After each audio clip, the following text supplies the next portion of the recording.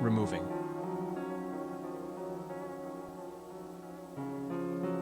removing,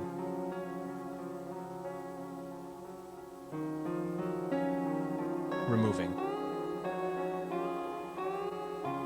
removing.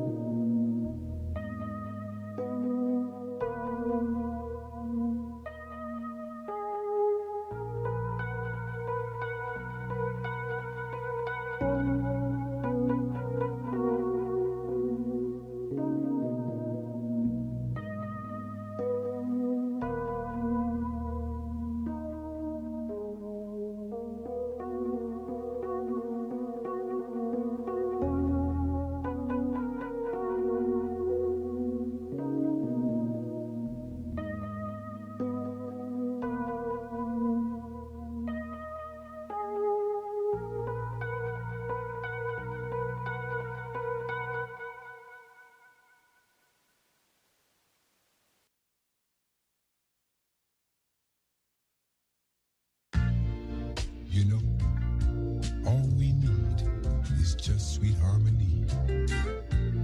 Just you and just me together. And darling, our love is a true love. Just you and just me together. And darling, our love is a true love. Just you and just me together. And darling, our love is a true love. Just you and just me forever. And that's all we need. Is just sweet harmony. Just you and just me together.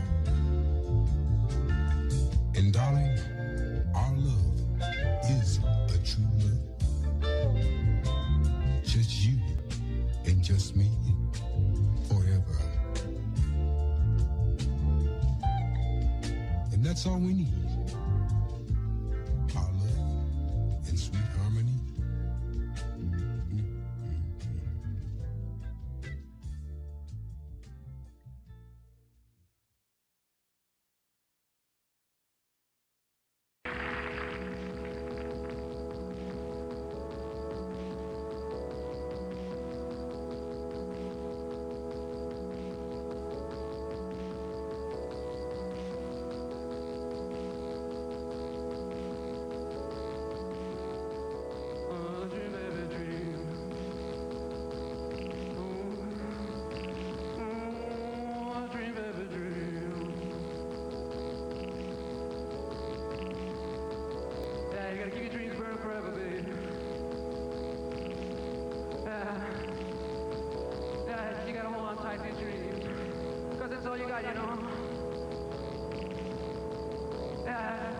Dreams will make you free. You gotta make them happen, man. Dream, baby, dream.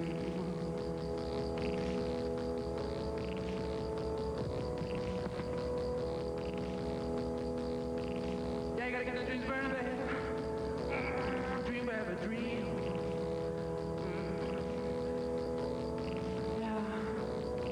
Yeah, hold on tight, baby. Yeah, hold on tight to life.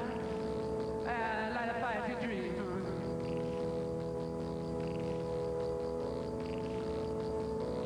Dream, baby, dream. Dream, baby, dream. Forever.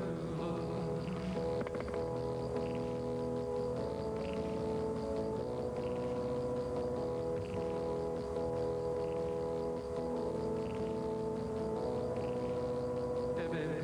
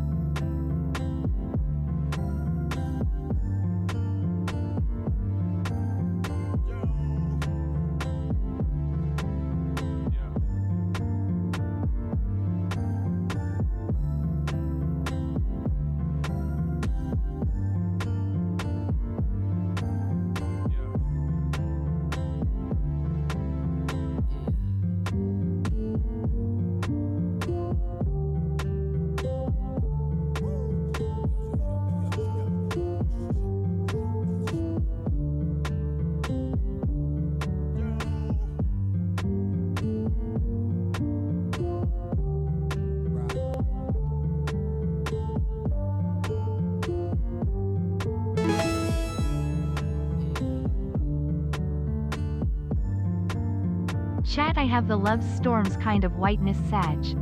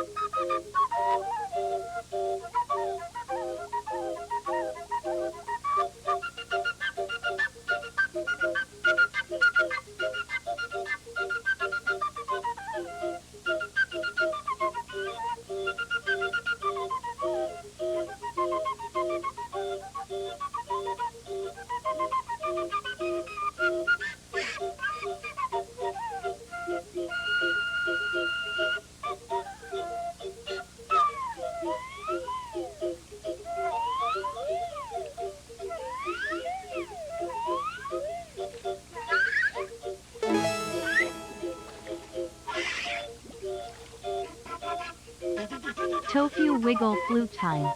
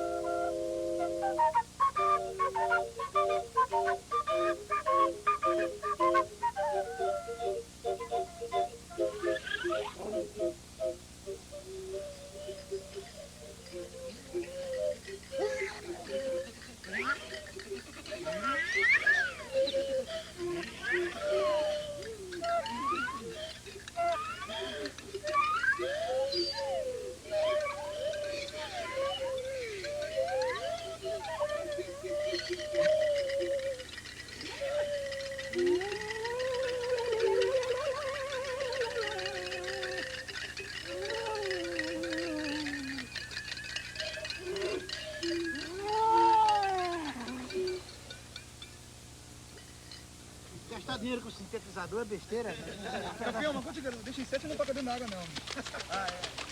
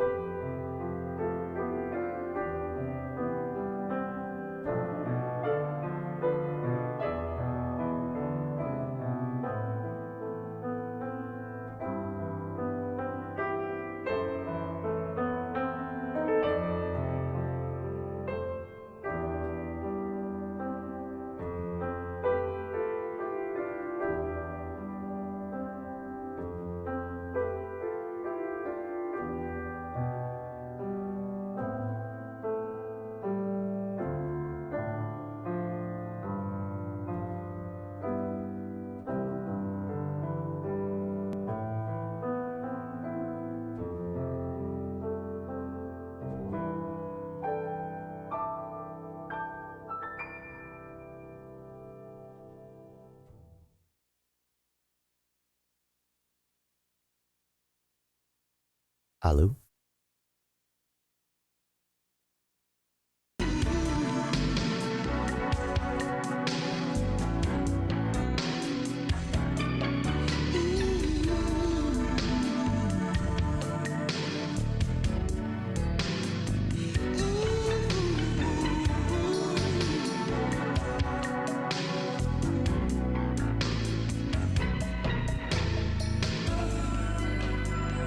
Tonight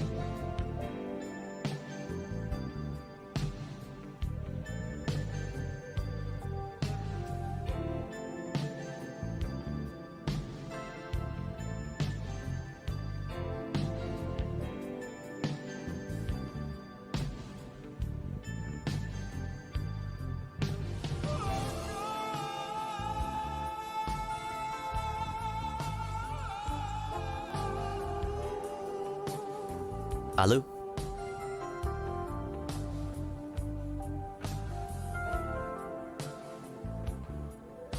Hello?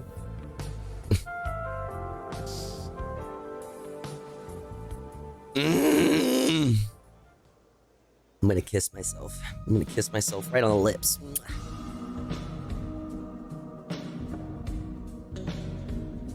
Hello?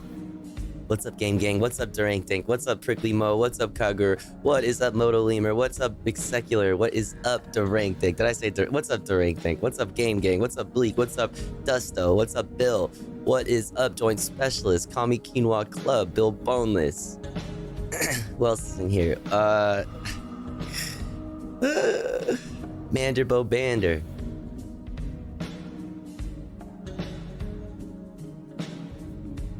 Let's Paluki. Tech Tink, Bernock Space Theorist. Euphemisticism. Moto Lemur, Jerry Garcia Jr., Narwhal by Nature, welcome in. Tech Tink, BCC TV, Sidewalk Connoisseur, Unionized, your boy Heavy T. Who else is in here? Echo Waves, Clean Water, Cinemarxism, Nori 420, Celticness, Not Your Average Guatemalan, Bolistan, Bill Boneless with 1,000 titties in my face. Excuse me. Forlorn. Got shown on Hassan's stream for a minute, see how he reacts to my facts about trans politics.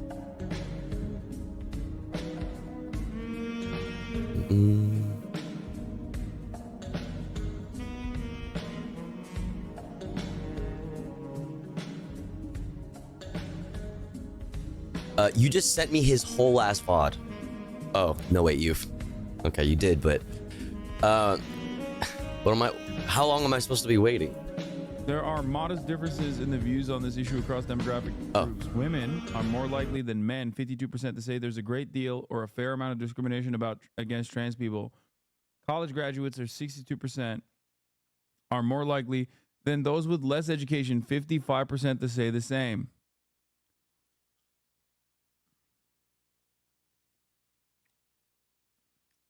If you fucking think that the trans women in sports argument is a banger, okay, then you would have needed to strip the in sports part of that argument and watch how fucking stupid that looks. Let me tell you how stupid that shit looks without it.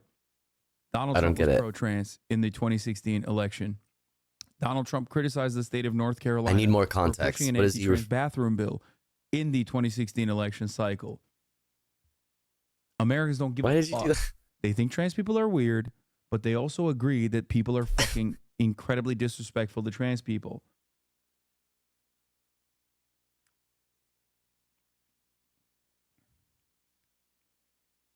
That's it.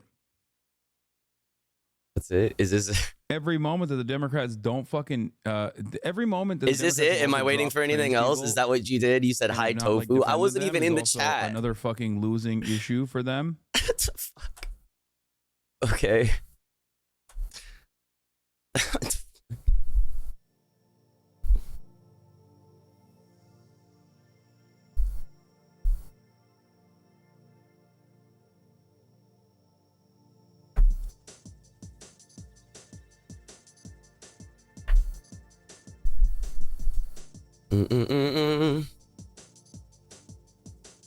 How's everybody doing? What's going on?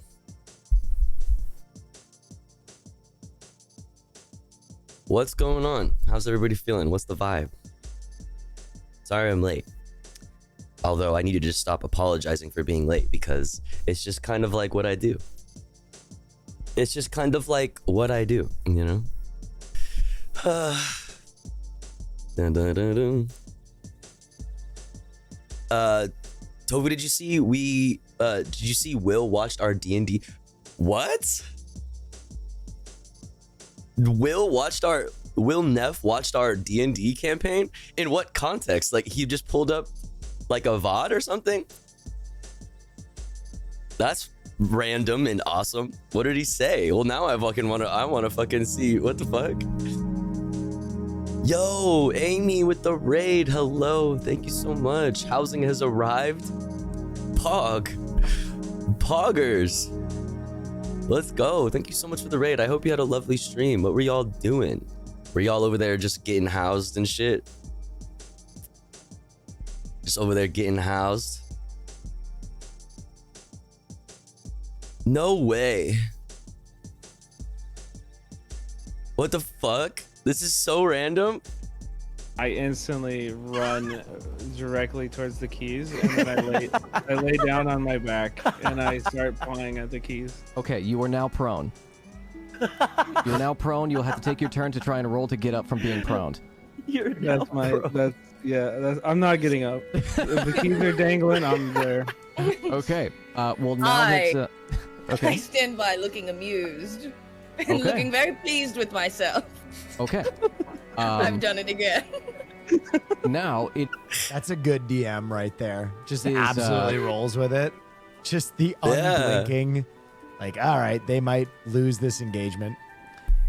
Where is the D&D live show? Still working on it. That's fucking tight. That's so random. Hell yeah.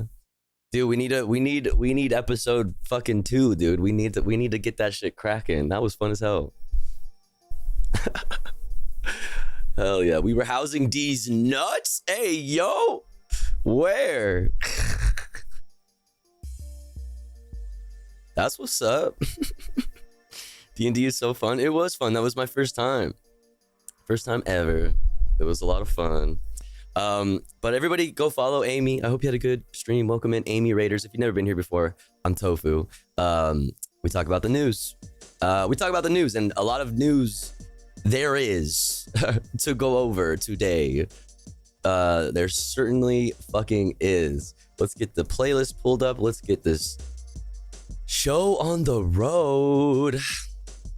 But thank you again, Amy. Hope you had a good stream. Oh, also, did I miss stuff? Bill Boneless, thank you again for the 1,000 titty bitties. Tech Tink with the 27 months at tier 2. You absolute legend. I'm so sorry I missed that. Thank you, Tech Tink. Thank you. And Cinema Marxism with the 12 months, a whole motherfucking year. Let's go. Chat, I have the Loves Storms kind of whiteness set. Well, good thing we have you here in California and not, you're not over there, in the Gulf or, in Florida more specifically right now. Because, and we might lose you.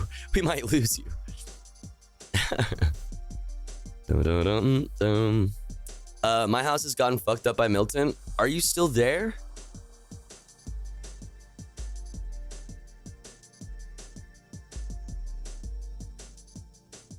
Man, I hope you're okay. I hope you're okay as can be. I'm sorry your house got fucked up.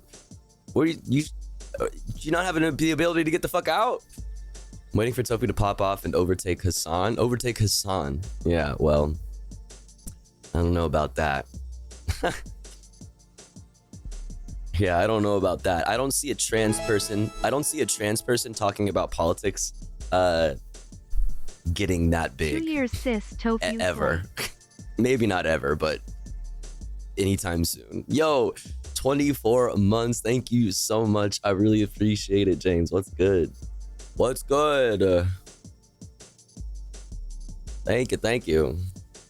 You live in Cali, probably overtaken Hassan once or twice on the I-5.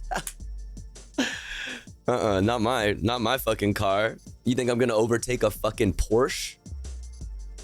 The fuck? Is that what you think? Oh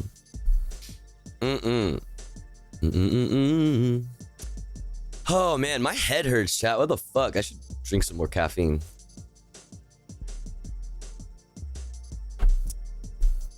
I'm like literally not enjoying myself.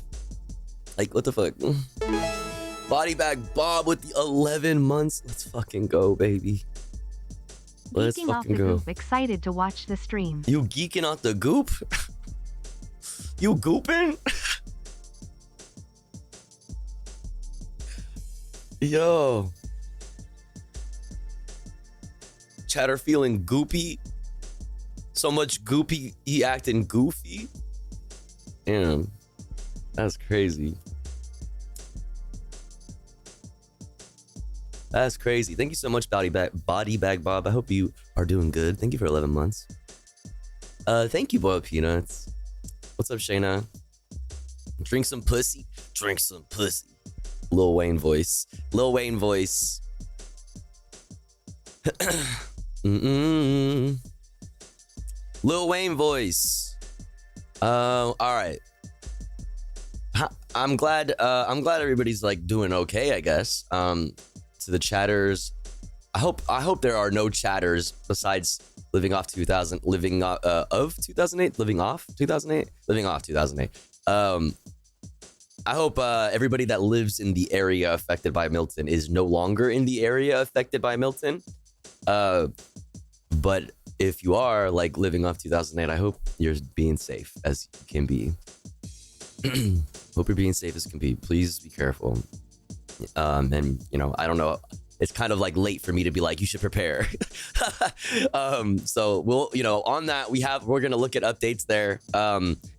It's been, you know, let's see.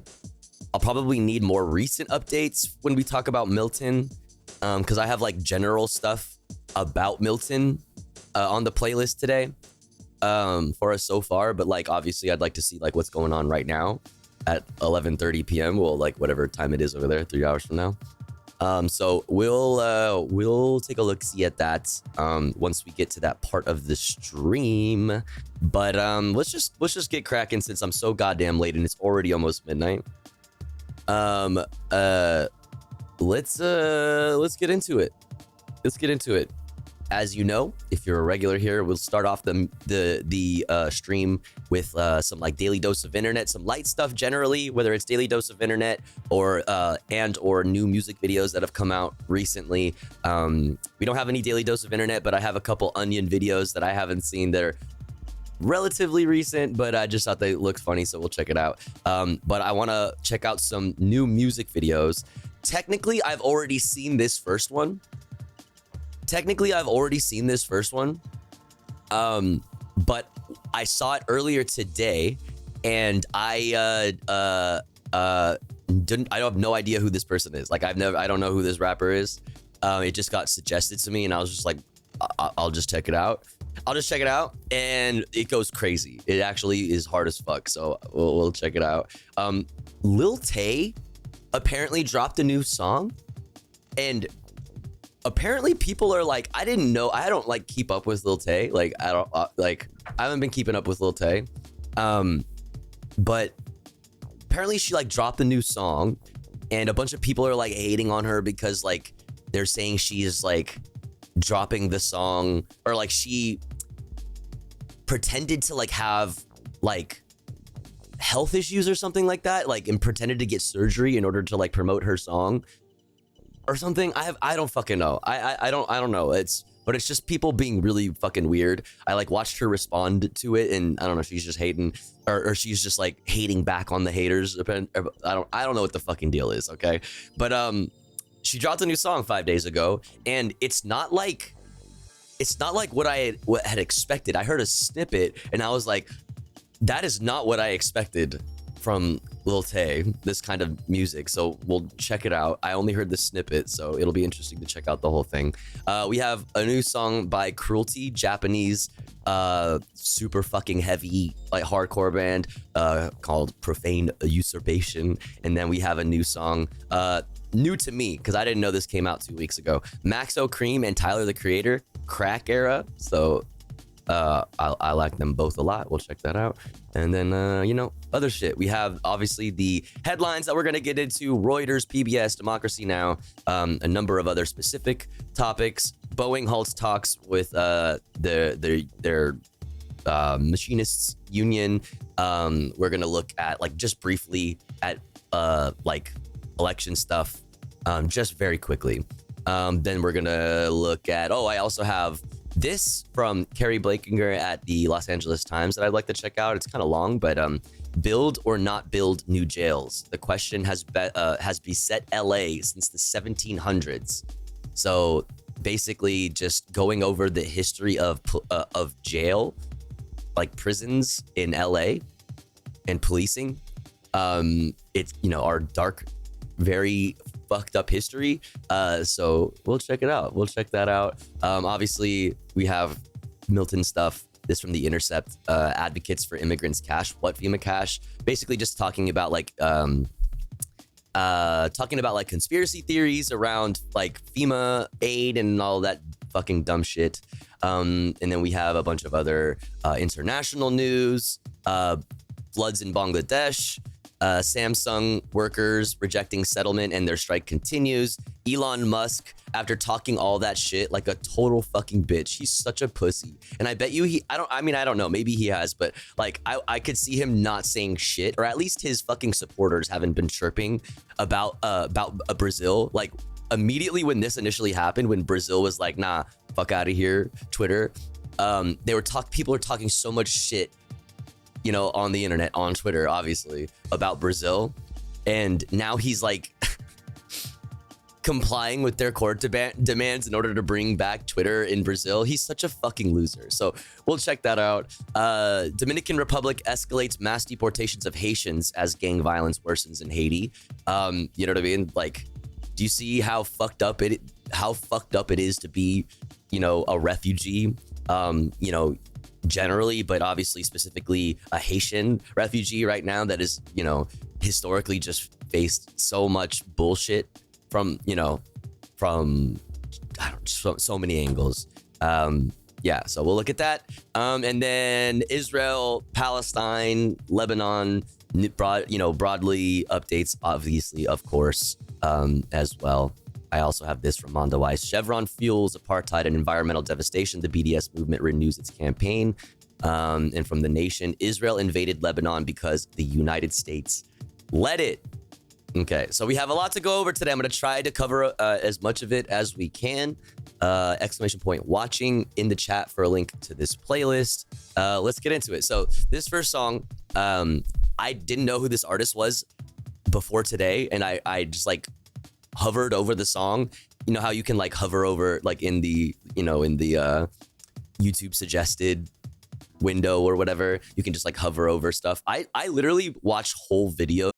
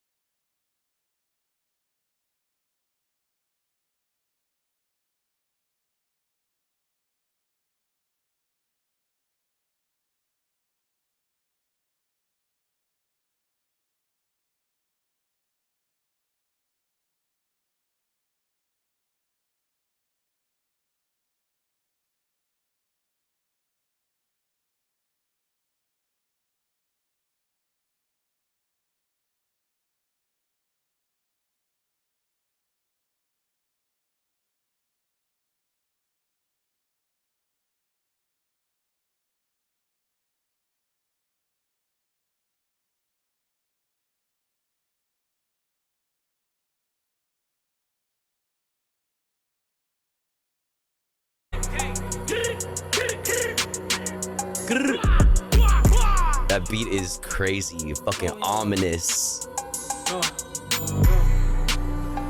Yeah, I fuck with that shit. I never heard of this and I was like, fuck it, I'm gonna check it out.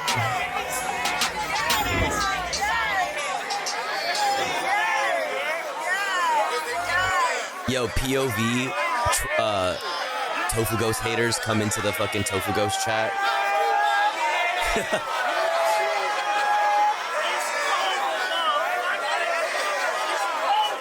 POV, first time chatters pulling up saying some dumb shit.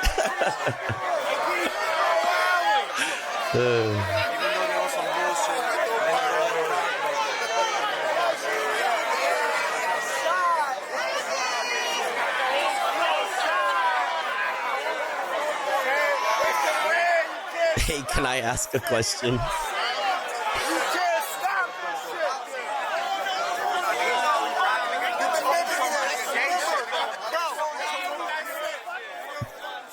Let's go.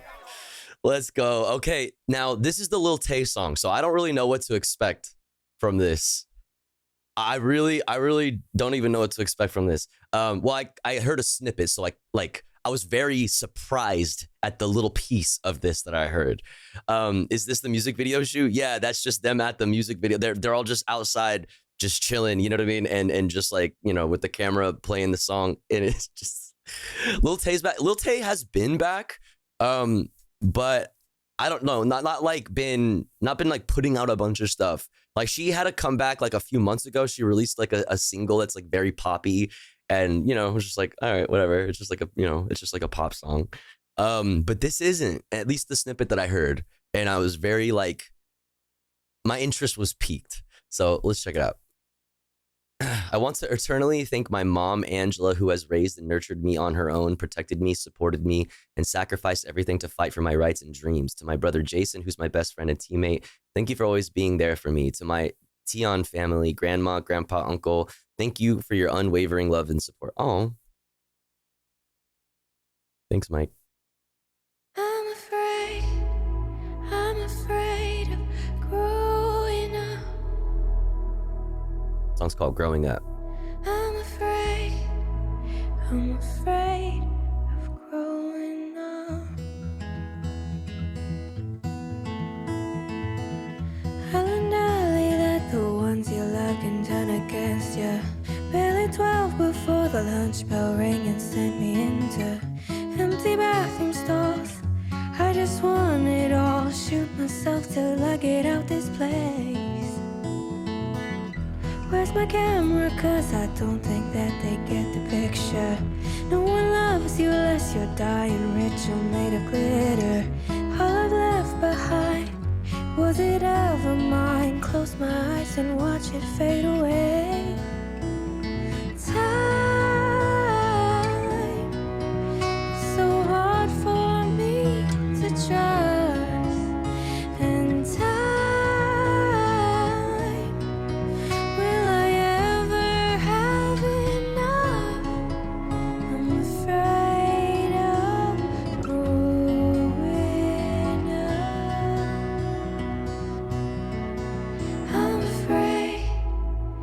afraid of growing up. I'm afraid of growing up. I'm afraid of growing up.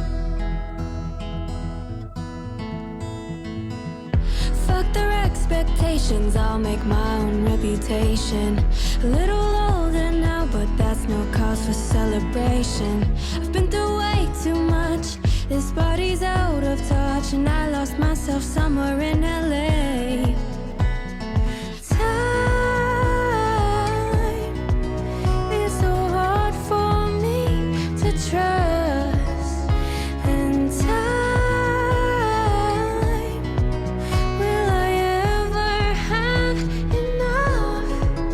I'm afraid of growing up. I'm afraid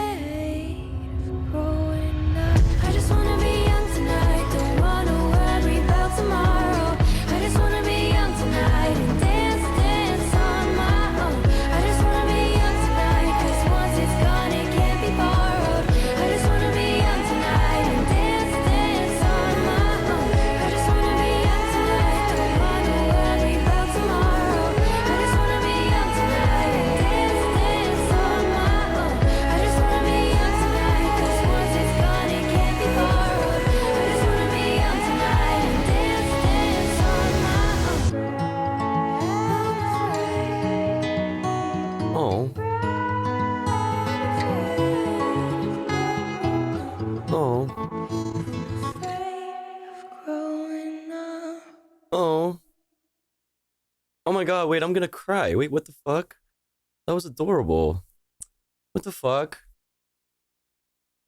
Okay, lots of feelings there. Like, there's a lot happening there.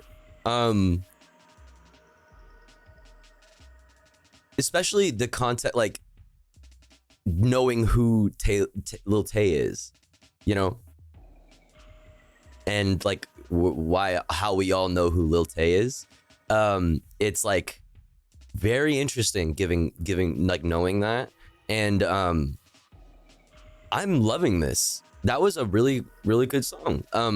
I'll say, if I'm gonna give my one critique, like musical critique, I didn't really like the transition into the bridge. It didn't feel natural. It felt forced. But like the overall vibe in the lyrics and you know, and just like the like aesthetic direction and genre, it's really great. It's really great. It was completely unexpected for me. Wait, that was Lil Tay. That's Lil Tay. That's what I'm saying. Like, that was very unexpected, and I'm very pleasantly surprised. Very pleasantly surprised, and I'm very interested to see like what happens with this, because it's very different than her like initial song. I kind of want to like play you a piece of like her comeback song, because it's like way different. Oh, it was a year ago. This was her first song. Like, this is just like a pop. This is just like a very generic pop song.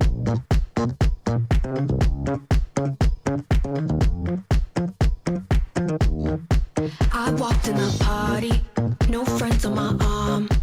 You got my attention like a fire alarm. I don't want to lose ya. I don't want to lose ya. I'm just looking through ya. You see my Medusa. Money, money, money. Yeah, 4 to the floor, disco beat. Can't look away from it. I want it, want it, want it. When you try to leave, I got you paralyzed. Fall for it every time. You got me screaming. Yeah. At the top of my lungs. Like, it's fun. It's cool. I can't get enough. You got me dripping. But like, I heard it the first time and I was like, yeah, okay. Like, I never need to hear it again, right? I'm a sucker for green. Some's calling it a sick obsession. Yeah. We got a little thing. 'Cause all I wanna It's a pop song. It's a fun pop song. But like, this is a whole new fucking level. This is a whole new like angle, you know? And obviously, like, she's how old? She's like 17 or some shit. Lil Tay age. She's 17. You know what I mean? So like, she's about to be Big Tay. You know what I mean? And so she's like, obviously she's like she's probably definitely changed a lot since she was fucking, you know, doing these, you know, doing this shit. And all of the fucking horrible things that we do know, like, about her life, you know, man. So, songs you've heard before you've heard them. Yeah, it's like, but that's okay. Like, there's not like anything necessarily wrong with that. There's a time and place for that kind of music. It has its place. You know, not everybody wants to like have to sit down and put their headphones on and like go through a fucking emotional fucking story, you know? Not everybody, you know what I mean? Not everybody wants to like sit down and like consume some art that like ruins your day or some shit. Right? Like, a lot of people just like want to move their hips and like not think about it, you know, just do some, you know, whatever. It can be comforting. Yeah. I don't know her background. I mean, I don't even know where to start. Like, Lil Tay, because I feel like if I describe who Lil Tay is and where she came from, like, I have to describe also the SoundCloud era and like what, like, I have to describe like 2015 to 2017 like internet rap music. I have to like describe to you that shit, and then I would like to create the context, right? And then like introduce like her content. Like I don't know. Essentially though, just like really long story short, like she, damn, it's like it's too much to summarize actually. She used to make content like she was the youngest Flexa, and so she would just like what it's Lil Tay, like, you know, she would be like, you know, nobody's fucking with Lil Tay. I'm the youngest Flexa alive, and I have like all this money, and like, look at these cars, like I'm 9 years old, and like, yeah, and I just spent your whole fucking rent on a fucking bracelet, or like, you know, whatever. She was just flexing on people, but she was like, it's funny because she's a little girl, right? She's just like an innocent like little girl, so like that's why it's funny. That was essentially the whole shtick. And there was like this whole mystery. Essentially, there was like this whole mystery behind it. Like, how does she get this money? Where is she actually getting the money?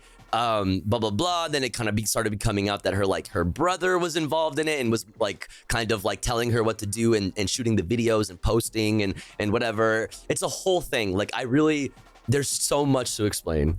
She used to make meme rap content, but it was all her elder brother controlling her, and then her mom realized how rich she was getting. So apparently it was her dad who realized how rich she was getting. Or like her dad who didn't appreciate, like, who would say publicly that he didn't like what her, like the image that was his daughter was putting out there or whatever. But like, apparently according to Lil Tay, her dad is like a piece of shit and not in her life, and like whatever, and just wanted to like get back into her life because of the fame and the money, or like whatever.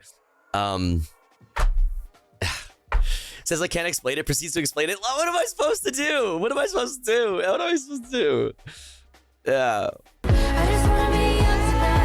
Anyway, I thought this was really cool. I thought this was good, and I'm excited to see more of Lil Tay in the future. I appreciate. Listen, you're gonna have to do a deep dive. Like, it'll be a whole night of you scrolling. Like, just do a deep dive tonight. It'll be your fucking black hole to fall into this evening. You know what I mean? Fuck. All right.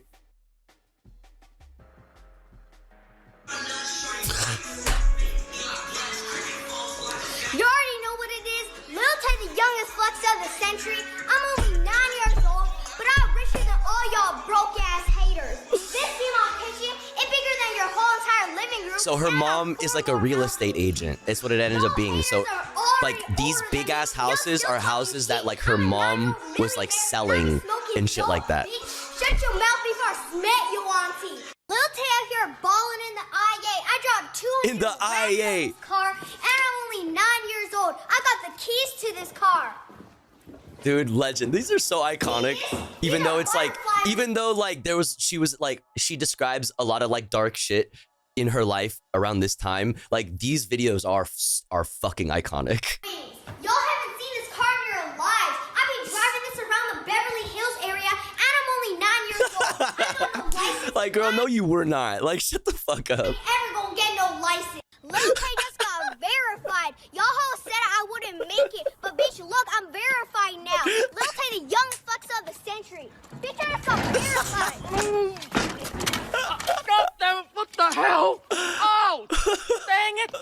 Oh, I'm gonna lose. You're crazy. Ah. Ugly ass boy. Call the police. I don't care, bitch. Oh. Shut your ugly ass up. Message to all y'all broke ass haters. Y'all ain't doing it like Lil Tay. Yeah. This is why all y'all fucking haters hate me. This shit cost me 200,000. 200,000. She says 200,000 all the time. But I still drive this sports car, bitch. Your favorite rapper ain't even doing it like Lil Tay. They're not. It's Lil Tay. Let me tell y'all something. This shit costs more to your rent. My toilet costs more to your rent. Everything in my bathroom costs more to your rent. And see, it is my closet. Everything here be designer. Gucci, Louis, Versace. And also, when I was 6 years old, I lived in Atlanta, and I was broke as hell. She was broke when she was 6, chat. What the fuck were you doing when you were 6? Little bitch. Bro, you ain't got shit on Lil Tay. Like, what were you doing when you were 6? Okay? She got her money up. What did you do? Fuck. But one day I woke up, I said to myself, hard. That's moving right. Bricks, and now we be living in the hills. See that? Wait, she said moving bricks? So I got up and I started working hard, moving bricks. Moving bricks. Moving bricks, no Minecraft, fam. No Minecraft.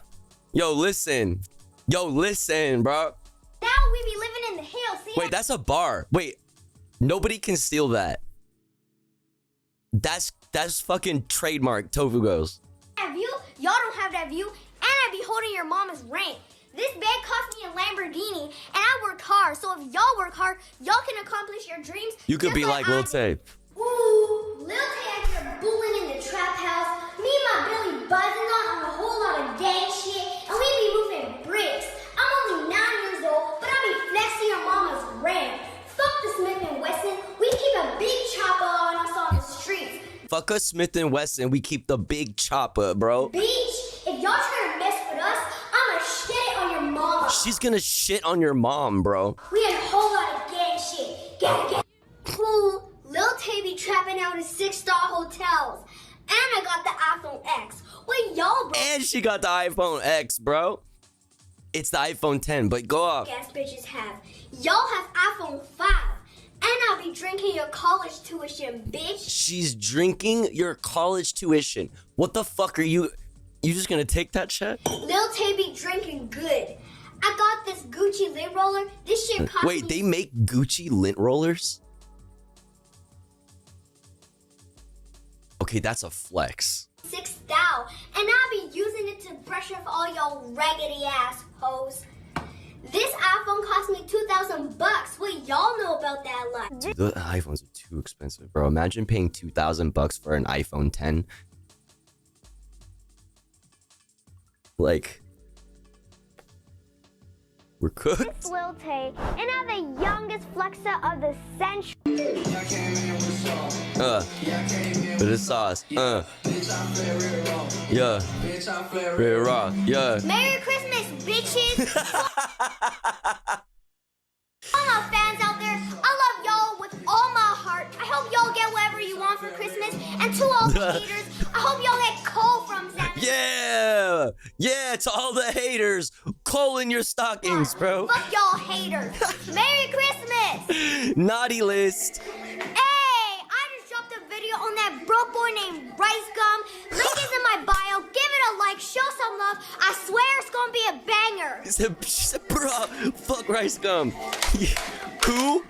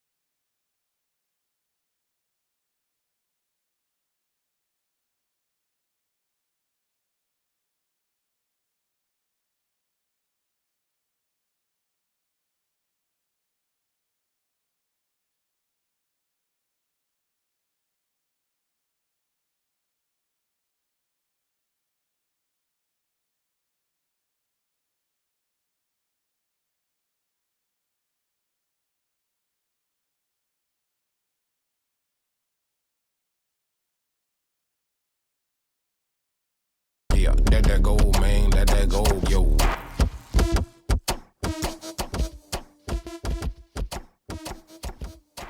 Tyler really is like fucking style king. I really love his swag. I really love his swag for sure. All right. Now let's do some fucking onion, okay? Let's do some 9/11 truther questions why there were 2 huge bullseyes painted on the side of the Twin Towers. I don't think of myself as some kind of crazy conspiracy theorist. Me neither. I just have questions that haven't ever been answered by the official narrative. And I fucking right, exactly. Personally have always wondered why, on the day of September 11th, 2001, there were 2 huge bullseyes painted on the side of the Twin Towers. In the 20-plus years since it's happened, the US government has made no comment on the gigantic red bullseyes that were painted on the north face of the tower. Nobody has fucking answered this question to this day. And people want to call me crazy, okay? Motherfuckers want to call me crazy. They say, oh, fucking tinfoil. Oh, tinfoil hat time. Yeah, motherfucker. What's this? And I know I can't be the only one who finds it a little suspicious that each bullseye even had point values assigned to every section. Yeah. I mean, how can that be an accident?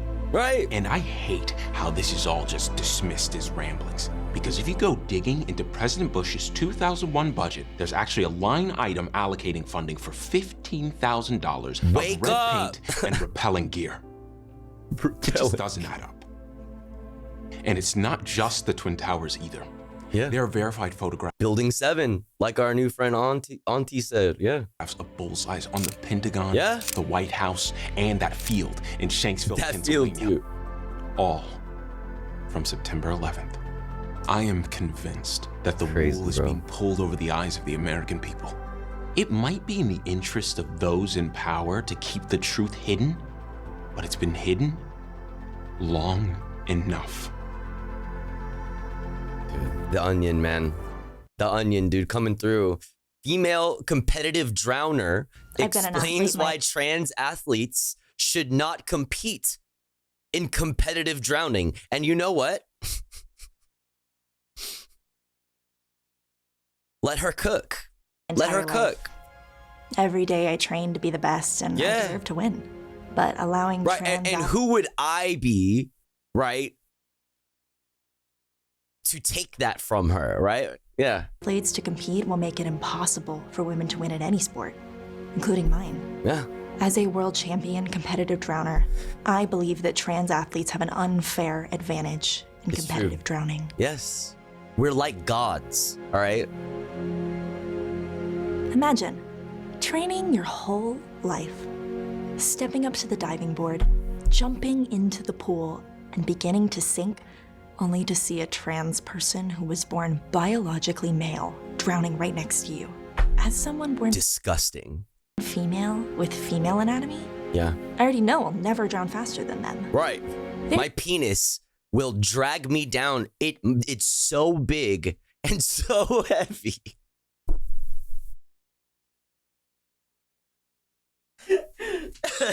It's like a weight, all right? Not only like a figurative weight on my shoulders and on my chest, but it is a literal weight that will drag me down to the bottom of the fucking pool very quickly. There's a reason we separate men's competitive drowning and women's competitive drowning. Biologically speaking, men's bodies are far better suited for drowning. They're taller, more muscular, and they're faster at losing consciousness. Between me and a 200-pound man, I think it's fairly obvious who will sink to the bottom faster. Yeah. I mean, what's next? Yeah. Throwing adults into the kiddie pool and having them drown against children?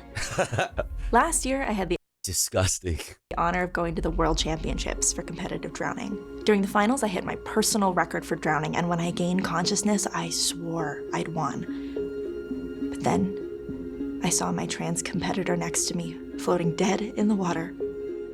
They stole my gold medal by 3/8 of a second. Every female on the competitive drowning circuit says the same thing. If a trans person wants to drown, then it's only fair to drown Yeah. against the men. Right. Otherwise, if we're not careful, every single spot on the drowning podium could be That's so taken by someone stupid. who was born a man. Yeah. Consider this, chat. Consider it. Consider it. All right, chat. Coming up next. What time is? Fuck, dude. I started too goddamn late, bro. Oh my god. Coming up next, I would really like to read this from the LA Times. Build or not build new jails? The question has beset LA since the 1700s. I'd very much like to go over this. So next up, I think we'll take a look-see at that. And then, oh wait, no, I'm stupid. No, I'm dumb, bro. I'm getting ahead of myself. Next, we're gonna get into the headlines first. How can I forget? We're gonna start off with the top 5 stories you must know today, according to Reuters. Then we're gonna get into the news wrap from PBS, and then the top US and world headlines from Democracy Now!, aka Democracy, in a few minutes. Because first, chat, we have to run an ad break since it's been a little bit more than an hour since we started the stream. Don't you worry, because here at the Tofu Ghost broadcast, when we run ads, we run them while I'm away from the stream. That way, even if you're unsubscribed to the channel, you don't miss out on any of the content. But if you would like to support the stream, if you would like to support me, the streamer, and also in doing so, get access to really cool Tofu Ghost emotes, as well as an ad-free viewing experience, all you need to do is subscribe for $6 or for free with the Twitch Prime by connecting your Amazon Prime account to your Twitch account. Or let's say you're already subscribed to the channel and you're feeling generous, you have the means to, maybe consider upgrading your sub from tier 1 to tier 2 or tier 3 to get access to even more Tofu Ghost emotes and to also help me, your favorite streamer of all time, get closer to achieving Partner Plus, which would give me a 70-30 split of all the money you also generously give to me every month, which would genuinely be a life-changing amount of money. So if you have the means to and you'd like to help me out with that, please do consider supporting in some way, or doing that. Another way that you can support me is by gifting a sub to one of your unsubbed friends in the chat. If you are one of those unsubbed friends, make sure to say hi in the chat. Throw some emotes in the chat, or if you're lurking, use the please gift me a sub redeem. That way somebody might notice you and feel generous enough to shoot you a gifty. We are at 0 out of 25 for the daily sub goal, chat. Just getting started. If you enjoy the stream, if you enjoy the content, if you would like to see this stream continue on full time, then make like Bill Boneless and gift to one of your friends in the chat like 90s Ocean, putting us at 1 out of 25, getting us started. Thank you so much, Bill. Thank you. You can also throw bits or a dono my way, $3 for a TTS message. I'll be back in 3 minutes. Don't you go anywhere. BRB. Thank you, Bill. Thank you, BRB.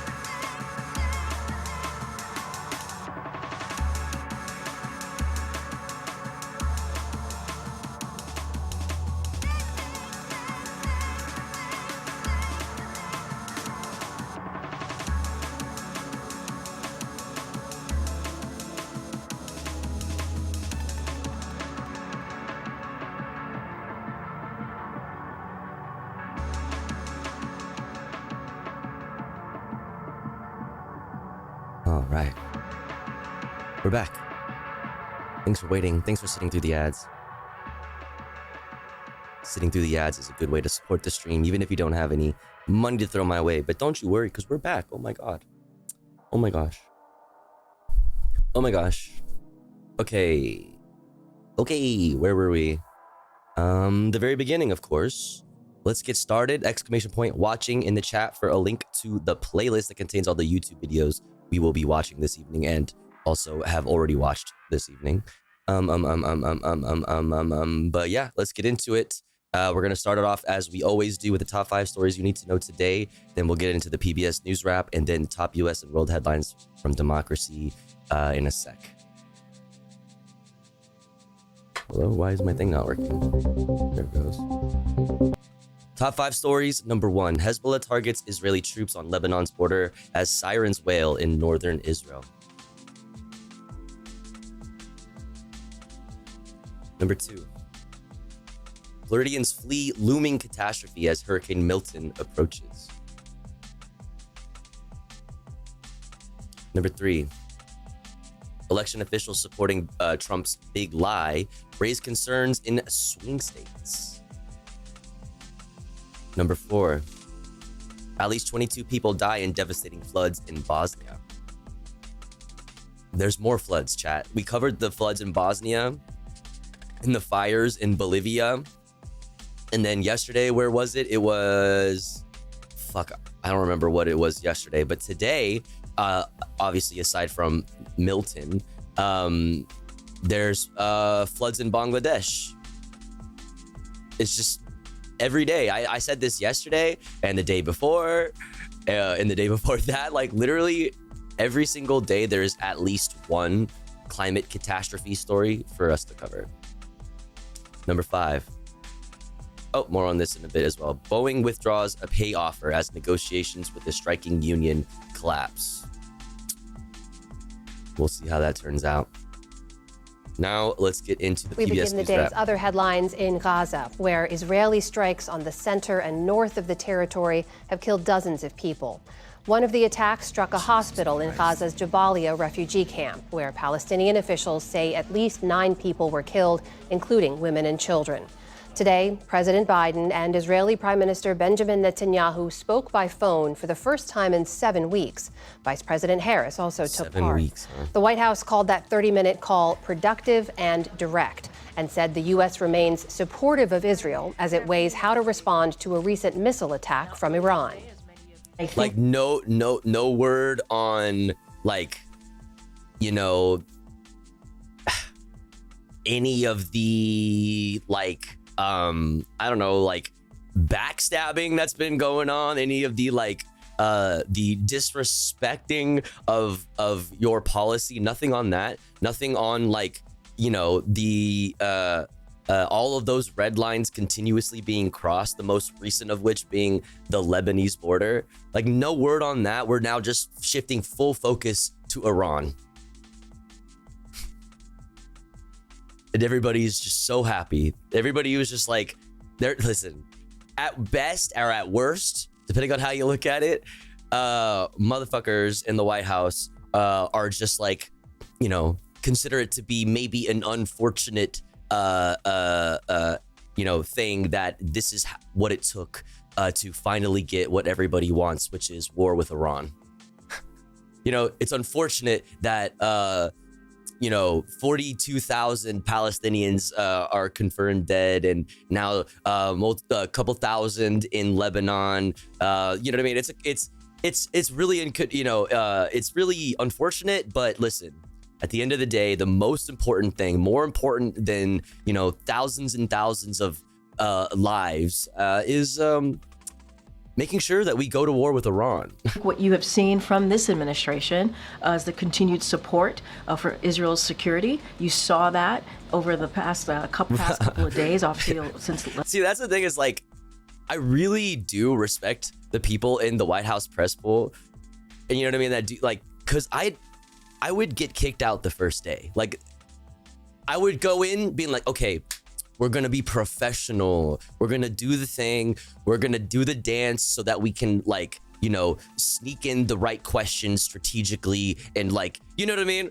Like, we're gonna do that. But then it's like, motherfucking Nosferatu comes up to the fucking podium and just says some fucking insane shit, right? Like Matt Miller comes up to the fucking podium and says some insane shit. Like, I'm gonna fucking throw a shoe at you like George W. Bush style. Like, oh my God. Past couple of weeks, when Iran attacked Israel, the president directed his military to protect Israel. He was very proud to be able to do that, and that support continues. On that Iran attack, Israeli Defense Minister Yoav Gallant said today that the country's retaliation against Iran would be, quote, lethal, precise, and above all, surprising. Iran launched nearly 200 projectiles at Israel last week, increasing tensions between the two nations. Here in the U.S., talks between Boeing and striking workers have stalled after the plane maker withdrew its latest contract offer. It reportedly included a 30% raise over 4 years, along with other benefits. The union says it surveyed its members who overwhelmingly rejected the proposal. Boeing said the union's demands are, quote, far in excess of what can be accepted if we are to remain competitive as a business. The strike by some 33,000... You don't need... What do you... I love this idea that, like, competition is, like, an issue for somebody like Boeing. You know what I mean? Like, dog, there's you, there's Raytheon or whatever the new, like, company name is now. There's fucking, like, Palantir. There's fucking, like, Northrop Grumman. There's not that many, right? There's not that many. And you all have, like, exclusive contracts with whole-ass governments. Like, that's not a issue here.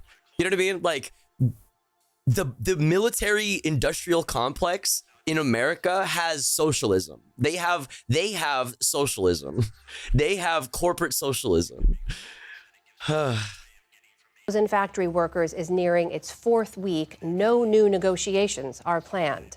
Thank you, Evil Norton. The Nobel Prize in Chemistry went to 3 scientists whose work ushered in a better understanding of proteins, the building blocks of life. A committee in Sweden recognized David Baker of the University of Washington in Seattle. He created a computer program to design proteins that don't exist in nature. What the fuck? The award is also shared by Demis. He created a computer program. I'm sorry, what? Protein, University of Washington in Seattle. He created a computer program to design proteins that don't exist in nature. The award is also shared program to design proteins that don't exist in nature.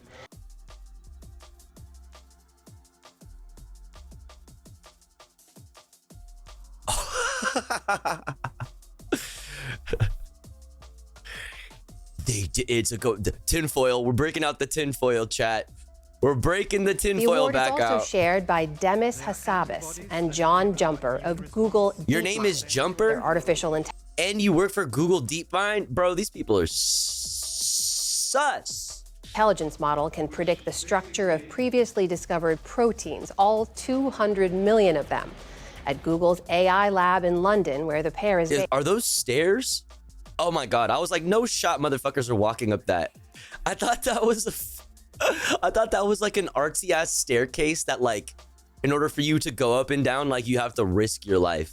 200 Which is like, you know what? I respect this. At Google's AI. like on one hand, that's awesome. But like. Lab in London, where the pair is based, Jumper explained just how powerful the technology can be.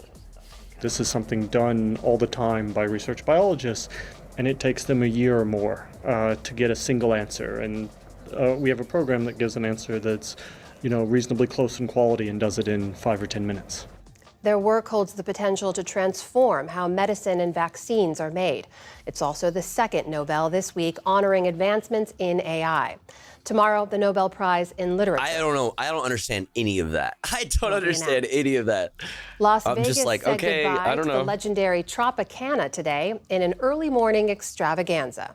What the fuck?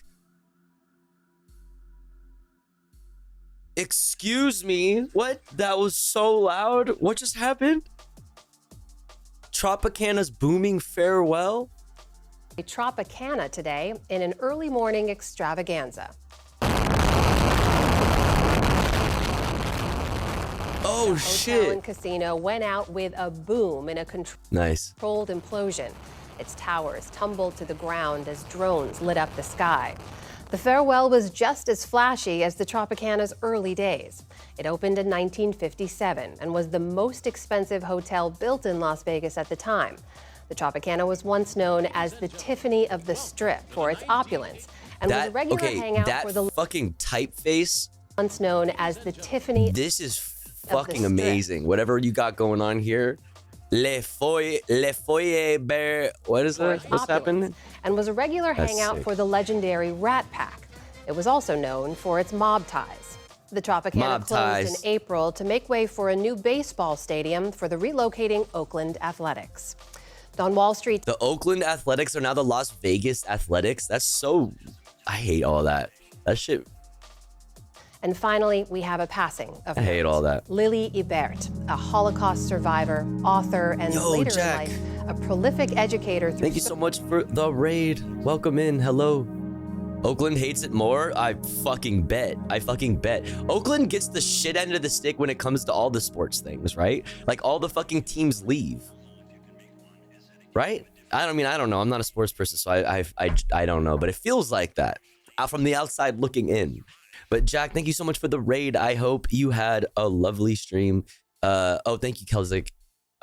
Shouts out Riverboat Jack. Please go follow Cozy Lefty Stream. Yep. Anyways, welcome in. I'm Tofu. We talk about the news. We are just getting started. If you're curious about what we have already taken a look at today, we start off the stream light with some new music videos that have come out recently. We did some silly, funny news from The Onion, and we are in the middle of our headlines portion of the stream. We just got done looking at the top 5 stories from Reuters. We're now at the tail end of the PBS News Wrap, and coming up next, we're going to look at the top US and world headlines from Democracy Now! And then a bunch of other shit that I have lined up. I also have some articles lined up for us to read as well. But yeah, exclamation point watching if you'd like a link to this playlist. Welcome in. social media has died. Ibert's mother and Social media has died? Wait, hold on. I got to run it by.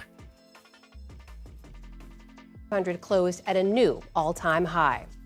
And finally, we have a passing of note. Lily Ibert, a Holocaust survivor, author, and later in life, a prolific educator through social media, has died.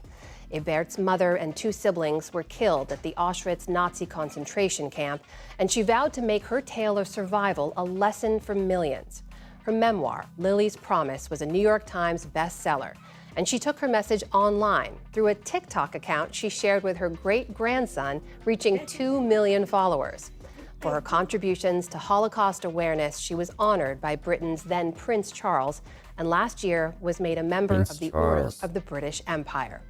Lily Ibert was 100 years old. Still to come. Wait, is that like getting knighted?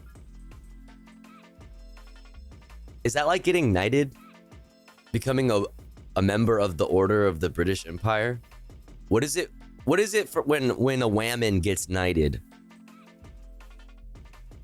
Or is there not a whammon version for that? On the News Hour, the Supreme Court hears a That's fire. death penalty appeal. A look at the only county that's voted for. Okay, yeah, we'll look at all that stuff later.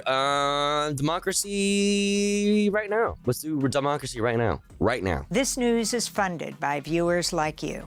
Please support our work at democracynow.org. Twitch.tv/TofuGhost with a 0. Welcome to Democracy Now! Democracynow.org, the War and Peace Report. I'm Amy Goodman.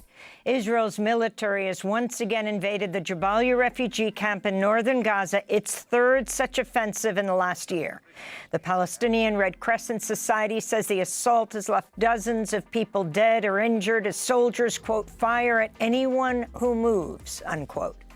The Palestinian Ministry of Health reports Israeli troops surrounded the Kamal Adwan hospital and gave medical workers 24 hours to completely empty the hospital of patients and staff. Israel issued similar A death orders sentence. to the Indonesian and Al-Auda hospitals. The orders threaten to collapse the healthcare system for an estimated 400,000 Palestinians who remain trapped in northern Gaza. In central Gaza, mourners gathered in Deir al-Balah earlier today to pray for 17 people killed when Israel bombed tents housing displaced people in the Nuseirat and Barej refugee camps. This is Raghab al-Khalidi, who carried the body of his young nephew Hossam, who was killed in the attack. They were sleeping safely. Why are they targeted with 2 rockets? What fault did they commit to be targeted with 2 rockets? Why should we have to get them out of the fire? Israel's military continued its devastating attacks on Lebanon overnight with massive explosions reported in Beirut's southern suburbs and the Bekaa Valley. The bombings compounded the misery of displaced families, many of whom have been forced to find shelter in open-air encampments in Beirut streets. We fled from the bombing, from the rockets that were coming at us. Our homes were destroyed. Come and see the people who are displaced here. They have been humiliated. Is there anyone who is not scared of war? Especially that we have a child with us. God help us, and God help the people. Earlier today, Hezbollah said its fighters repelled 2 incursions of Israeli troops attempting to invade southern Lebanon. Hezbollah's deputy leader, Naim Qassem, said in a statement the group is prepared to negotiate a ceasefire with Israel. Meanwhile, Israeli Prime Minister Benjamin Netanyahu directly addressed the people of Lebanon in an English-language video message boasting When Israel you are speaking in English, chat, who do you think he's actually speaking to? killed Hashem Safieddine, who was meant to replace assassinated Hezbollah leader Hassan Nasrallah. Netanyahu warned Lebanon's nearly 6 million inhabitants they could face, quote, destruction and suffering like we see in Gaza, unquote. Like he's saying it himself. Believe him. When he tells you who he is, fucking believe him. But no, the State Department and a big fat chunk of our fucking media wants to fucking gaslight us day in and day out. That Bibi Netanyahu isn't actually saying what he's saying. Like, he's telling you exactly what he fucking wants to do. But Nosferatu ass fucking Matt Miller and Tony Warcrimes Blinken will fucking hit the podium and be like, no.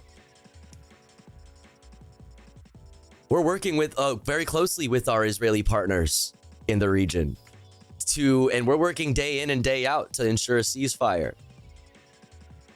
Just the same shit over and over again, over and over and over and over and over. He's telling you. Do you remember when your country was called the Pearl of the Middle East? I do. So what happened to Lebanon? A gang of tyrants and terrorists destroyed it. That's what happened. Hezbollah doesn't run. Okay. Hezbollah doesn't run the fucking country. Not that it would justify anything that he has been doing, but it doesn't matter. You invaded a sovereign country. You have killed many, many civilians. It doesn't matter. It doesn't justify anything that's happening here. But even still, Hezbollah is a party in Lebanon. Okay? And also, that party was created born out of Israeli aggression. That is the reason Hezbollah exists. But now do you see how this works? Hamas is essentially created through oppression. And then it becomes the justification for further oppression. Same thing is happening here. And now Greater Israel is slowly forming before our very eyes. But our State Department, my State Department as an American, keeps fucking telling us that what's happening, that the thing that we can all see happening is in fact not happening. And that Bibi Netanyahu is not telling you exactly who the fuck he is day in and day out. It's fucking, it's ridiculous. It's ridiculous. Lebanon was once known for its tolerance, for its beauty. Today, it's a place of chaos. A place. Yo, today it's a place of chaos. Where do you think that chaos came from? The recent yeah, it is a place of chaos right now. 1.2 million people have been displaced. 1.2 million people are living in the streets. Thousands of people have been killed. Okay, like IDF soldiers have surpassed the UN buffer zone, have even threatened international peacekeepers in Lebanon. Like, where do you think the fucking chaos came from? And then you want to like, oh, well, before, you know, the last 2 or 3 weeks of this limited incursion into Lebanon, 2006, what happened in 2006? What happened in 2006 that gave you something called the Dahia Doctrine? The Dahia Doctrine, named after a fucking neighborhood in Beirut. Where did that come from? Of war. Syrian Fucking media is loser, reporting piece 7 of shit. civilians were killed Actual fucking demon. and others Holy. injured Tuesday in an Israeli airstrike on a residential building in a suburb west of the capital, Damascus. Women and children were reportedly among the dead. Israeli officials claimed the attack was aimed at killing a Hezbollah official involved in weapons trafficking. UN Secretary General Antonio Guterres. Wait, say that again?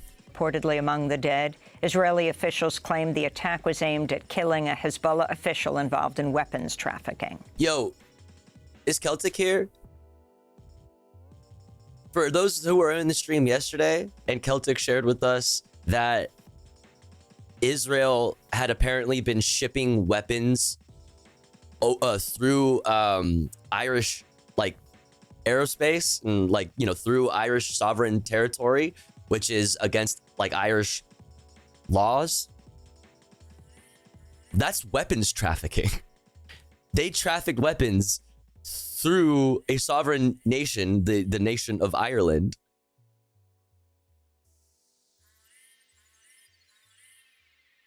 Would that not, according to whatever logic led you to this strike here, would that not justify like the same type of response? It's fucking insane that Israel can just fucking walk all over all of these other nations' sovereignty and their foreign policy. Like allies, no less, even include like the United States. Ordering airstrikes from American soil just after talking shit to the entirety of the UN General Assembly and walking all over America's foreign policy and spitting in the face of Tony Blinken and Joe Biden. UN Secretary General Antonio Guterres says he's written directly to Israeli Prime Minister Benjamin Netanyahu, warning him against dismantling the UN agency tasked with providing food, health care, and social services to Palestinians in Gaza and the occupied West Bank. 2 bills under consideration in Israel's parliament would prevent UNRWA from continuing its essential work.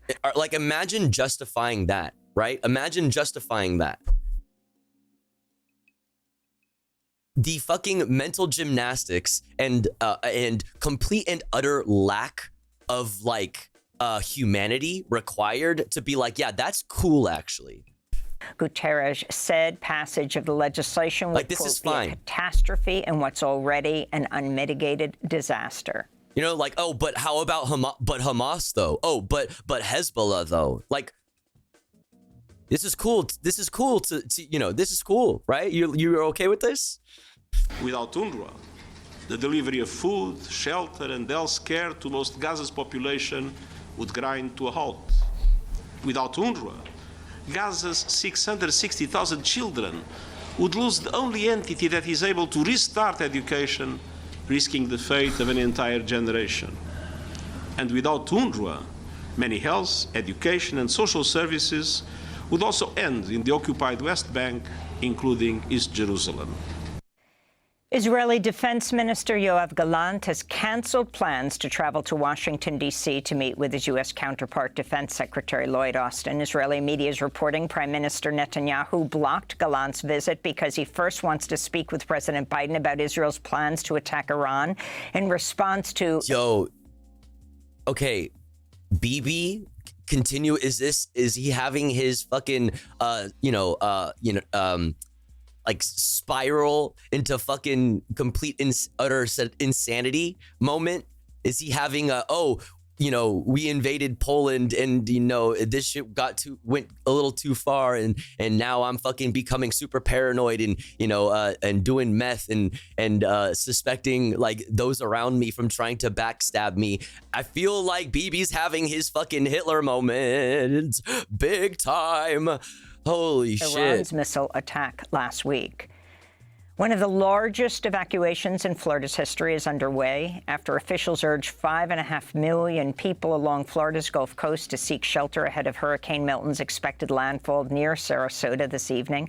I'm not saying that is Bibi's on meth. I was describing Hitler's spiral into insanity, in his later days.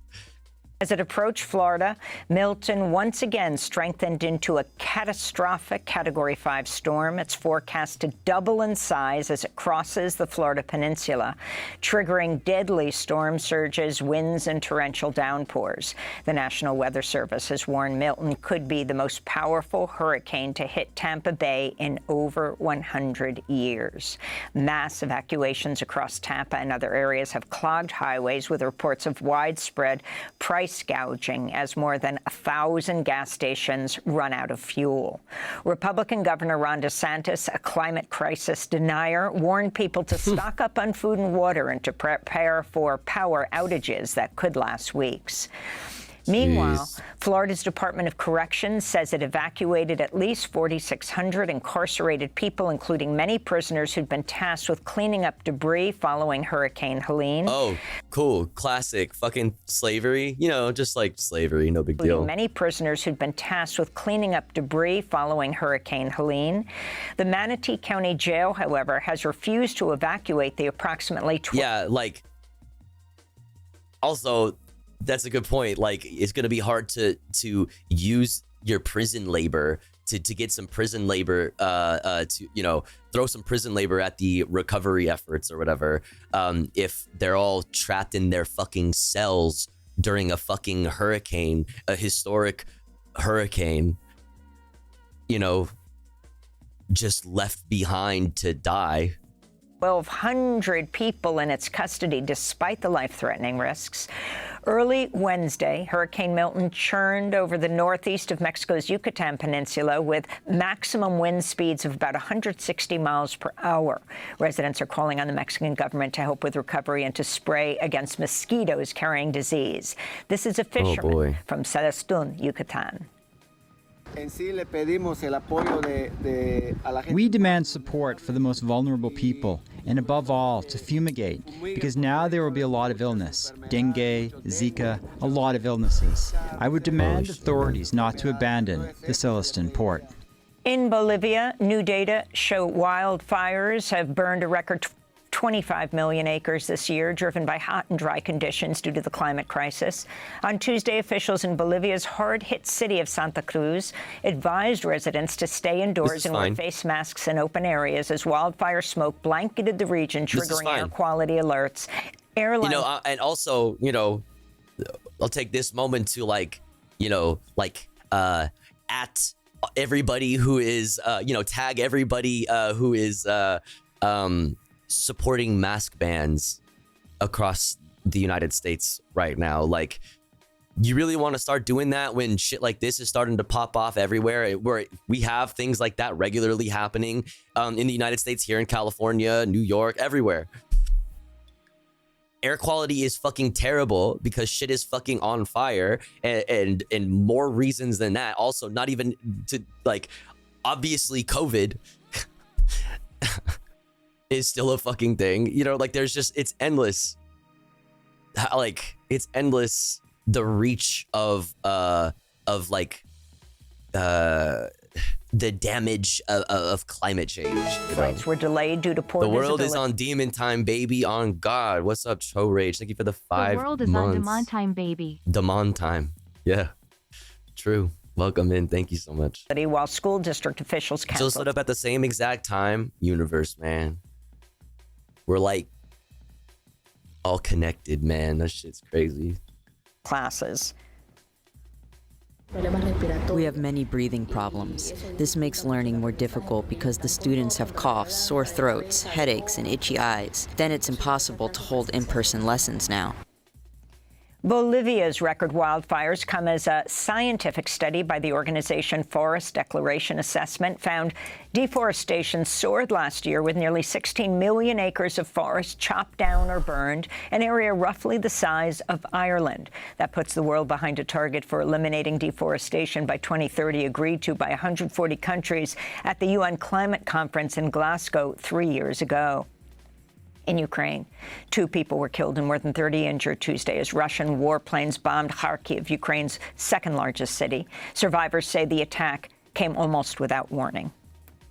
I heard that something was flying through the air. I grabbed my child to run away towards the pit behind the building. I sat down and protected her like this, and I heard a shattering sound, and glass shards were everywhere. On Monday, Ukraine's military said it had struck a major oil terminal in the Russian-annexed Crimean Peninsula. Meanwhile, Russia used a hypersonic missile to strike a major air base in western Ukraine and attack 2 civilian cargo ships in the Black Sea grain export hub of Odessa. On Tuesday, the White House said President Joe Biden would skip a 4-day trip to Germany to respond to Hurricane Milton. Biden had been expected to attend a summit with Western leaders at the U.S. Air Base in Ramstein to discuss Ukrainian President Volodymyr Zelensky's so-called victory plan. Here in New York, one of Mayor Eric Adams' closest allies has resigned from her role as first deputy mayor, making Sheena Wright the 7th senior official to leave the Adams administration amidst multiple federal investigations. Wright's Oh, you love to fucking see it, baby. You love to fucking see it. The walls are closing in. Oh my God, dude. Everything is crumbling for my mans. New York City Public Schools Chancellor David Banks announced last month he would step down just weeks after the FBI raided his home. Wright's resignation comes as Adams' former chief liaison to Muslim New Yorkers, Mohammed Bahi, was arrested and indicted on federal charges of witness tampering and destruction of evidence. Sad. He's so sad. He's so sad. Oh, baby. Oh, Eric. Oh, Eric. Oh, he's so sad. Oh. This comes as Mayor Eric Adams continues to face mounting calls to resign after becoming New York's first sitting mayor to be federally charged in a bribery and wire fraud scheme spanning nearly a decade. The Biden administration's finalized a rule requiring cities to replace nearly all lead pipes within a decade. Public health experts hailed the move as a long overdue measure to protect children, particularly in low-income communities of color, whose tap water is far more likely to contain lead. A recent study in the journal JAMA Pediatrics found more than systemic violence, systemic racism, not real. We live in a post-race society. Yeah, no. Racism. Not real. It's not, you're imagining children things. 6 years old and younger in Chicago have been exposed to lead-contaminated drinking water. And prominent Palestinian human rights defender Issa Amro has received the 2024 Right Livelihood Award for the work of his organization, the Hebron-based Youth Against Settlements. The group, based in the occupied West Bank, was recognized for its, quote, steadfast nonviolent resistance to Israel's illegal occupation, promoting Palestinian civic action through peaceful means, unquote. Amro has been detained by Israeli forces several times over his activism, beaten and tortured in Israeli prisons. Other Right Livelihood winners include British-Israeli architect A.L. Weitzman, who accepted lead pipes being responsible for all the serial killers in the 70s is a theory I believe in. I mean, I don't know about specifically serial killers, but as far as like there are quantifiable like rates of like violent behavior, though, that you can look at. Mostly joking. So am I, but also like, you know, a little bit of tinfoil, like just like a little tiny top hat that's like for you know, for an elf, you know, size, just like boop on the top of my head, like just a little. Let it increase his aggression. Yeah, no, like there's no way it didn't have any effect is what I would say for sure. Like I could definitely say pretty confidently that like there's definitely no way that there was no effect. You know, but you know, also microplastics.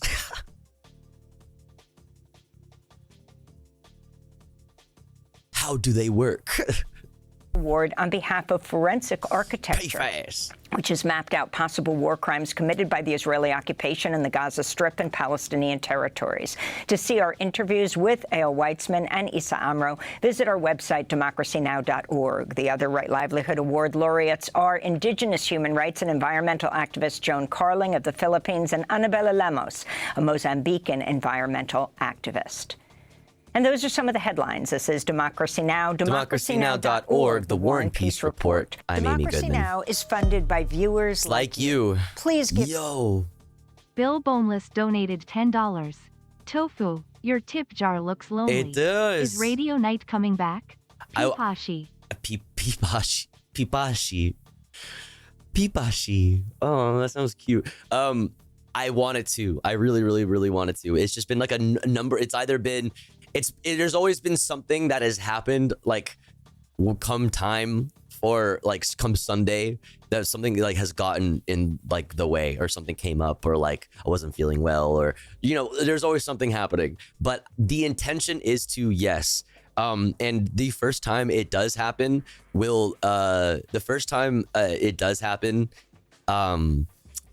I'll be taking a risk, and it'll be like us testing the waters, like to see what happens, you know, like to see if like I get fucking yeeted into, you know, fucking, you know, into space by Twitch or some shit, or like what, I don't know, we'll see. So the intention is to, but thank you so much for the $10 tip. I appreciate it. Yes, the tip goal is very lonely. Remember, chat, that's the way to do TTS messages outside of resubbing. So if you want to, you know, if you want to yap at me, right, that's the way to do it. You got to pay me. All right. You gotta pay me. But thank you so much, Bill. Thank you. All right, what's coming up next? How are we doing on time? We have 20 minutes until the ads run. All right. I think that'll be perfect for this, to get us started. It's while my Angelinos, while I still possibly have any Angelinos awake. But obviously, this will be interesting for everybody. This is from the LA Times. How LA became America's largest jail system. And this art is interesting. All the like a bunch of headlines from over LA's history, I guess. Build or not build new jails? The question has beset LA since the 1700s. When you think of a prison town, you probably think of a place like Huntsville, Texas, or maybe Forest City, Arkansas, or Susanville, California. Even if you don't know them by name, you know the type. Places where the population is half incarcerated and virtually everyone works for or knows someone who works for a prison. In short, you probably do not think of a place like Los Angeles. But maybe you should. Technically, it's not a prison town. Though there are a few federal state prisons for those convicted of serious crimes scattered across the county, the Southland's claim to carceral fame lies more in its jails. On an average day, the county's lockups hold close to 13,000 people. With roughly twice as many imprisoned people as are in New York's far more notorious Rikers Island complex, Los Angeles is home to the largest jail system in the most heavily incarcerated country in the world. At nearly every moment in its history, Los Angeles has been either expanding an old jail building wait, I read that wrong. Los Angeles has been either expanding an old jail, building a new one, or debating whether to. The perpetual refrain of build, overcrowd, repeat hums in the background of the city's history like an aging neon sign. Right now, that hum is growing a little louder as county leaders once again take up the question of whether to replace Men's Central Jail. We've talked a lot about Men's Central Jail here on the Tofu broadcast.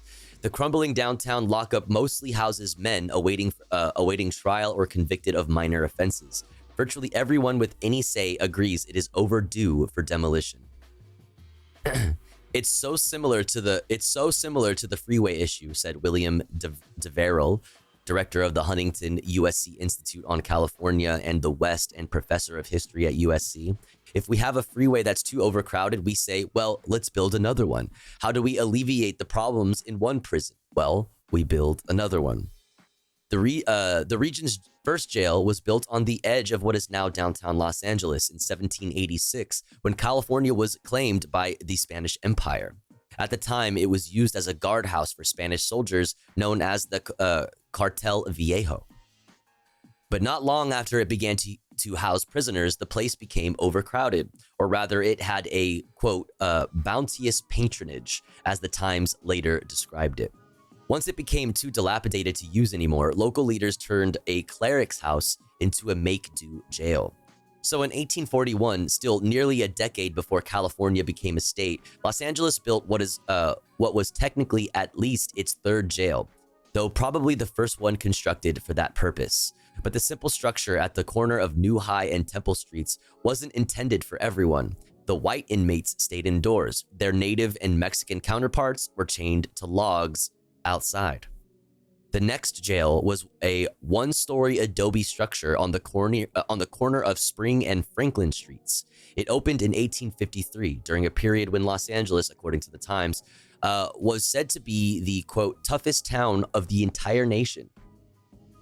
The growing city saw so many students that the newspapers covered them like weather reports.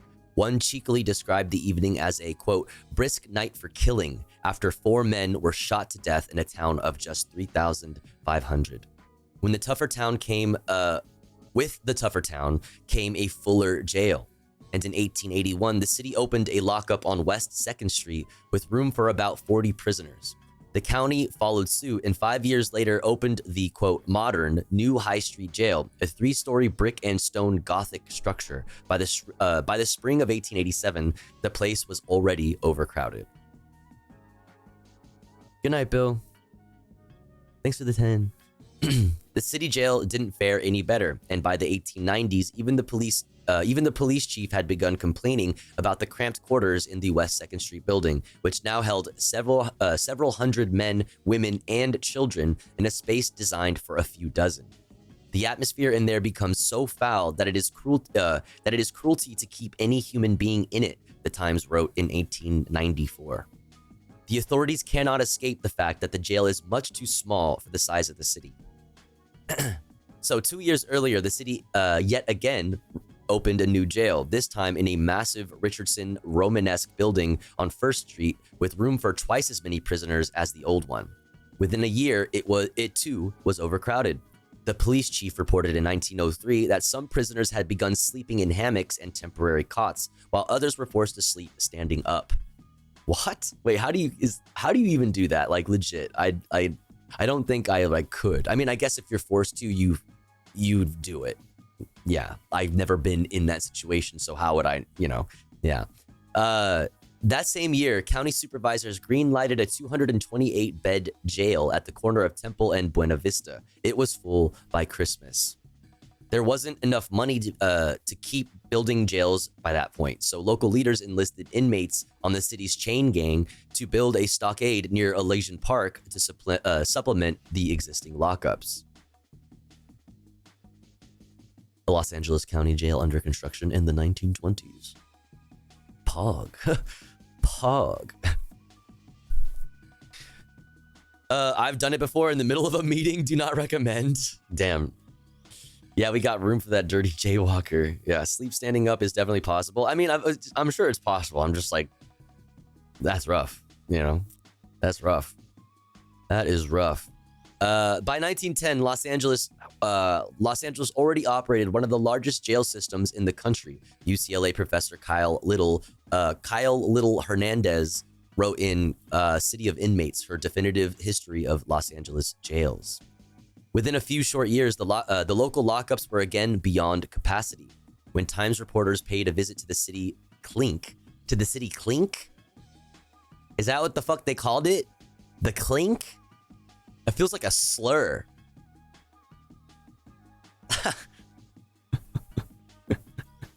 A ye oldie school fucking, a ye oldie style slur. City Clink.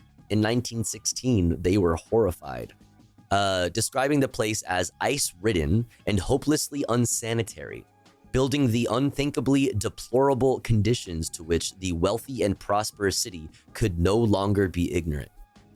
How can we expect to make honest, healthy, reformed men by such unthinkable methods, the paper asked. Good question. Good question. You see where reform has got us since then?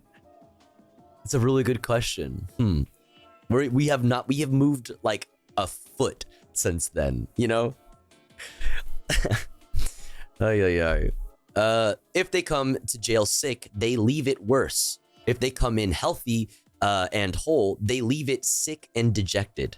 There can be no excuse for such a state of affairs in modern times. Yeah, modern times.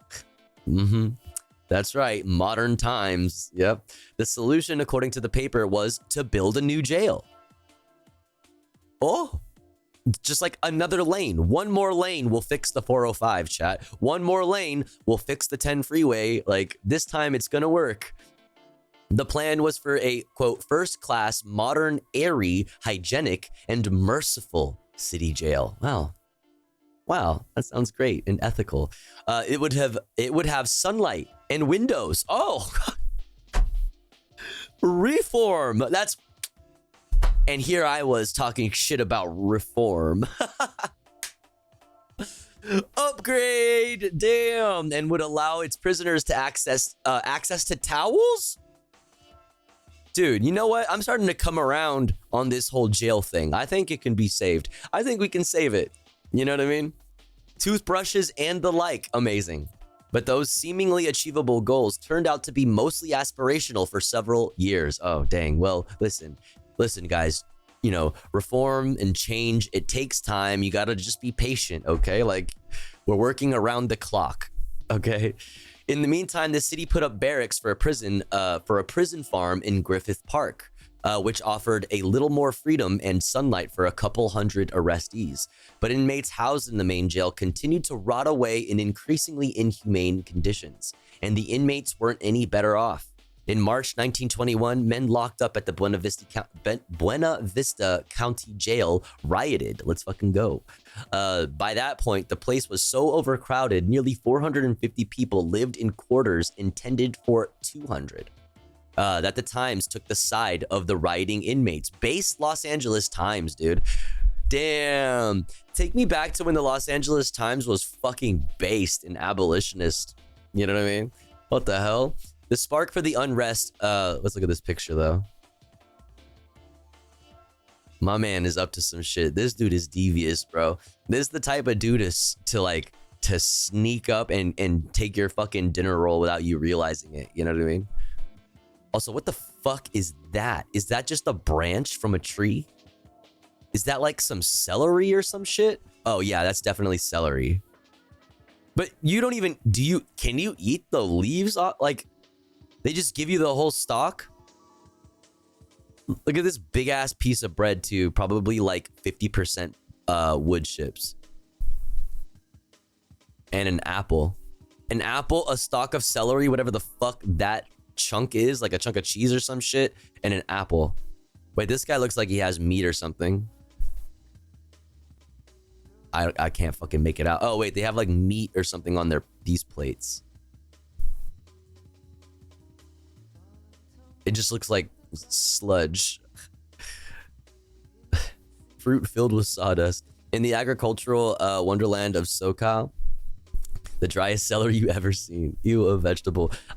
I'm literally, my name is literally Tofu Ghost. I love vegetables, motherfucker. All right. Do you eat this part though? I've never celery. Okay. Also, one, let's just fucking get this out of the way right now. Celery, overrated. Unless we're talking in a stew as like some extra crunch, it barely adds flavor to things.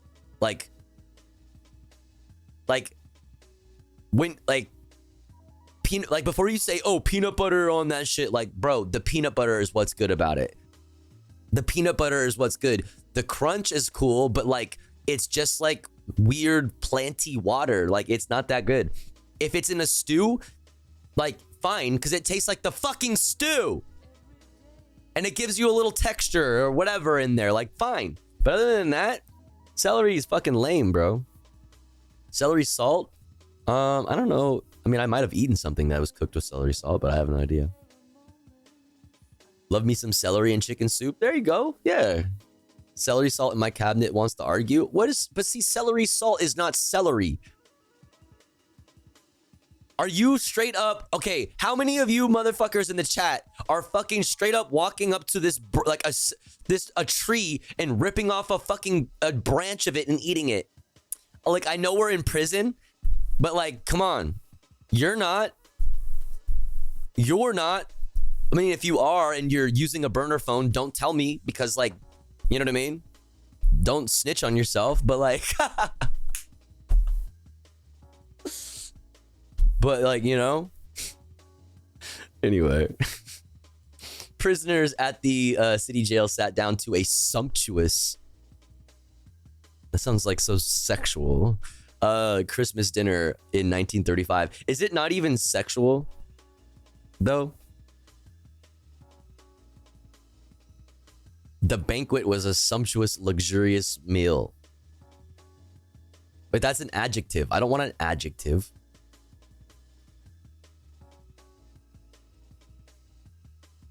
Oh wait, no, I mean, I'm stupid. I'm dumb. No, okay, it is an adjective.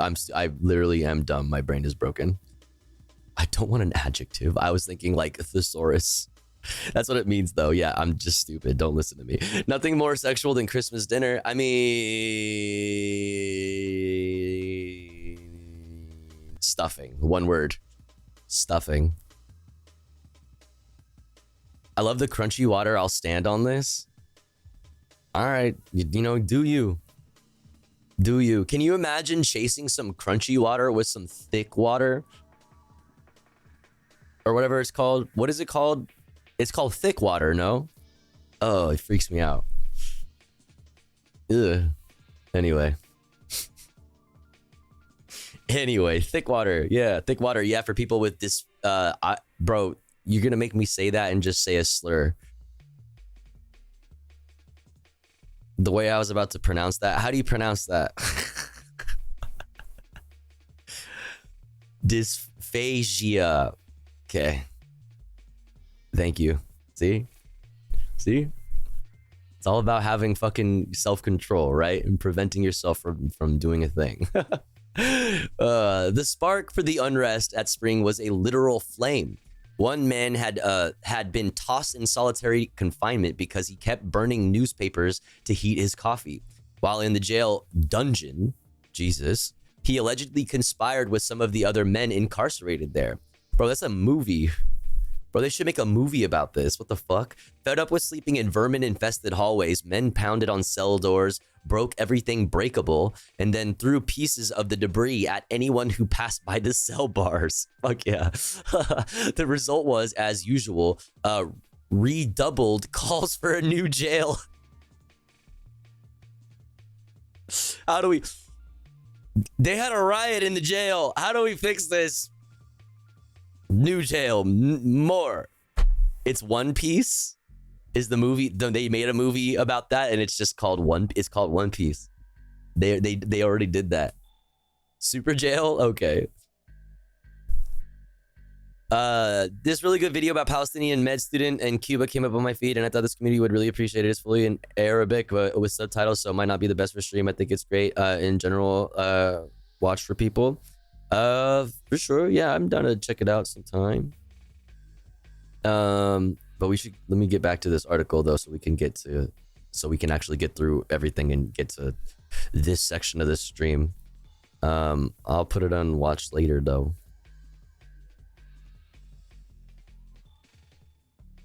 I'm gonna watch later though. Okay. Again and again, the Times has cried aloud against these wretched, crime-hatching, disease-breeding jail abominations, the paper wrote. Dude, take me back to when the Times was fucking sick, man. What the fuck? For years, it has urged the immediate construction of new jails and sanitary quarters for prisoners. A few months later, local officials heeded that urge and ordered designs for a county hall of justice, a 12-story Renaissance building to house all city, county, and federal prisoners in its top 5 stories. By the time the first stone was laid in 1925, the cost had ballooned to $6 million. Even that massive investment did not dampen the refrain of build, overcrowd, repeat for the next few decades. It played out again and again in the all caps headlines of the Times. Bro, look at this photo.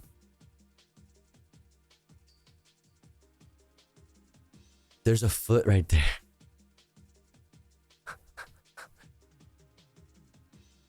Yo, I love this photo. Look at my guy.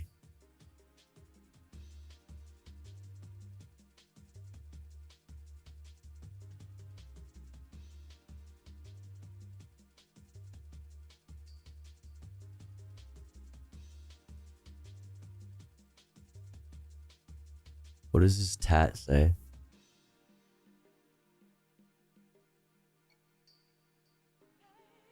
Cool. Oh, the floor is wet. Interesting. A fireman walks past a crowded jail cell during a riot at Los Angeles County Jail in 1953. This is fucking sick. Insane photo. By 1958, the persistent crowding and poor conditions prompted one county survivor to suggest building a 5-acre aerial jail bridge. Oh, I'm sorry, what? By 1958, the persistent crowding and poor conditions prompted one county supervisor to suggest building a 5-acre aerial jail bridge, prompting the headline, "New jail to span Sunset Boulevard."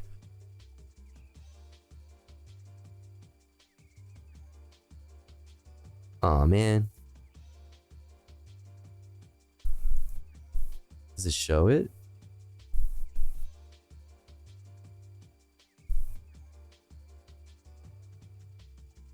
No, dang. Fortunately, that proposed monstrosity did not materialize. Can you imagine like if you have ever driven down Sunset Boulevard, like imagine in your mind's eye, like Sunset Boulevard, all the really fucking nice, like depending on where you're at, like you're driving through like insane, huge mansion, like neighborhood. And then you get into like the city where it's just like insanely high-end stores and like nice restaurants. There's like the House of Blues. There's like you know what I mean? But instead of all that, it's just like prison. Damn. Fortunately, that proposed monstrosity did not materialize. But why is that solution, the hum of carceral construction, such a constant in the City of Angels? There may not be a singular answer. In a recent interview, Hernandez mused, "Is it that Los Angeles has a fantasy of itself being some kind of sunny utopia, and therefore it needs to eliminate populations that infringe on that fantasy?"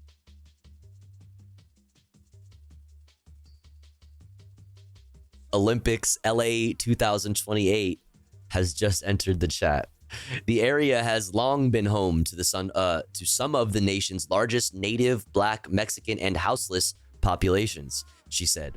All groups disproportionately targeted by incarceration. So it follows that LA is one of the epicenters of incarceration, she said. It doesn't mean we're apart from everyone else. We're in line with trends across the country. Often, however, the Southland has been at the vanguard of carceral trends. By early 1963, the county was nearing completion on 2 jails that the paper alleged would finally end overcrowding at Hall of Justice. Finally. Wow.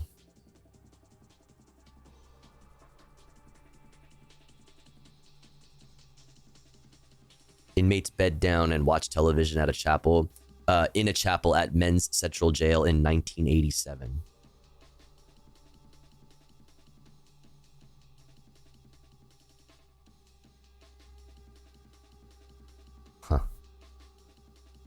Together, the buildings were expected to cost well over $20 million. The smaller of the new lockups, named after philanthropist Sybil Brand, featured pink walls and was designed to hold 915 women at a site in East LA.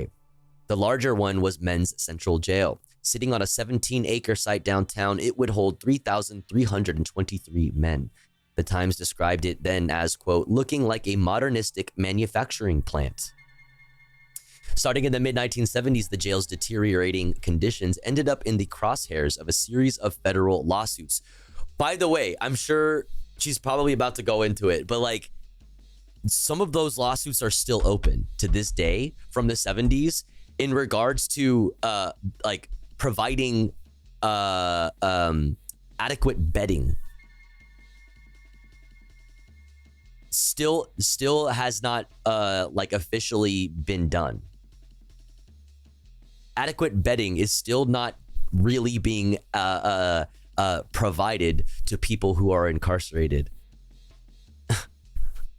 Starting in the mid-1970s, the jail's deteriorating conditions ended up in the crosshairs of a series of federal lawsuits. When one of those cases, a class action filed on behalf of Men's, I think it's supposed to say Men's Central Jail inmate Dennis Rutherford, went to trial in 1978, and the inmates won.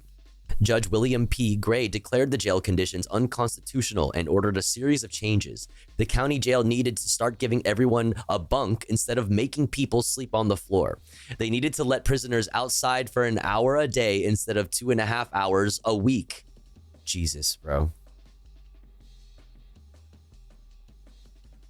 That's, by the way, chat, like I said, that's reform. Like, oh, you didn't have windows before? Now you do. Reform. Like, you only were allowed outside for 2.5 hours a week? Well, you know what? You get 1 hour a day, as if that, like, isn't still inhumane. You know what I mean? It's like, yeah, it's not, it's certainly better than 2.5 hours a week. But where are we? We're still like, here's complete utter suffering, right? Here's like the line of complete and utter hell. It's just pure suffering. Like you went from here to here, right? Like that's reform, baby. Like, oh, cool. Here is utter suffering, like total hell. We went from here to here, and you know we're working on it, baby. We're almost there. We just gotta just need a little, a few more bills, right? A few more people voted in who are down to reform the criminal justice system. Ay. They have not changed the 1 hour thing, the 1 hour thing a day in more than half a century. Ay. Where were we? In the decades since, the county has failed to do many of those things. Okay, so I think this is where she's getting into what I was talking about. Within a few years of Gray's ruling, the jails were so packed that hundreds of still bunkless inmates were given blankets and left to sleep on the fucking roof. Jesus, bro. Eventually, the county built another massive downtown bastille known as the Twin Towers.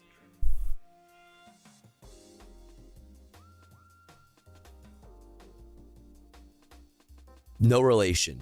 No relation. A complex on the site of the city's 1924 plague outbreak. The $373 million facility sat empty for several years because there was no money available to cover operating expenses. By the time the county's inmate population peaked in 1993, there were more than 23,000 people living in its jails. A general population cell block in Men's Central Jail in October 2019. Can you imagine what kind of hell that must have been like being in a place like this in Men's Central Jail in 2020? You know, like what kind of hell that must have been.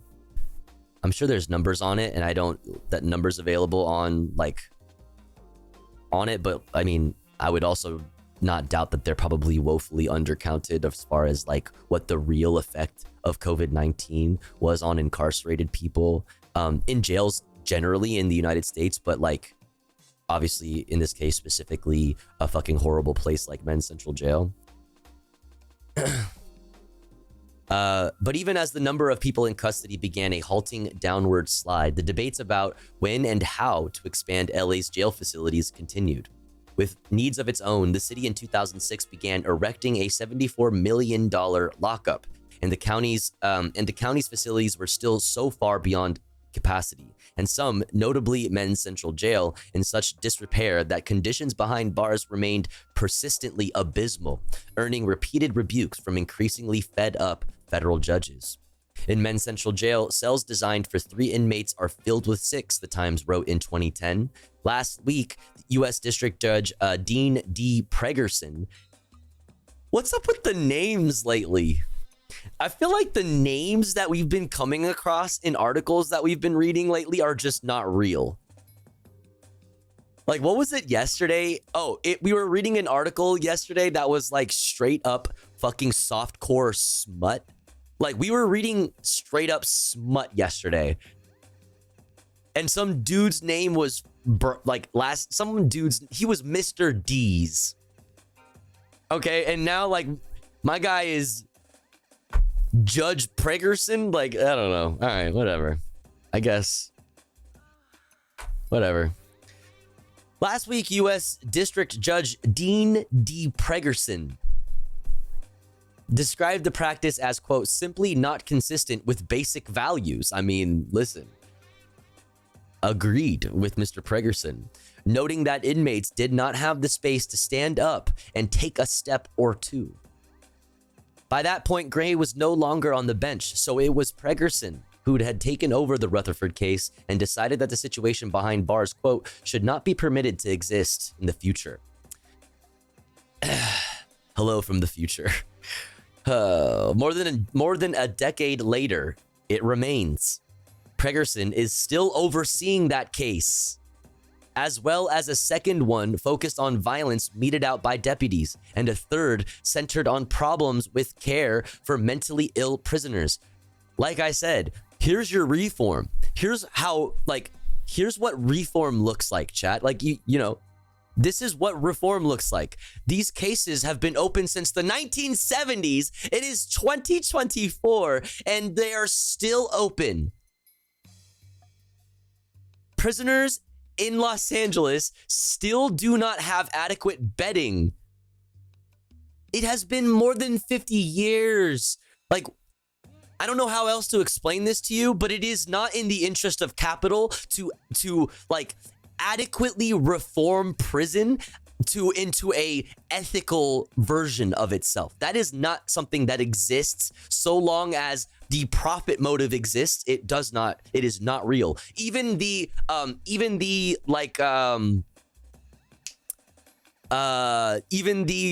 Nordic models and shit like that, even the, like, you know, the examples of ethical prisons that do exist, which are, by the way, still are obviously leaps and bounds, like way better than what we have here. And they also show way better, like, you know, efficacy rates, like really low recidivism and yada, yada, yada. But even those models are being like looked at, you know what I mean, slyly by fucking like venture capitalists and fucking entrepreneurs who are looking to, you know, create the next cool tech startup by tapping into this, you know, this huge and largely innovated industry, the prison industry, the prison industrial complex.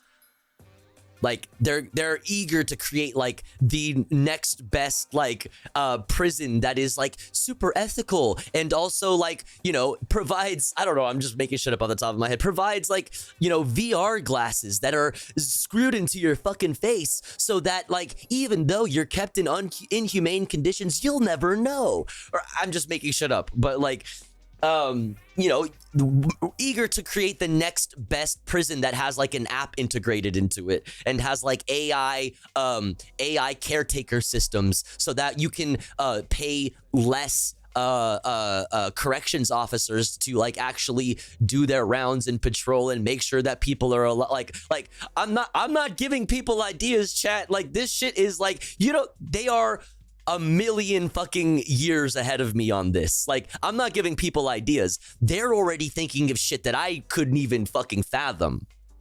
Right? Like, is my point. Is basically the point that I'm getting to. The Mr. Beast prison, yeah. Circumcision cop. Jesus.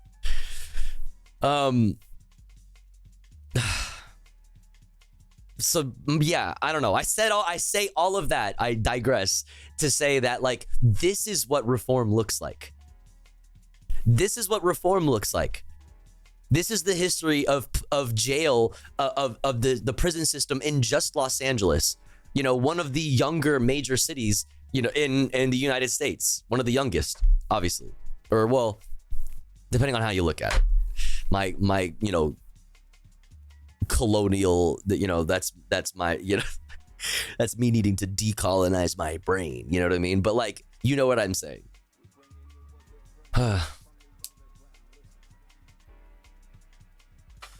Let's continue. Sounds good. Let's fill them up. Max out those profits. I mean people. I mean prisons. I like money. Black Mirror is those guys think tank. Yeah, for real. Those Black Mirror was just a series of presentations. They were all a bunch of, it was just a series of sales pitches. Yeah. All right, let's continue. Even as the number of people in custody began a halting downward slide, the debates about whether and how, or when and how to expand LA's jail facilities continued. With needs of its own, the city in 2006 began erecting a $74 million lockup, and the county's facilities were still so far beyond capacity, and some, notably Men's Central Jail, in such disrepair that conditions behind bars remained persistently abysmal, earning repeated rebukes from increasingly fed-up federal judges. In Men's Central Jail, cells designed for 3 inmates are filled with 6, the Times wrote in 2010. Last week, U.S. District... I already read all this, but too late. U.S. District Judge Dean D. Pregerson described the practice as simply not consistent with basic values, noting that inmates did not even have the space to stand up and take a step or two.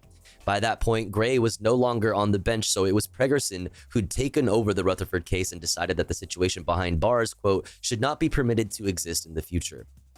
More than a decade later, it remains. Pregerson is still overseeing that case, as well as a second one focused on violence meted out by deputies, and a third centered on problems with care for mentally ill prisoners.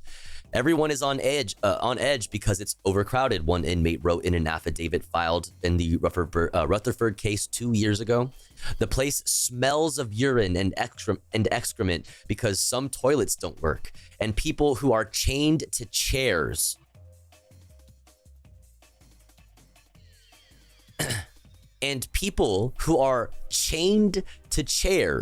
sometimes pee on the floor because the deputies won't unchain them. In recent months, jail inspectors have raised concerns about rats, roaches, and feces-smeared cells. Some men have begun complaining they don't get enough food. This spring, inspectors found that some inmates in cells with no cold water had rigged up a system to pass plastic bottles of it from cell to cell using strings.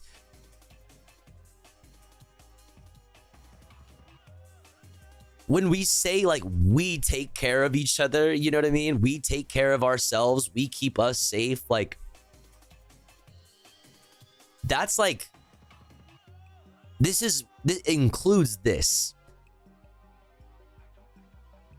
You know what I mean? And this is not the first time we've talked about like this exact type of thing happening. We talked about this happening in Georgia, in the prison in Georgia, where they don't get access to water, and they have to they created like a kite system to pass each other water, and they also created a system of tubes to share AC, because not all of the cells get fucking ACs, right? And these prisons during the summer were fucking hot, and people were dying, passing out in these prisons all across the nation. But like, prisoners created a system of tubes to share AC. Like, because one, no fucking guards are walking the fucking halls to notice that they're doing that. And two, nobody's giving them water or fucking AC or helping them and giving them medical, like, they have to look out for each other. It's like worse than barbaric. Like, I don't have words to explain. What's up, Banana Milk? Oh yeah. Hope you're doing good. Welcome in. Just as in 1921, some men light fires to heat drinks or turn metal bunks into makeshift griddles to get a warm meal, they still do that. There are YouTubers that I've like debated on whether I should react to their content, because on one hand, I love their content, but on the other hand, I don't want them to like get in trouble. There are a number of YouTubers from prison obviously are not doing that. Like, you know, they're not supposed to do that. That like go over they're like lifestyle YouTubers, or that go over their life day-to-day life in prison, and they show how they cook and show like how they make technology, and there's tons of like prison cooking channels. It's like, it's awesome, it's sick, but like I don't know like how I feel about reacting to it, you know what I mean? Because it's like, you're not supposed to have that phone, brother. You know, you should not have, you're not supposed to have it, like, but it's like, it's really interesting to see how people like, you know, how they fucking find some kind of comfort and like how they take care of themselves. It's awesome, but fucked up. Exactly. It's like, I mean, I'm really torn on that content, but anyway, let's continue. So that's The Yard in Men's Central Jail, 2015. Although inmates are no longer chained to logs outside or sleeping on roofs, the glitchy HVAC system means the indoor temperatures sometimes drop into the 50s. Over the last 2 years, at least 2 inmates died after showing signs of hypothermia.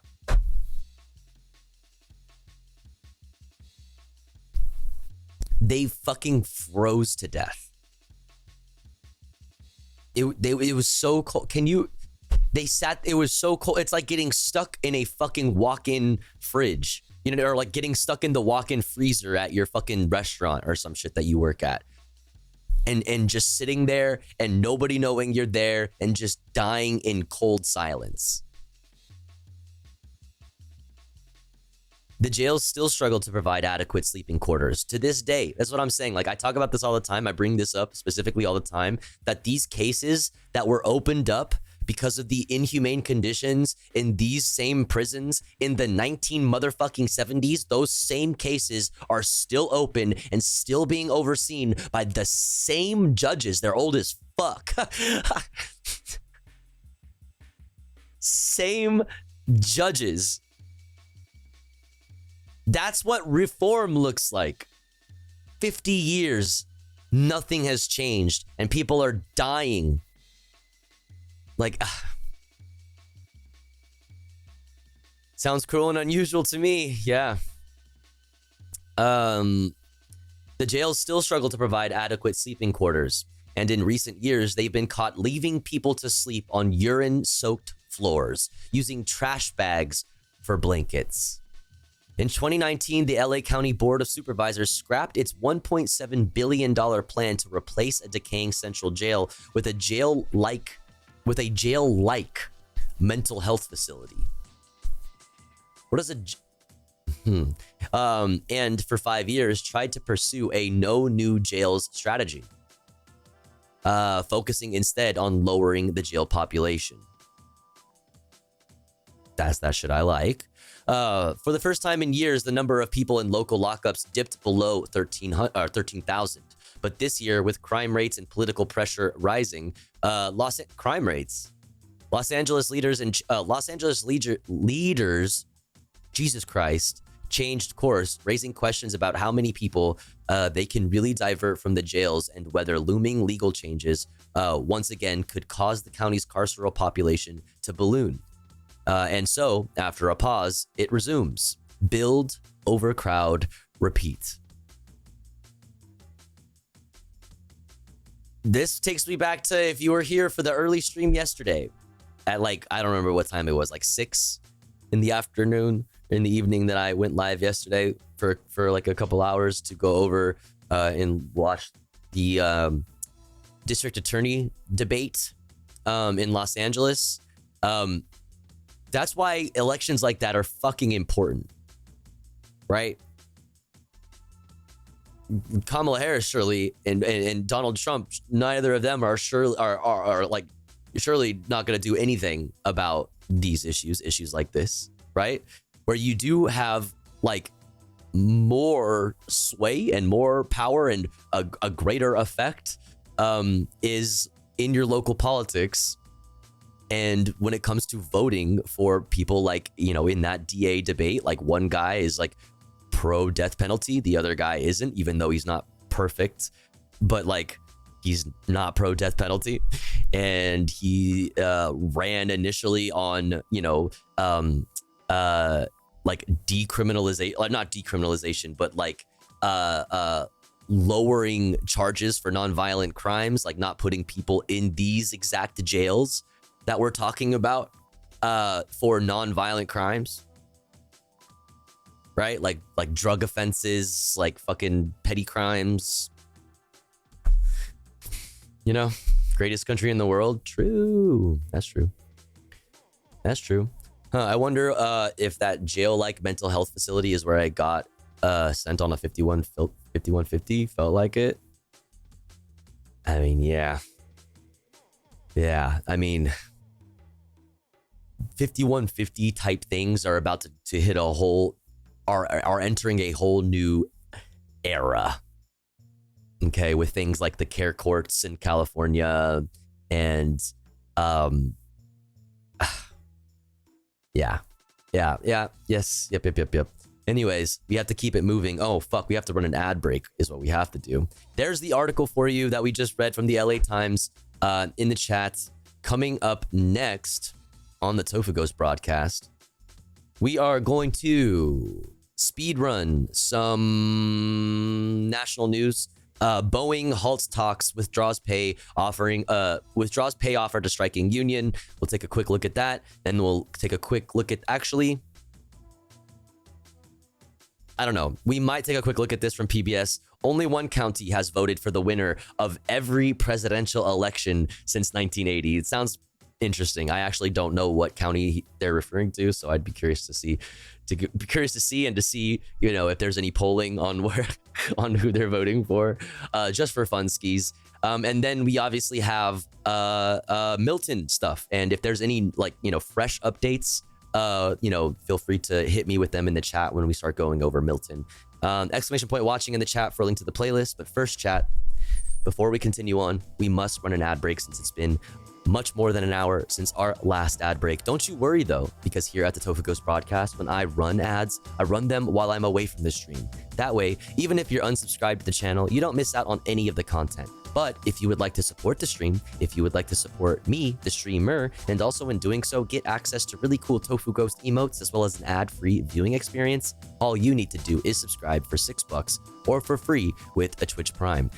Or let's say you're already subscribed to the channel and you're feeling generous, you have the means to, maybe consider upgrading your sub from tier 1 to tier 2 or tier 3 to get access to even more exclusive Tofu Ghost emotes, and to also help me, your favorite streamer of all time ever in the history of streaming, get closer to achieving Partner Plus, which would give me a 70-30 split of all the money you also generously give to me every month. That would be a life-changing amount of money, so if you have the means to and you'd like to help me out with that, that's a great way to do so. But if you would like to help me out, but also at the same time help out one of your besties in the chat, one of your fellow comrades in the community, you can do so by gifting a sub to one of our unsubbed friends in the chat. If you are one of those unsubbed friends, make sure to say hi, throw some emotes in the chat, or if you're lurking, use the please gift me a sub redeem. That way somebody might notice you and feel generous enough to shoot you a gifty. We are at 1 out of 25 for the daily sub goal, chat. Just getting started on that goal. Reminder that if we hit the sub goal, it will lock us in and guarantee comfy content for after the news and after all the man-made horrors beyond our comprehension are done getting covered. Okay, so if you'd like to hang out after the news and do some fun stuff and you know, unwind with the community, you know, let's hit that sub goal. Okay. Also, you can throw bits or a dono my way, $3 specifically for a TTS message. All of these things are very much appreciated and go a very long way towards helping me continue this stream full time and making sure that my bills and my rent are all paid and everything's all hunky-dory. I'll be back in 3 minutes. Don't you go anywhere, chat. BRB.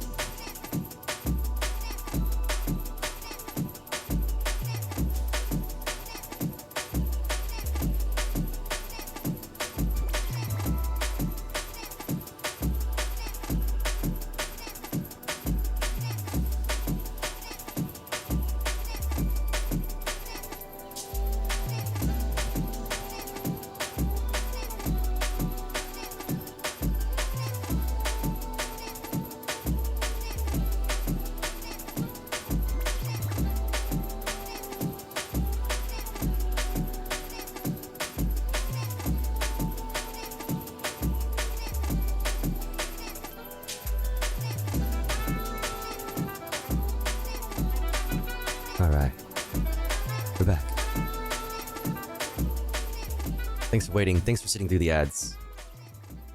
We're back. Where were we? Okay, so for the sake of time, we already talked about the Boeing strike. Okay, we already talked about the Boeing strike. I care very little about panels. Panels in regards to the election. A lot of times they don't really give you all that much information. Like actual, genuine, good information. You know what I mean? Or like a good look into the future.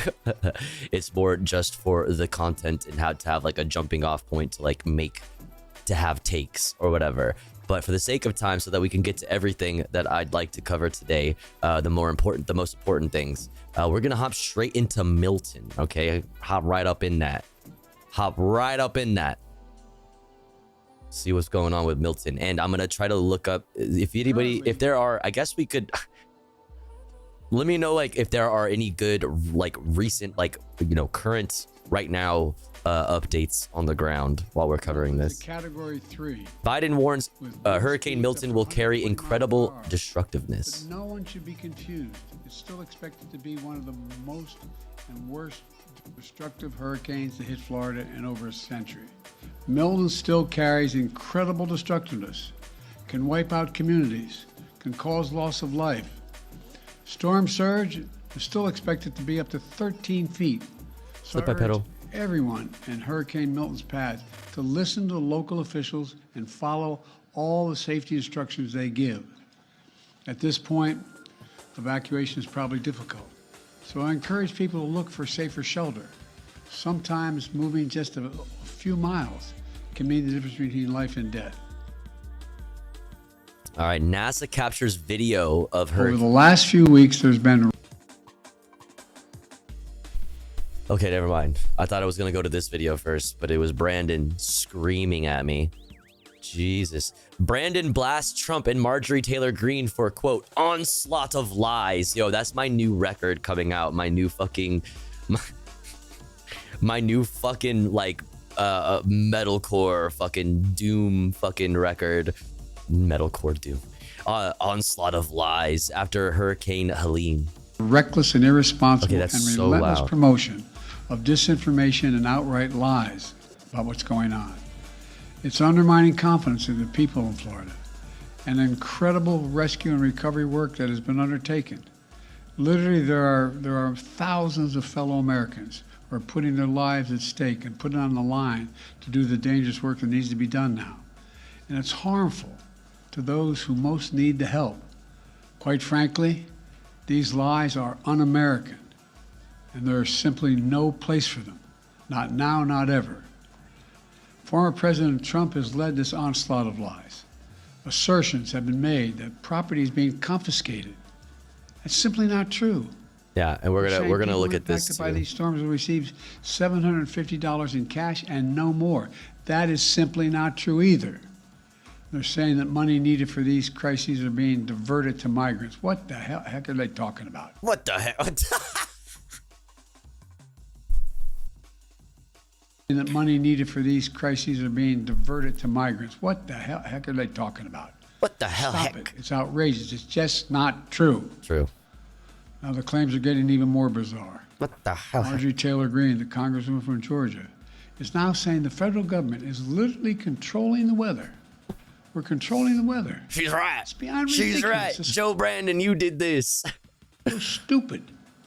It's got to stop. Gotta stop. It is very stupid, and we have more on that like from The Intercept that I'd like to read as well. Oh my god, that looks big, no? I mean, listen, I know it's from space, but like I feel like I've seen, you know, outer space photos of hurricanes that didn't look this big. Is what I'm saying. Like, Jesus. What the hell heck is that? What the hell heck?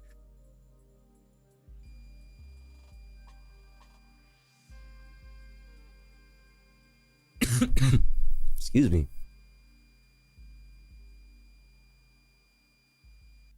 Goddamn. God damn. Shawty thick. Damn, Milton. Damn, Milton. Bro, this is actually fucking terrifying. Like, all jokes aside, this shit scares me. There it is. It's on the ground. Like, all joking aside, bruh.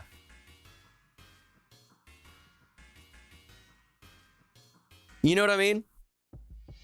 Also...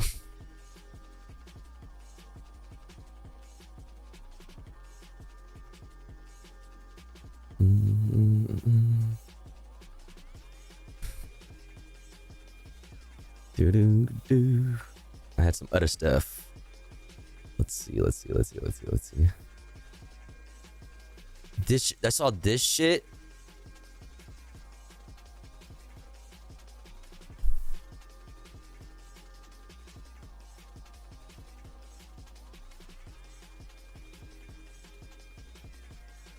(5:21 p.m. EDT). Catastrophic tornado in the Vero Beach, Florida area. This is a rare tornado for Florida. This is a large, destructive tornado. Get to immediate shelter and cover your head in Nevins, Riomar, Eastern Vero Beach immediately. Debris ball 2+ miles wide. That's massive. No? Like, I know I'm a fucking California fucking, you know what I mean? I'm a soft Cali bitch, like, but I get it. But, like, this isn't normal. Y'all usually get shit like this? Like, no, you don't. This is bad.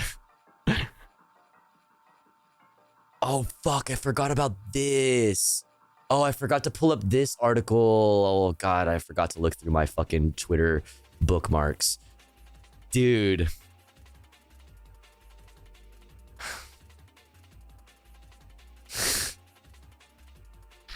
We'll look at this later. I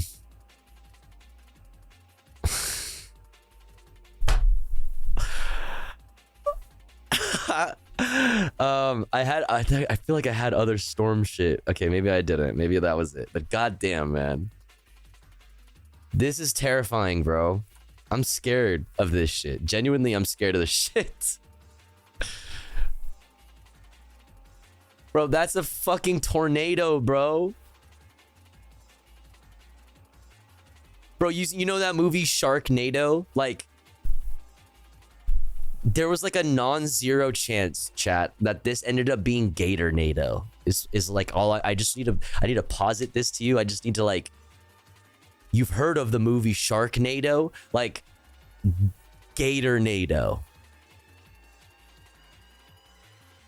Florida Man NATO. Gator plus Florida Man NATO. Cinema. Bro, what?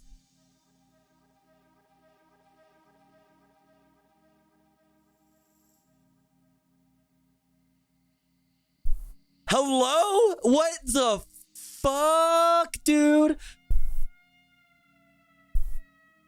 That's a big bitch. What the fuck, bro? That's a big ass. I don't know any Floridians. Okay, if there are Floridians, like, I hope you're not in Florida. And there are some people who said they are from Florida and they are still there. I hope you're doing okay and staying safe. Jesus fucking Christ. But, like, if anybody is familiar with this area, like, is Clewiston where this is, or is this a different one?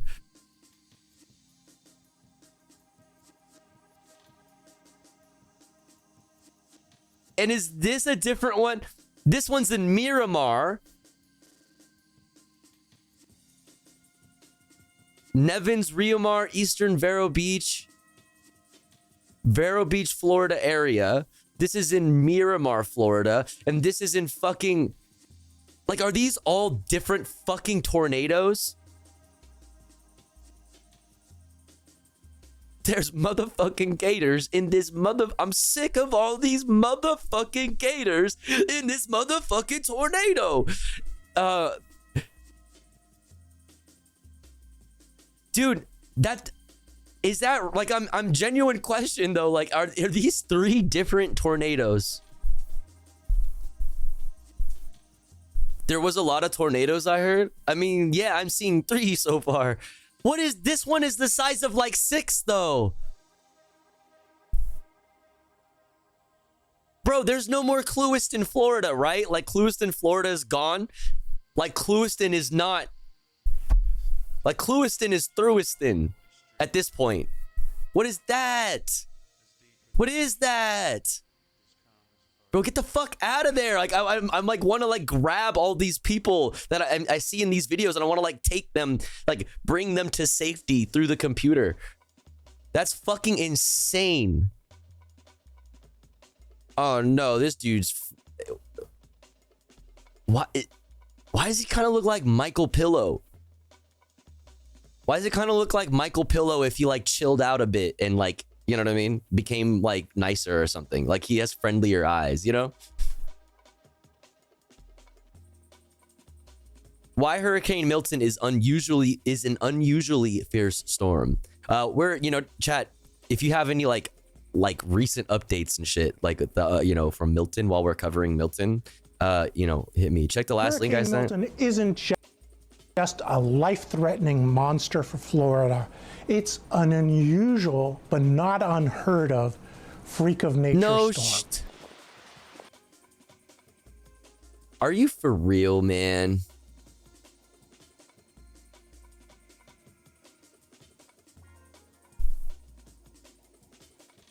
$1 billion tons of radioactive waste. What do you mean? What? I can't even fathom 1 billion tons. Is that like that? Feel like in my stupid little fucking like, you know, made of soy brain. Like I imagine that 1 billion tons is like the weight of a planet or some shit. Like what the fuck is that?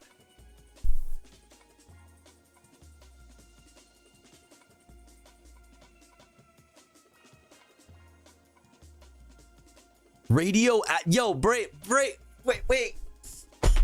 Radioactive Gatornado. Dude, the movie, like, okay, one, these movies are writing themselves, chat. I'm just saying, like, all right, like, okay, we already have like the sequels. Like we have Gatornado, right? And then you have Gatornado turns into Florida Man NATO.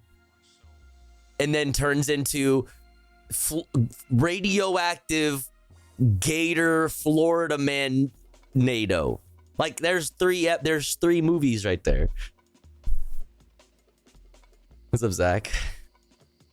Ugh. Terrified laughing activated. There's a live feed on a channel on YouTube. What that do? Yeah, I mean, I don't want to just like look at CCTV like footage of like wind, you know what I mean? But like if there's like news updates, you know what I mean? I guess we could check this out too. We'll let this guy finish what he's talking about. Why Hurricane Milton is an unusually fierce storm.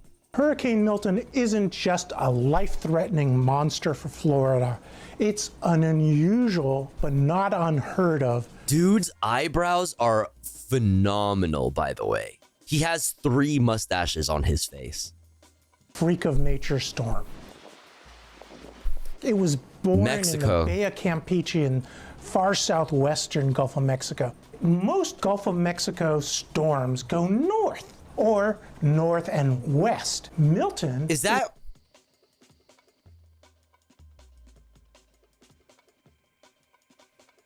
going northeast.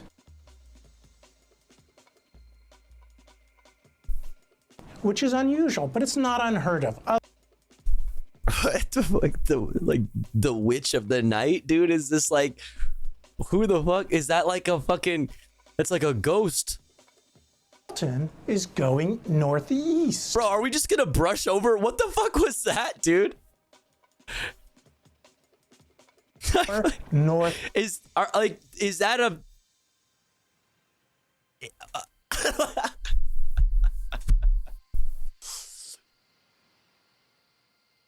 dude, the demons have, like, a portal has been opened, okay? A portal was opened in fucking Florida, and multiple tornadoes came out of it. And also demons, dude. Literal fucking demons. Ring wraith looking ass motherfuckers floating on the fucking water. Bruh.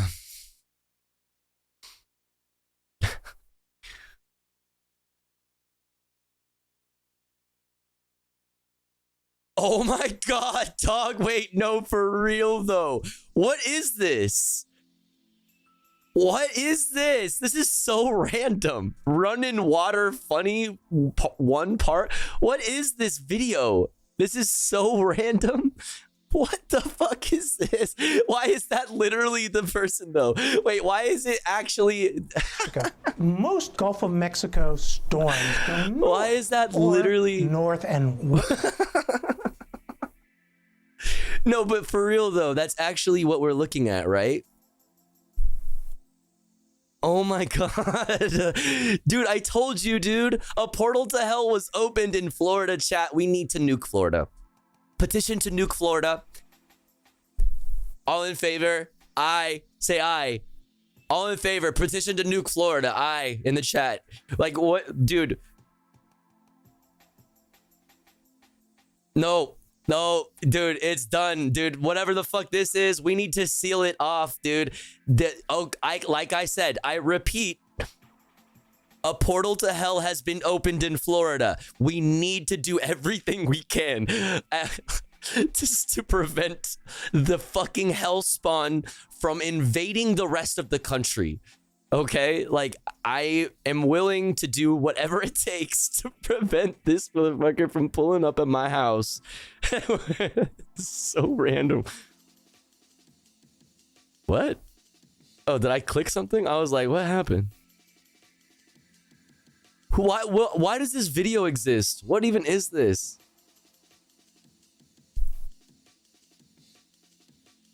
Gonna vote Trump to nuke a hurricane? I mean, I'm just saying, I'm just asking questions, okay? I'm not an expert, but I'm just asking questions. Has anybody tried shooting at it?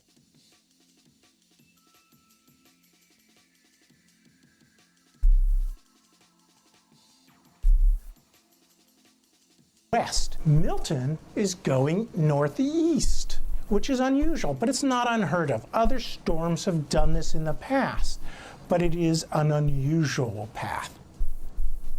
But what about the strength? That's what's really strange here, because Hurricane Milton hit the top of the scale for hurricanes category 5, not once, but twice. It even hit 180 miles per hour once. Goddamn. Why?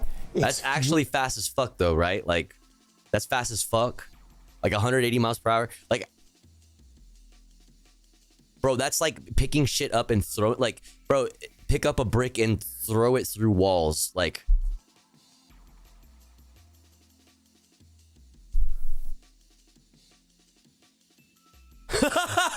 no. I'll bring in Brock Long now, the FEMA administrator, and Mr. Long, we just did hear the governor say he's getting every resource he needs from the federal government. You are that's fucking cool, dude. Facebook group devoted to shooting the storm. Oh, I love America. Fuck you, haters. All of you motherfuckers are haters. This is the best country on the face of the fucking earth. We were tapped by God, okay, to fucking become this great. Look at my, this is my countrymen, bro. I feel an affinity. I have a bond, like, with my countrymen. This is in our soul. This is who we are.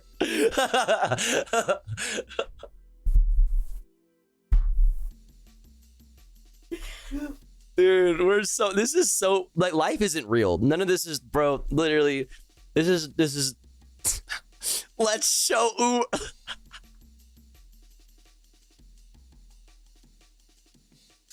Florida's a stand your ground county, where I live in a stand your ground state. All right, Florida's a stand your ground state, Irma. Come and try it, I dare you, Irma. That doesn't sound very American, Irma.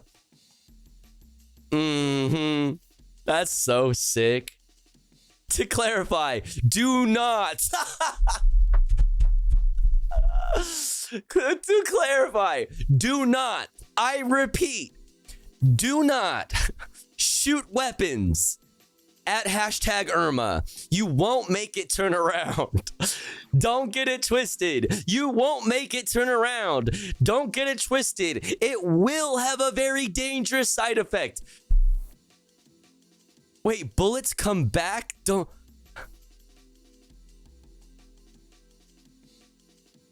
Wait, what?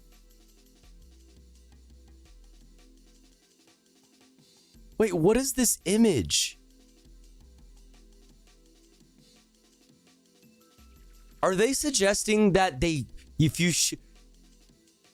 are they suggesting that if you shoot a hurricane, it'll throw the bullet back at you? Holy shit. This just got more serious than I thought, chat. The hurricanes are shooting back. The radioactive Gator NATO just learned how to shoot guns back at you.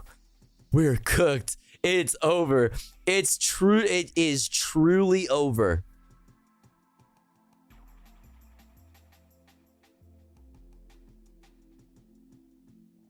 That sure is something, you guys. That's...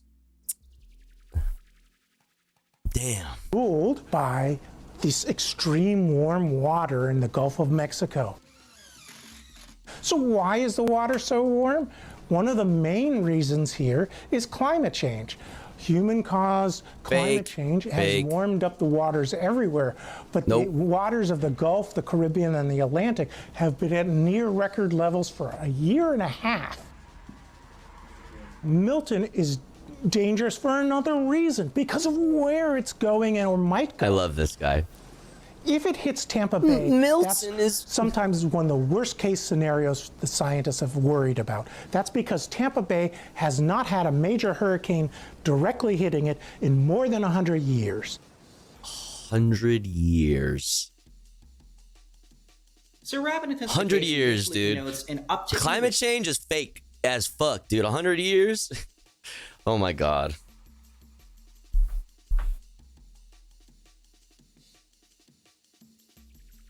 We really are so cooked.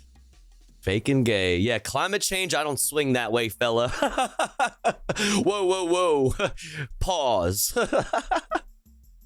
Winds of 35 miles per hour or more in 24 hours. Milton's rate of intensification is honestly the fastest I've seen in the Atlantic in my meteorological career. It basically quadrupled the rate needed for rapid intensification. And so this thing just went from, 0 to 60, so to speak, like this, off the charts in so many different ways. And the crazy part is that even once it attained Category 5 status, it kept going. Category 5 starts at 157 miles per hour. This thing got to 185. The only storm that's ever been more intense in the Atlantic was Allen back in 1980 with winds to 190 miles per hour. Oh, so damn, Allen. by all Okay. metrics, this is a storm of historical significance. And even though it won't be Category 4 or 5 when it impacts the west coast of Florida, it still will be an extremely powerful storm capable of pushing ashore a lot of water and causing a potentially devastating impact. So on Monday, Milton was actually a very small, fierce hurricane. Hurricane force winds only extended outwards like 25, 30 miles from the center. And so the hurricane force winds themselves were only like 60 miles across from side to side. So a very small storm. And oftentimes we find the smallest storms are usually the most powerful. Part of the reason, to get a bigger storm, you need something. First they talk about sex change. Now they're talking about climate change. That's right. Something called shear. Well, first they started talking about, no, you actually got it exactly backwards, my friend. My fellow patriot. It actually is exactly backwards. You ever notice how they started talking about climate change? Then motherfuckers started talking about how they're changing their genders around. All willy-nilly like. Wake up. Wake up. Why did Tofu Ghost transition after getting the vax? Think about it.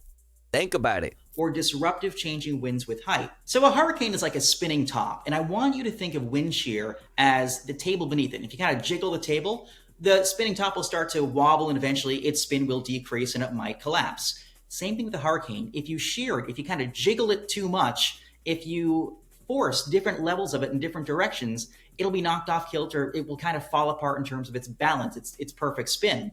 So same thing sort of true here. There is one caveat to that.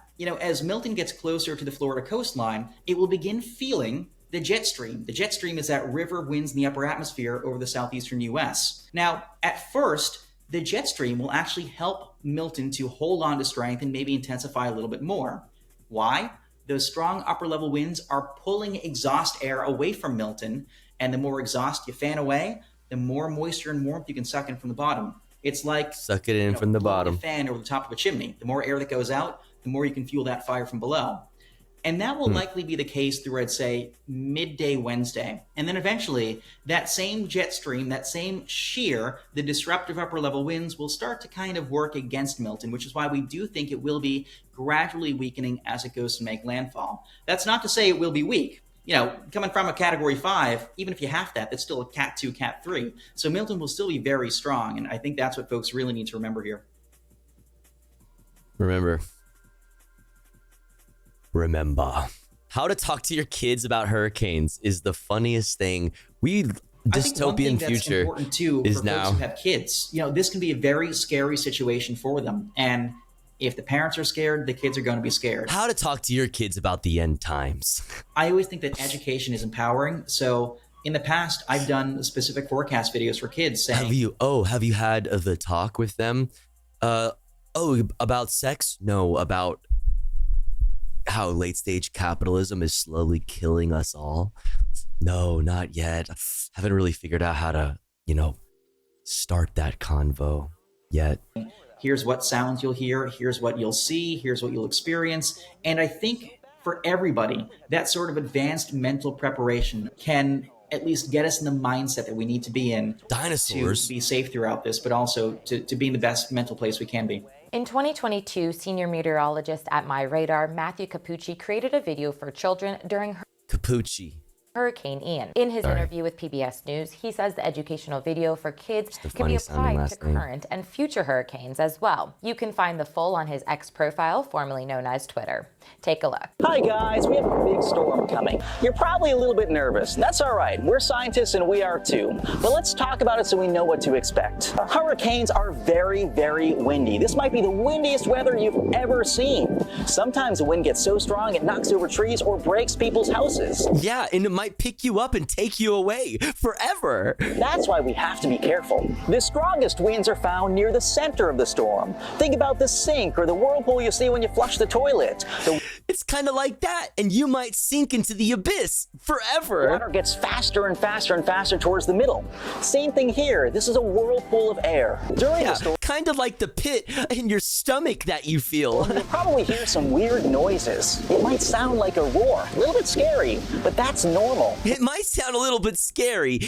That's okay. That's normal. It's only the demons that have been released from the portal in Tampa Bay that has been opened on accident by the military. You'll be fine. It's okay. Just like you or I would whistle, the atmosphere whistles too when the wind gets really strong. The atmosphere is just bigger, so it sounds lower and kind of scary, but it's okay. You might lose power too, but that's okay. It'll be just like camping. So It'll be just like camping.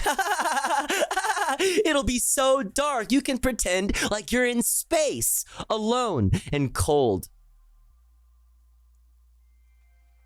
Your favorite book and just do some reading because you get the power back eventually, I promise. The adults in charge might tell you to sleep in the middle of the house with some extra blankets or something, just in case any trees fall outside. When it gets really windy, we want to be as low as we possibly. This is how you talk to you gotta talk to kids like this and just say shit that you would say to the average American anyway.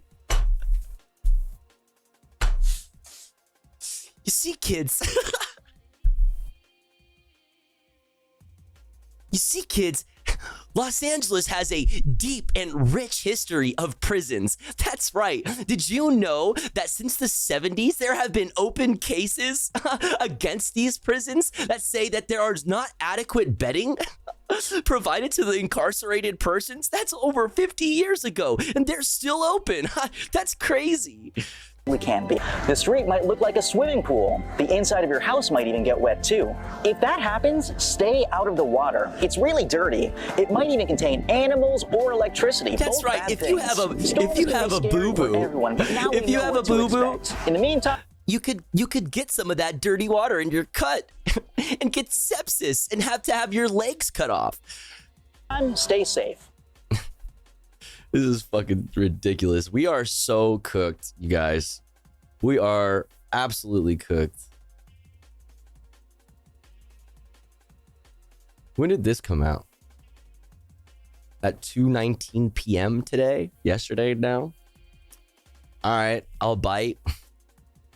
From Fortune.com and I guess the Associated Press. It's probably initially reported on by the Associated Press. Over 1 billion tons of radio. That's so many tons. I still like can't wrap my brain around that. 1 billion tons is like my brain too stupid and small to understand big concepts like this. Okay, over 1 billion tons of radioactive waste is in Hurricane Milton's path. Literally fucking radioactive shark gatornado incoming. As Hurricane Milton bears down on Florida's west coast with powerful winds and flooding rain, environmentalists are worried it could scatter the polluted leftovers of the state's phosphate fertilizer mining industry and other hazardous wastes across the peninsula and into vulnerable waterways. More than 1 billion tons of slightly radioactive phosphogypsum waste is stored in stacks that resemble enormous ponds at risk for leaks during major storms. Florida has 25 such stacks, most concentrated around enormous phosphate mines and fertilizer processing plants in the central part of the state. And environmentalists say nearly all of them are in Milton's projected path. Wow. Good news. Placing vulnerable sites so close on major waterways that are at risk of damage from storms is a recipe for disaster, said Reagan Whitlock, a staff attorney at the Environmental Group Center for Biological Diversity. These are ticking time bombs. Phosphogypsum. I don't know how the fuck to say that. Phosphogypsum. All right, dude.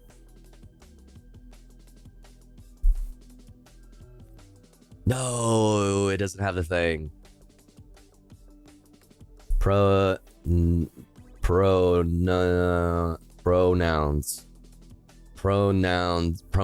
What are phosphogypsum's pronouns? Agrium phosphogypsum. Phosphogypsum. Thank you. Why did that sound like a funny video?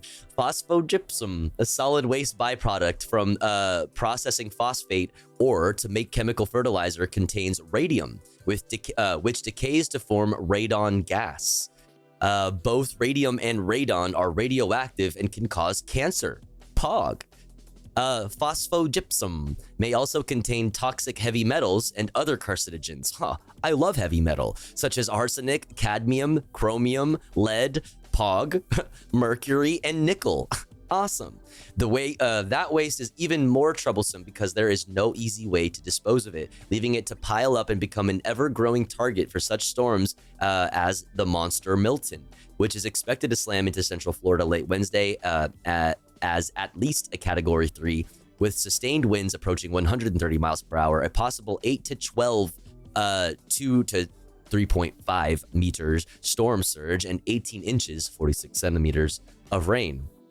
A lesser storm, Hurricane Francis, which hit the state's eastern coast as a Category 2 and churned across central Florida in 2004, sent 65 million gallons of acidic wastewater from phosphogypsum stacks into...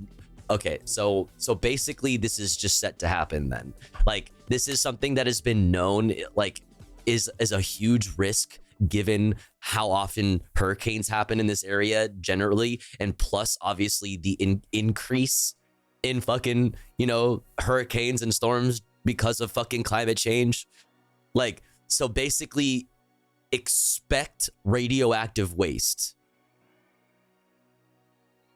on top of the three fucking tornadoes that we've seen.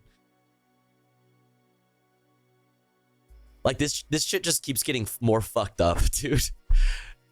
Sent 65 million gallons of acidic wastewater from phosphogypsum stacks into nearby waterways, killing thousands of fish and other marine life. Of particular concern from Milton is the Piney Point wastewater reservoir, which sits on the shore of Tampa Bay and has had structural issues that have caused regular leaks over the years. Do you see how the profit motive, it's not... things that are important, like maintaining structural integrity of, you know, your fucking wastewater reservoir is not like profitable. It's not good for your bottom line. Okay, when that kind of thing matters, you know what I mean? Like, you don't do important things like maintain your structural integrity for wastewater storage. You know, like, if there was no profit motive, then maybe there wouldn't be incentive to just like, even after seeing what happened in 2004 with 65 million gallons of acidic wastewater being released into nearby waterways, killing thousands of fish and other marine life. Like, we didn't learn anything because the profit motive rules everything. Bottom line matters more than this. Okay, and we're about to have, dude, that's crazy, man. That's crazy stuff, man. A lesser story, I already read that. A particular concern from Milton, from Milton is the Piney Point wastewater reservoir, which sits on the shore of Tampa Bay and has had structural issues that have caused regular leaks over the years. A March 2021 leak resulted in the release of an estimated 215 gallons of polluted water into the bay and caused massive fish kills. Another leak in August 2022 unleashed another 4.5 million gallons of wastewater. Great. Compounding the problem is the bankruptcy filing of the state's former owner, HRC Holdings, or the site's former owner, HRC Holdings, leaving it to be managed by a court-appointed receiver. And I'd be curious to know, like, how many, like, stock buybacks and, like, loans or whatever were taken out, you know what I mean? Before they went bankrupt. You know what I mean? Like, how often were their shareholders and their, like, board of directors and the CEOs and whatever, like, how often did they make like cash out, and how like, how well did they do? Did they make out like bandits? Like, it's pretty awesome that you can do literally anything as a business and just go bankrupt and it's fine. Exactly. My hands are fucking clean of this. Like,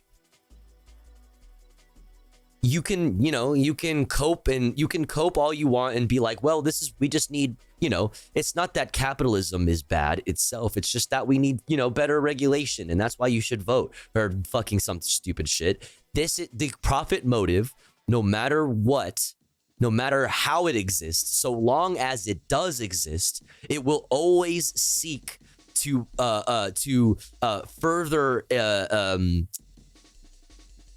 its hold, its reach.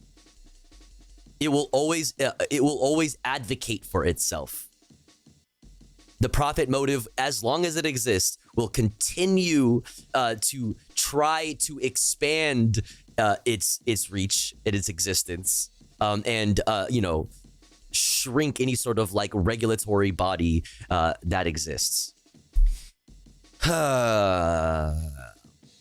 Anyway, the nation's largest U.S. phosphate producer, the Mosaic Company, owns 2 stacks at its Riverview facility that sit on the shore of Tampa Bay. In 2016, a sinkhole opened beneath the company's New Wales gyp stack. Why do I feel like they're making me say the G word every time? New Wales gyp stack. Sending millions of gallons of contaminated sludge into the state's main drinking water aquifer. Oh, that's cool.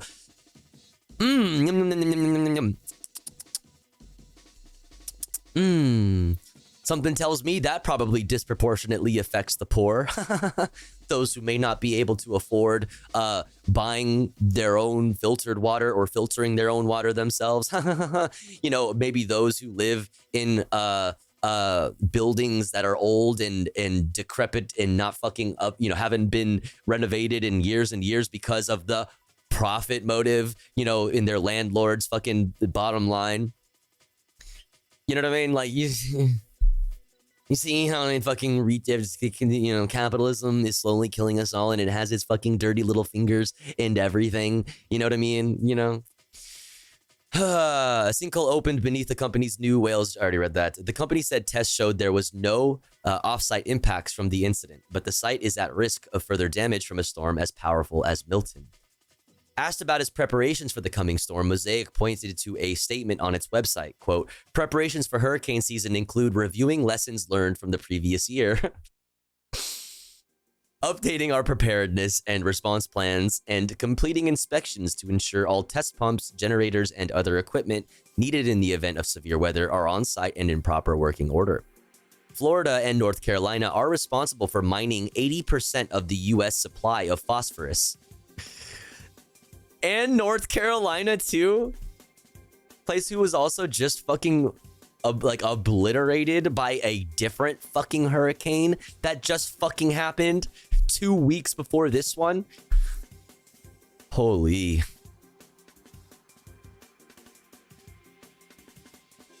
Holy. Florida and North Carolina are responsible for mining 80% of the U.S. supply of phosphorus, which is important not only to agriculture. Oh, well, there's your okay. Oh, see, you see how everything like comes back around full circle, and it just like the pieces fit perfectly into the puzzle, and you're just like, oh, you know, like how everything is just like. Oh, yeah. Yes, that's right. Munitions production. Right. Got it. Beyond the mine stacks, the Tampa Bay area is also home to old toxic waste sites that are considered among the worst in the nation. A former pesticide production site, the Stauffer Chemical Co., has polluted the Anclote River, groundwater, and soil. Today, it is an EPA Superfund site undergoing years of cleanup. The EPA posted on the website that it is, quote, ensuring that this site is secured for potential impacts from Hurricane Milton. The Florida Department of Environmental Protection said Tuesday, it is preparing all available resources critical to the facilities it regulates, as well as securing state parks and aquatic preserves to minimize storm effects. At this time, we are preparing locally for the storm, both professionally and personally, and spiritually. You know what I mean? I've been doing a lot of praying. Like, okay. Mosaic spokeswoman Ashley, with an E-I-G-H, Gallant said, if there are impacts, we will release those publicly after the storm. From Fortune and Associated Press. There you go.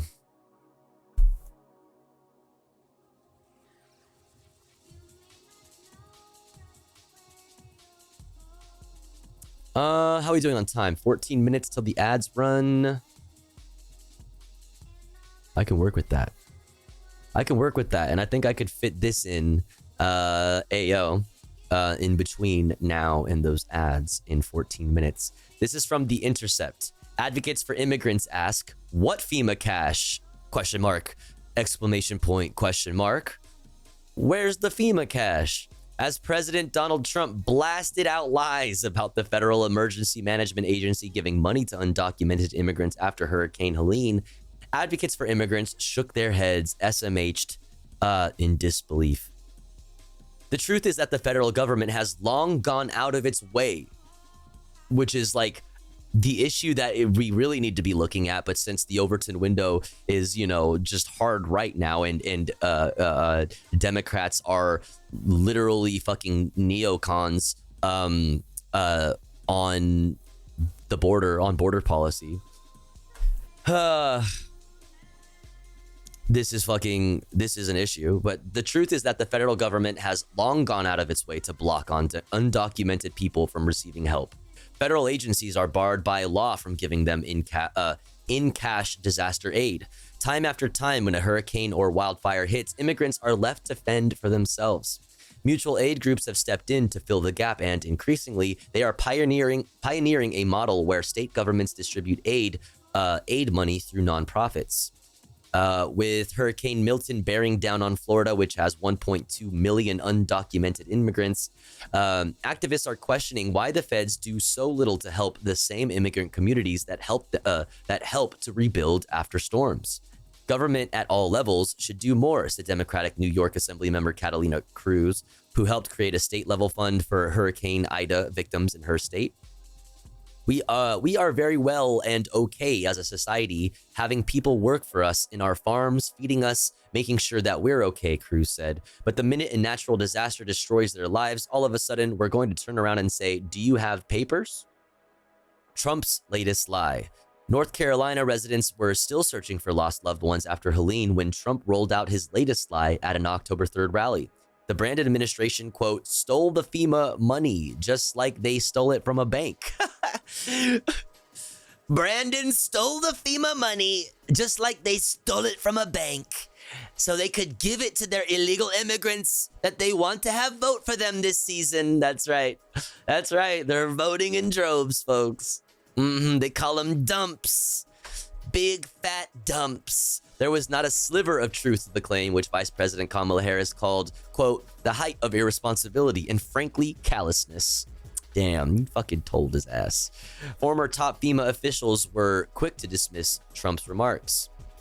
How many times do you have to say it's not true, said former FEMA director Craig Fugate, who led the agency under President Barack Obama. FEMA can only spend money that has been authorized and appropriated by Congress. You can't spend money on anything that Congress hasn't appropriated money for, and you cannot spend it any other way than what you're authorized to spend it. I don't know, that's worded weird.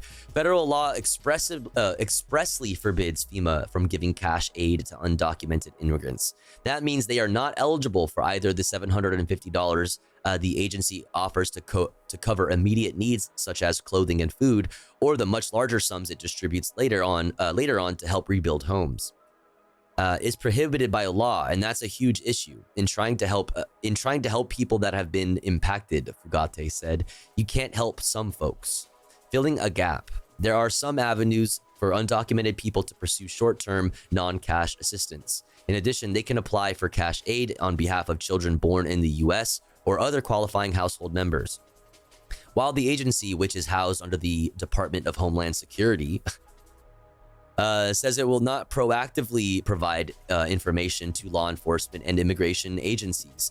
The idea of forking over personal information to the feds scares off even some immigrants with legal status. Right, that's absolutely fucking true.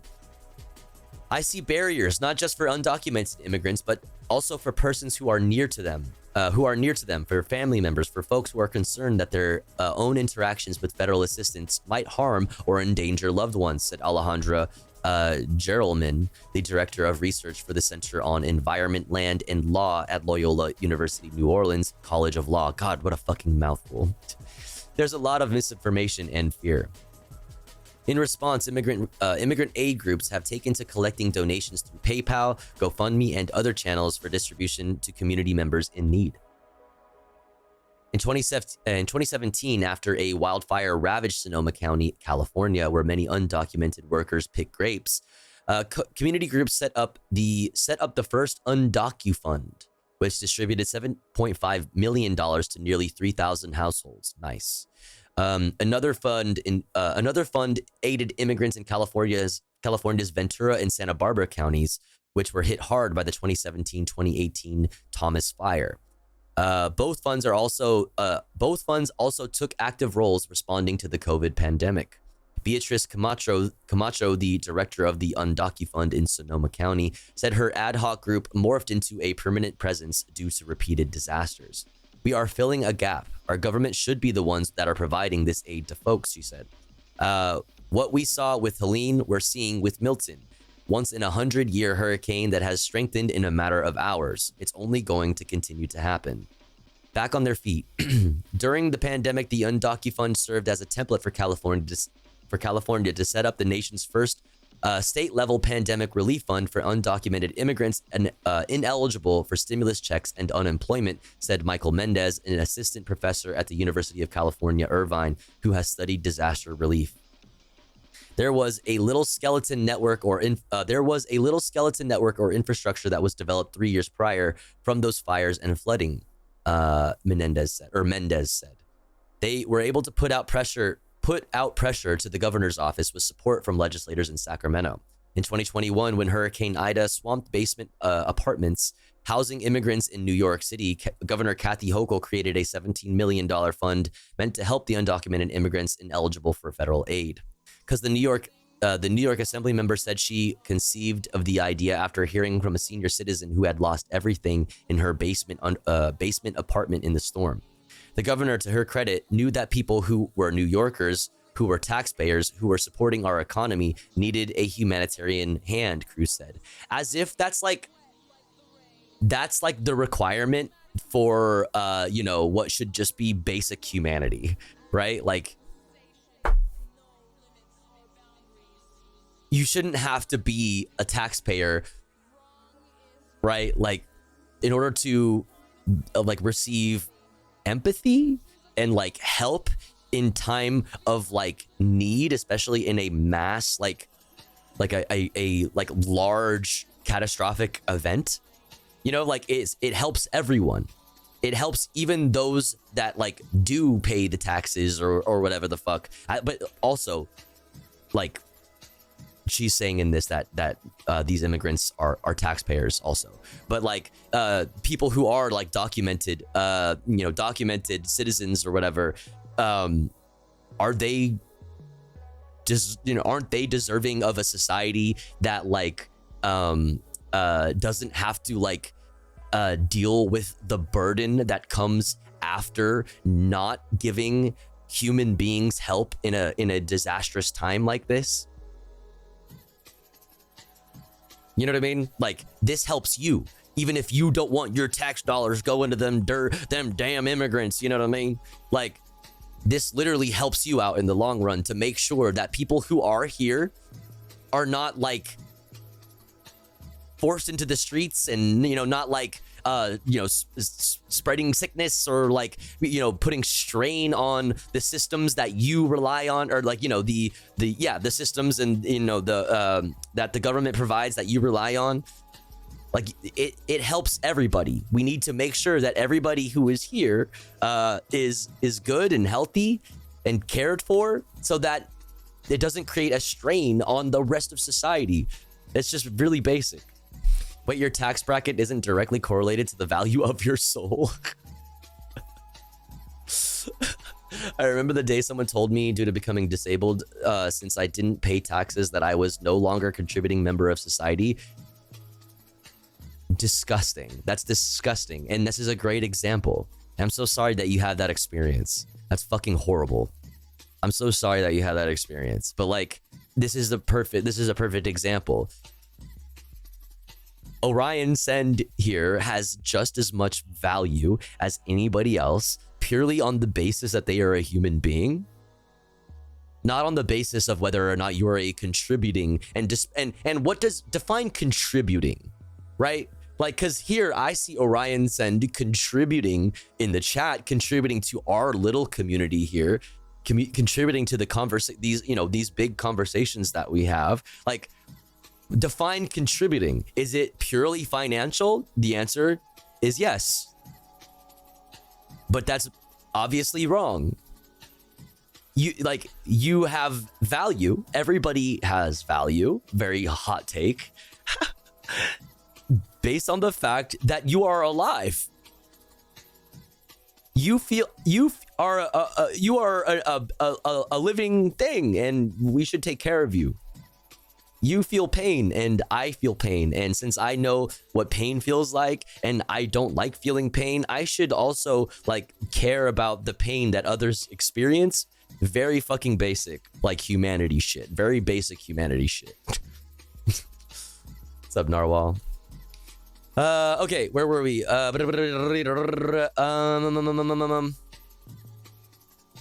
This is a way to get people back on their feet. So far, however, Cruz has not succeeded in convincing state legislators to make the fund permanent. Meanwhile, the amount of aid that states have at their disposal pales in comparison to the federal government.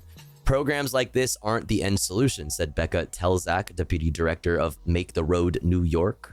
Make the Road New York, one of the nonprofits tapped to help distribute aid money. Obviously, the end solution should be changing the policy so that they're eligible for government relief. Yep. That part. Damn, that timing is so fucking perfect. Here's the article from The Intercept that we just read for you. Advocates for immigrants ask, what FEMA cash? There's that for you in the chat. Coming up next. Coming up next on the Tofu Ghost broadcast. You thought that these natural disaster, man-made horrors beyond our comprehension were only happening in Florida? Like I said, every day, yesterday, the day before, every stream this week, and pretty much like every stream for as long as I can remember, we have had at least one climate catastrophe story to cover. But no, today we have 2 northern Bangladesh floods, at least 8 killed and thousands left stranded in Bangladesh. All right. And then from there, we'll go into other international news. Samsung India workers reject settlement offer as strike continues. Elon Musk's Twitter is back in Brazil after complying like a fucking pussy ass, bitch ass, mark ass hoe with court demands. And then Dominican Republic escalates mass deportations of Haitians as gang violence worsens in Haiti. And then from there, we'll get into our Israel, Palestine, and Lebanon updates more broadly. Oh, yeah, we're not gonna look at this, but look how cringe. Look how cringe. Have you ever seen anything so cringe? Pretty cringe.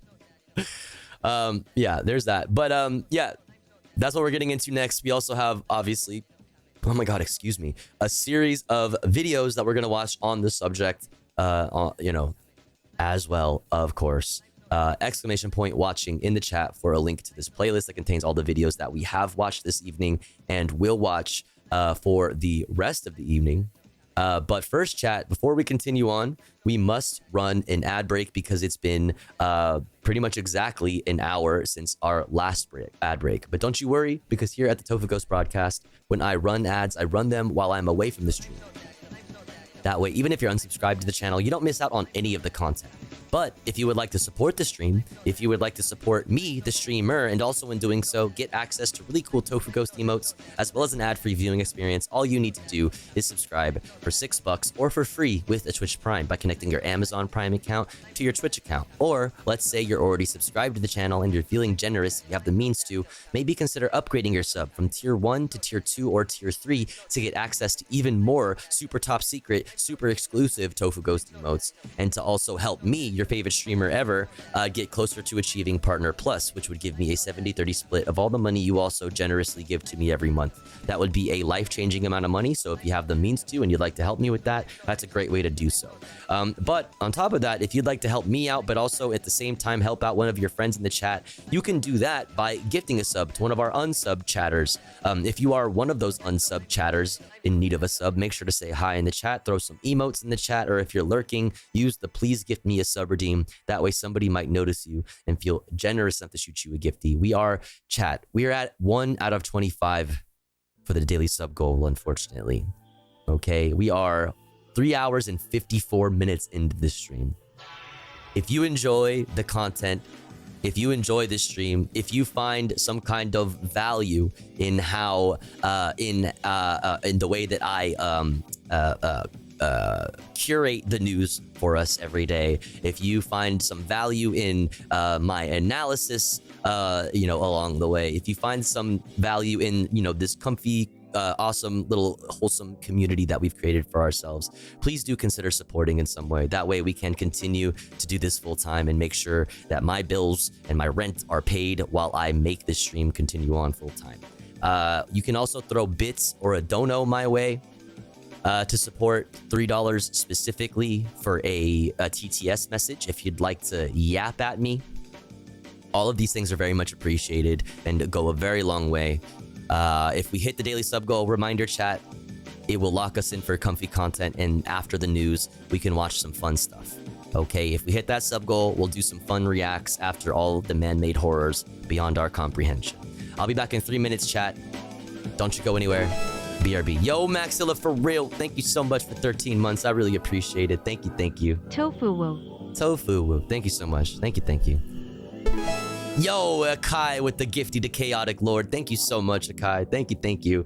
Putting us officially at 2 out of 25 now for the daily sub goal. Thank you so much. Very kind. I'll be back in 3 minutes. Don't you go anywhere, BRB.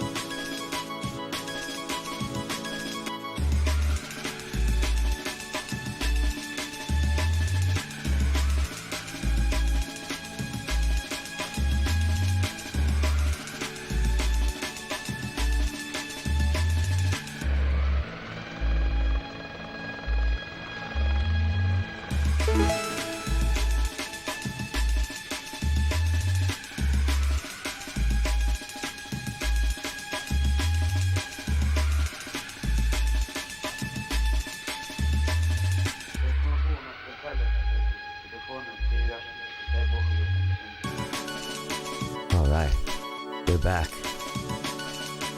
Thanks for waiting. Thanks for sitting through those ads. Sitting through the ads is a good way to support the stream, even if you don't have any money to throw my way. But speaking of supporting the stream, we are in a fucking hype train. Maxilla for real gifting a sub to Chocolate Mints. Thank you so much. Crow Magnetron gifting a sub to Where There Are 15. Holy shit, thank you so much. Akai gifting a sub to Chaotic Lord.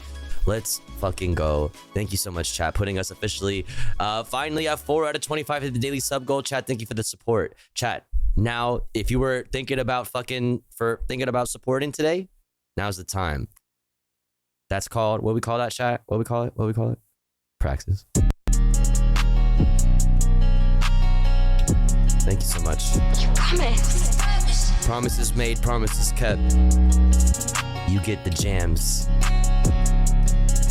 Sometimes I feel like Karl Marx, but that would be dogmatic. Sipping all this drink, I just spilled it on my fabric. If you have the knowledge, then you know you need the praxis. Red book on my lap, you can never catch me lacking. Sometimes I feel like Karl Marx, but that would be dogmatic. Sipping all this drink, I just spilled it on my fabric. If you have the knowledge, then you know you need the praxis.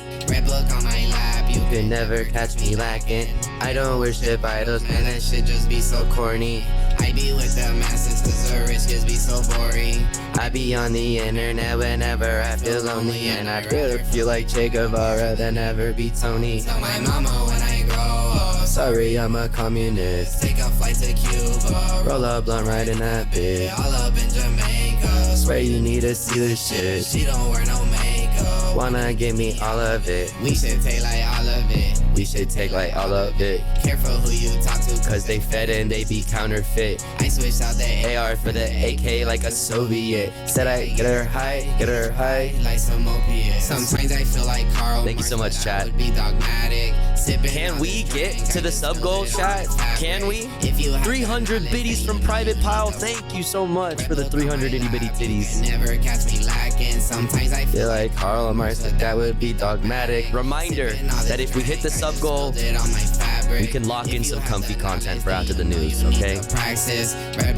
I know you want that because I know I want that. All right.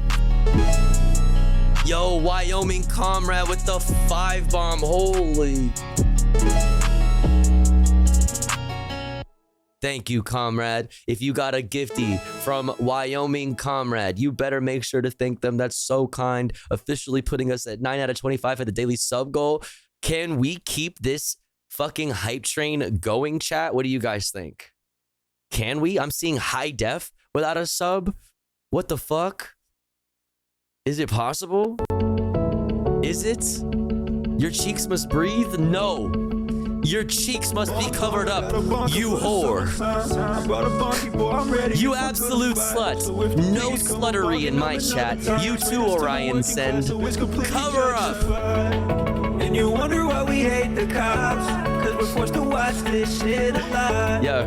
Solidarity could make it stop. Thank you so much, Wyoming Comrade. This one's for you. All drugs to the front, hold the juxtaposition. Just guns for Akai with the gifty to high def. Let's go. Just so you know, I brought some veggies and a can of beans. Now we got the water and stool for our family. Stay dangerous. It's okay to take a risk. Give a fuck about the police. Tactic with the gifty to Orion Send. Let's fucking go. Give me some dabs. Ooh, if you hate cops like me, then shake that ass. Ooh, if you hate cops like me, then yell a cab. Hey, if you hate cops just like me, then do the bonk dance, baby.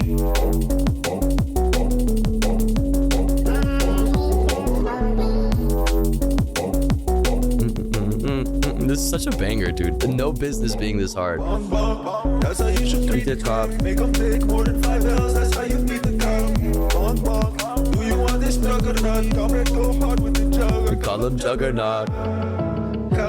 Going too off. Big old plastic jugs just like a boob job. You wanna know what I think when I was first? How that popped into my head. This shit is bonkers. Bong, bong, bong, bong, what the students say. From Columbia Uni all the way to Chat, we're at 11 out of 25 at the daily sub goal. Only 2 away from hitting the halfway point. 2 away from the halfway point. Almost there. Are you unsubbed? Say something in the chat. Spam some fucking emotes right now in the chat if you're unsubbed. If you hate cops just like me, then take that ass. Cops like me. If you hate cops just like me, then do the bonk dance, baby. This shit is so tight. I love it. The synth is also mildly percussive to help cover it up. It's the sparing but wild use of drums. You talking about this is like liquid D&B right here. Is this style of drums. Liquid. But thank you so much, you guys. Thank you so much for all the support. Thank you, Tech Tink for the gifty to Orion, Akai for the gifty to High Def, Wyoming Comrade doing some real comradely fucking shit and gifting out 5 community gift subs. We got Maxilla for real coming through with another fucking gifty, continuing the hype train. We're now only 1 sub away from being halfway through the sub goal. Reminder chat, if we hit the sub goal, we'll do some fucking comfy content, okay? We'll do some fun shit. All right, listen, if we could get, for the sake of time, because we do have a lot of news to cover, I'm going to get back into the news. But if you would like to continue jamming, all right, if you'd like to jam out some more, you know, and take a little break away from the fucking man-made horrors beyond our comprehension, you know, keep gifting. We got to hit that sub goal so we can do comfy content after the news. But for the sake of time, let's get back into the news. But like I said, it's up to you, chat. You can keep it going if you want. But northern Bangladesh floods. At least 8 killed. And thousands left stranded. Not good. Let's check it out.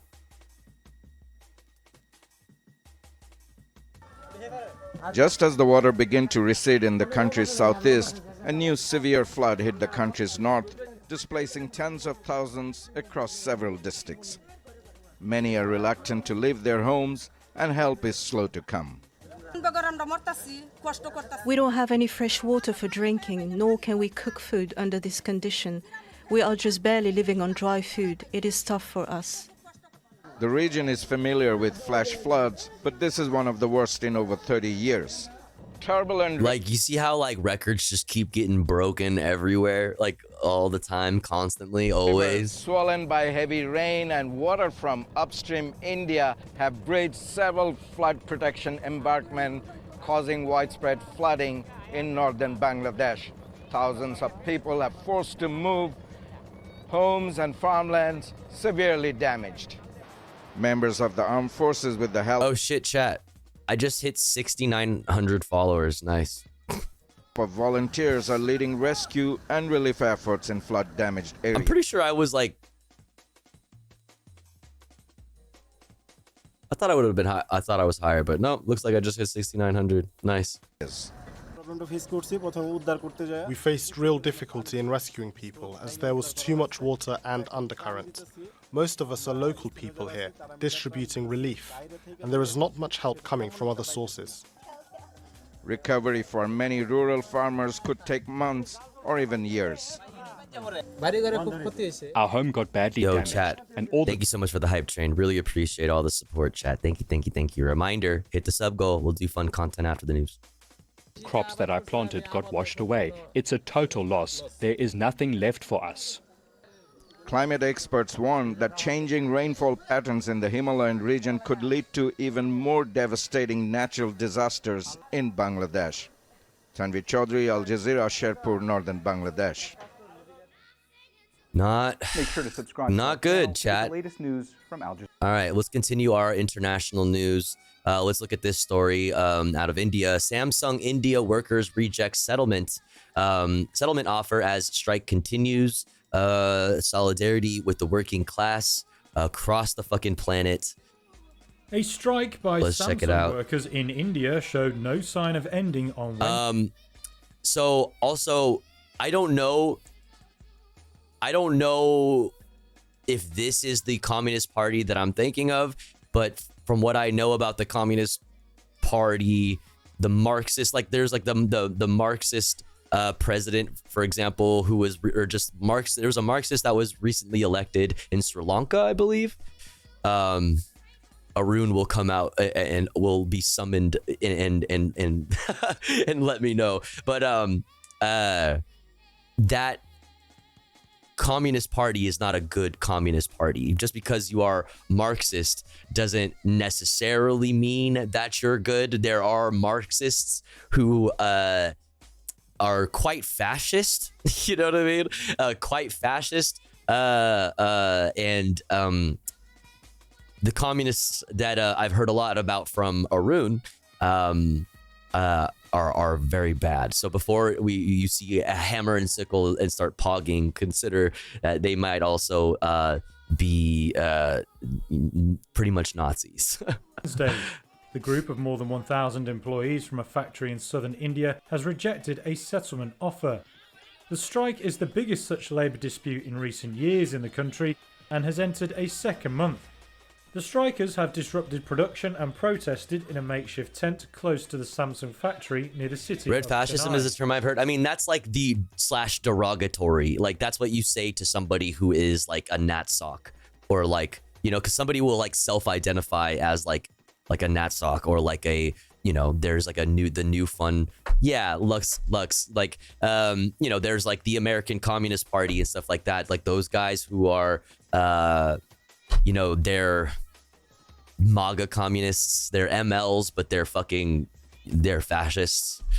They're just straight up fascists.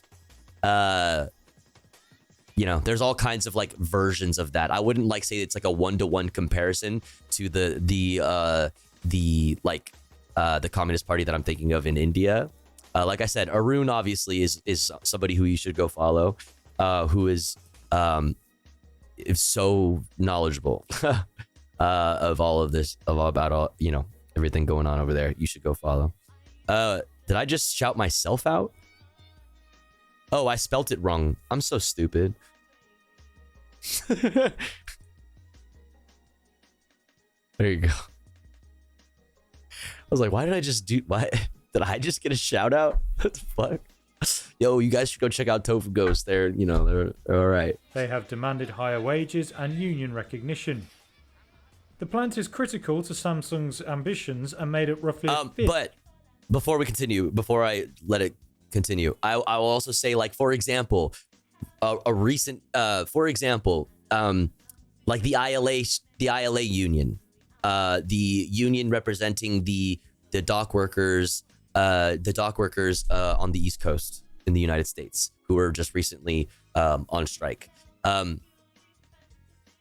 I stand in solidarity with the working class wherever they are.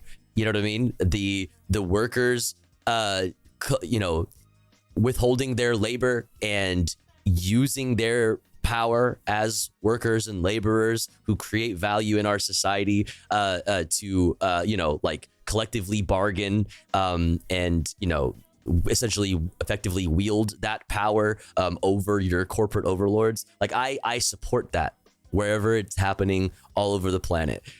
But it's also like you remember and you keep your little side eye, right? Because the ILA union, for example, is headed by fucking hogs who love Trump, and also who like made exceptions for their for blocking shipments if those shipments contained weapons. Like literally the exact opposite of what good unions like the UAW, for example, would do, right? Like they're like pro military industrial complex and pro, like, you know, weapons shipments to allies who are fucking conducting genocides, you know, shit like that. So it's like it's a messy world and nothing is like black and white, right? Nothing is ever really that like cut and dry and black and white, and things take a lot of nuance and yeah, just like support the working class wherever the working class is seizing back power from the corporate class, right? But also remember that some of those motherfuckers are fucking hogs, which is not to it should be looked at as a opportunity for the left. It should be looked at as an opportunity for the left, and not like a reason to like build walls, like keep your defenses up. Well, maybe I'm saying that wrong. Like to build walls up, it's an opportunity because so many working class people who recognize the value of unions are also like conservatives.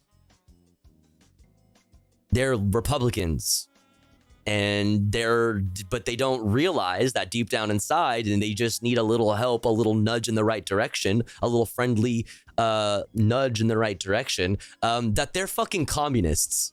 Okay, but what we need, right, is to like lift the economic boot off of the neck of the working class, and then they'll be more open to things like, oh, maybe, maybe like castes, just like my caste doesn't make me better than another person, to use like this, the example we have on the screen right now. Or maybe like because I'm, immigrants are okay, or like, maybe climate change is real. You know what? Maybe like gay people are not all that bad, and or maybe I'm gay.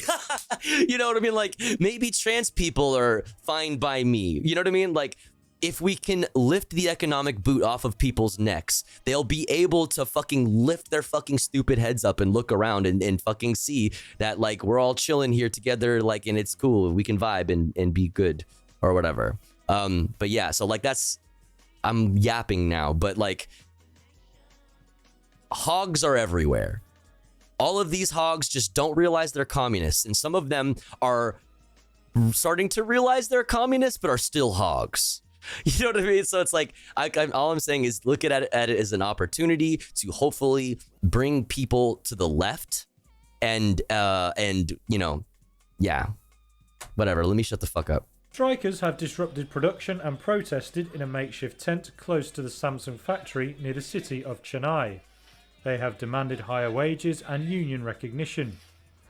The plant is critical to Samsung's ambitions and made up roughly a fifth of its $12 billion India sales from 2022 to 23. Samsung this week made a proposal to provide a monthly incentive of 5,000 rupees or $60 until March.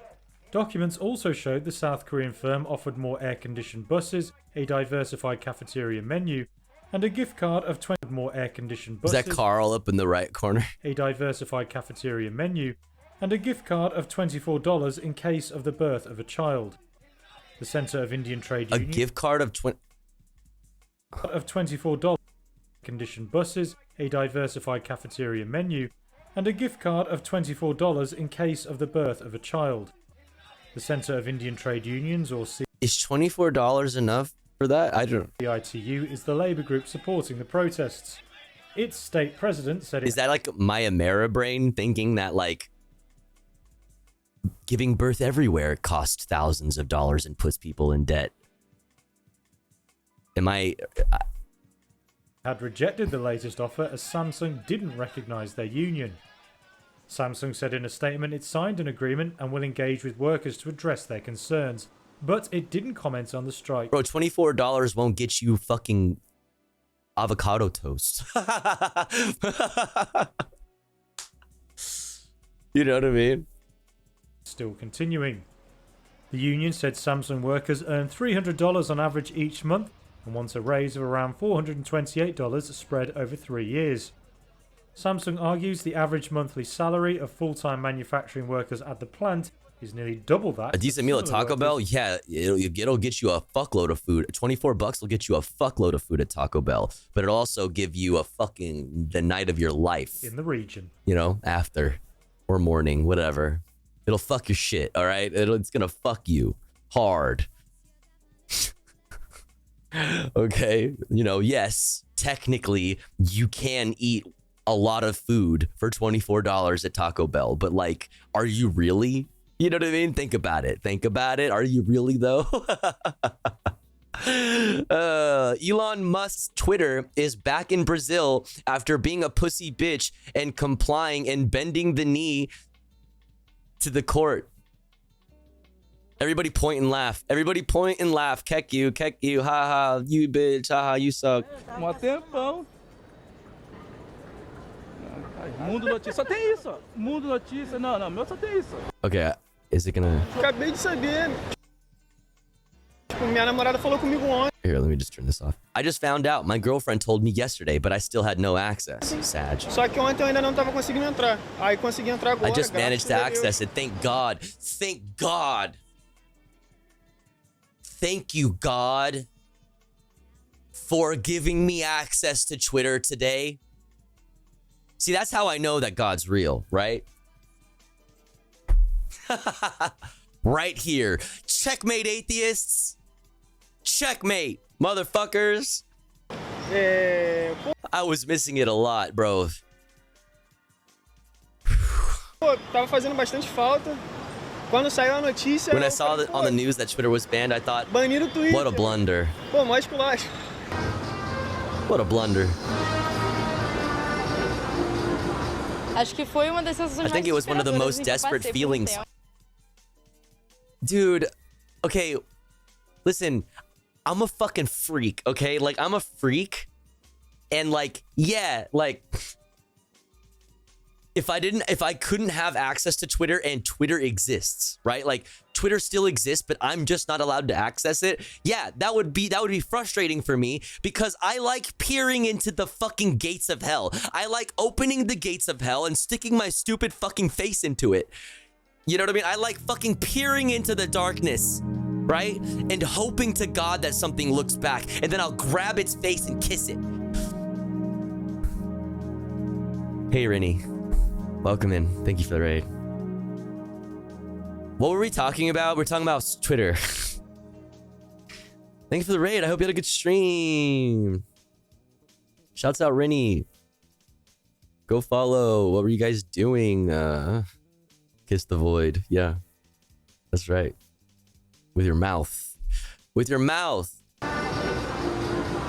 Acho que foi uma das sensações I think it was one of the most desperate feelings for some time. We ended up using Twitter a lot, posting our opinions a lot on Twitter. That's so true. She's literally just like me.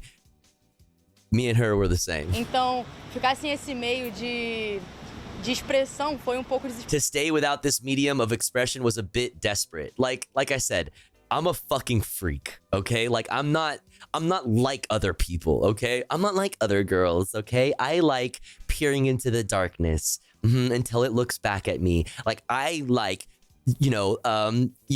staring into the eyes of man-made horrors beyond my comprehension, okay? I like doing staring contests with fucking evil. I'm a fucking freak. I'm a freak. I like following people on Twitter who want me dead. I like following people on Twitter who think that my existence is an abomination. That's where I'm at. So like, yeah, if I didn't have Twitter and Twitter still existed, I'd be a little frustrated because I'm a fucking bad person. But like when I see seemingly normal looking people talk about how they were thanking God for their access, for giving them access again to Twitter, and like you could be so much more, go spread your wings and fly away, right? Like, you're better than Twitter. Falando muito no Twitter, expondo nossas opiniões bastante no Twitter. Então, ficar sem esse meio de expressão foi pouco desesperador uma parte. A gente acho que I think that Elon Musk understood more or less how things work in Brazil, despite being one of the most influential. Okay, these are all they're all just Elon stans. So there's your answer. Agora acho que ele entendeu mais ou menos como funcionam as coisas aqui no Brasil, que apesar dele ser hoje dos homens mais influentes do mundo, no Brasil a gente In Brazil, we don't play this game. It has to be under our constitution and our laws. Otherwise, it does not work. Tem que estar debaixo do nosso regulamento. I mean, that sounds like a nation. That sounds like normal country stuff. All right, whatever. They interviewed like two of Elon's like fucking biggest, like strongest soldiers in fucking Brazil. That's crazy. I mean, that doesn't make you a bad person, just hurt. Oh, I'm just joking. I'm not being serious. I'm making a funny. But yeah. For sure. You're right. Absolutely. Absolutely. All right, let's see. Let's continue on. Dominican Republic escalates, mass deportations of Haitians as gang violence worsens in Haiti. The message from the Dominican Republic is clear. Haitians fleeing the violence at home should not seek refuge with their more prosperous neighbor. The two countries share the island of Hispaniola, but relations have long been hostile. And this week, the Dominican Republic began mass deportations of thousands of Haitians. We have been informed that the police are the ones carrying out the operations. It is a kind of persecution against black people and against all those who are presumed to be Haitians. The gang violence and poverty, synonymous with Haiti, are getting worse. Only last week, in the latest symptomatic horror, gang members entered a neighborhood of Pont-Sondé in the dead of night, setting fire to houses and gunning down residents as they fled. At least 70 people were killed, including 3 small babies. Struggling to cope with the return of thousands of people, Haiti requested an emergency meeting at the Organization of American States. Despite our efforts at dialogue, we report grave violations of the rights of Haitian citizens in the Dominican Republic, Haitians who went there looking for security and better opportunities. The international community agrees this policy of deportation is what it really is, a campaign of discrimination based on nationality and skin colour. It's immoral and reprehensible and in direct violation of fundamental international rights. The Dominican Republic said on Tuesday it is fulfilling a pledge announced last week to deport people living there illegally. Yeah, Haiti has been completely fucking destroyed, due like a history of fucking, like, just look at the long history of like Western influence, Just look at the long storied history of fucking just getting completely fucked. By the West. And now to this day, all of the chaos that's happening in Haiti, guess where all of the guns used on all of the sides come from? The American guns are like flowing like into Haiti. They just like, they're everywhere. And live in the Dominican Republic trying to escape a country in collapse. And a UN-backed mission led by Kenyan police that launched earlier this year is facing a serious lack of funds and manpower. Zaid Basravi, Al Jazeera. Yeah, Sailor. Make sure to subscribe to our channel to get the latest news. Subscribe. Like and subscribe. Like and subscribe. Okay. Now, let's move into our Israel, Palestine, and Lebanon portion of the stream to get our updates. Over there are on, those subjects. Let's see. What will we start with? What time is it? 3:20? God damn. Okay. All right. We're going to speed run some of this here. We're going to start off with this from Al Jazeera, not in our name. CU's Jews for ceasefire group calls for peace amid Gaza war escalation. And then from Reuters, Arab Americans mourn lives lost in Israeli strikes on Gaza and Lebanon. And from there, we'll look at an Al Jazeera cameraman being injured by Israeli gunfire. From Al Jazeera, more civilians in Lebanon displaced. And in dire need amid Israel's battle with Hezbollah, says a PBS NewsHour. We also have a couple pieces here from Democracy Now! Mataz Aziza, acclaimed journalist from Gaza, on photographing war and making art from the pain. And also the first live-streamed genocide. Al Jazeera exposes war crimes. Israeli troops filmed themselves. And I also have these articles here from The Nation. One from The Nation, Israel invaded Lebanon because the United States let it. And then from Mondevice, Chevron fuels apartheid and environmental devastation. The BDS movement renews its campaign. Let's get into it. Thank you, Vox.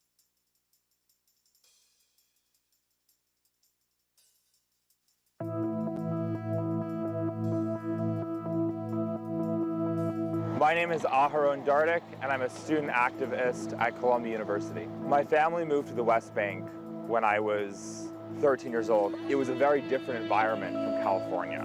My process for reevaluating my own beliefs was a gradual one, but truly I would say the March for Return, when Trump moved the embassy from Tel Aviv to Jerusalem, was a very pivotal turning point for me, as I was able to see what was effectively a peaceful protest met with a tremendous amount of violence from Israeli security forces. I was unwillingly drafted into the IDF in 2020. I conscientiously objected to the lead up to the 2021 Israel-Gaza war.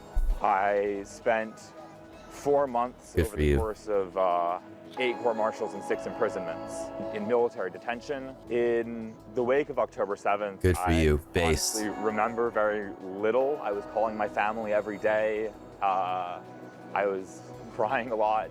In my grief, also realized that there didn't feel like a place for me to authentically organize on campus with the language that I wanted to use and with the message that I wanted to put forward.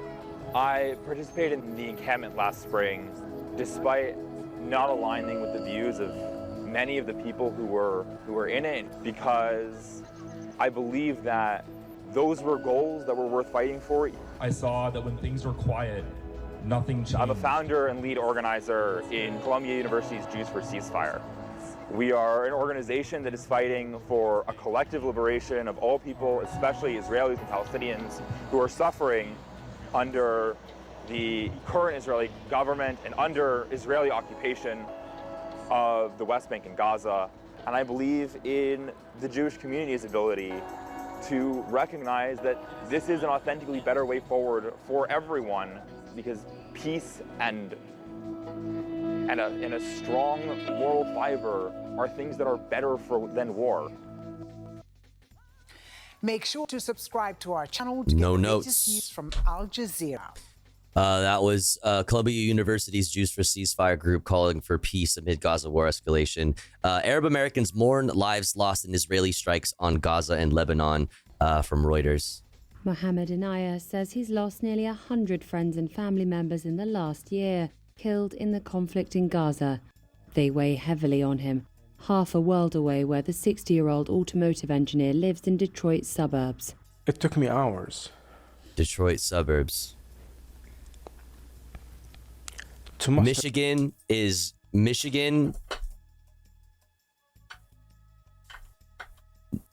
Dude, you just said fuck you to so much of Michigan. You know what I mean? I'm speaking to like the Democrats, you know?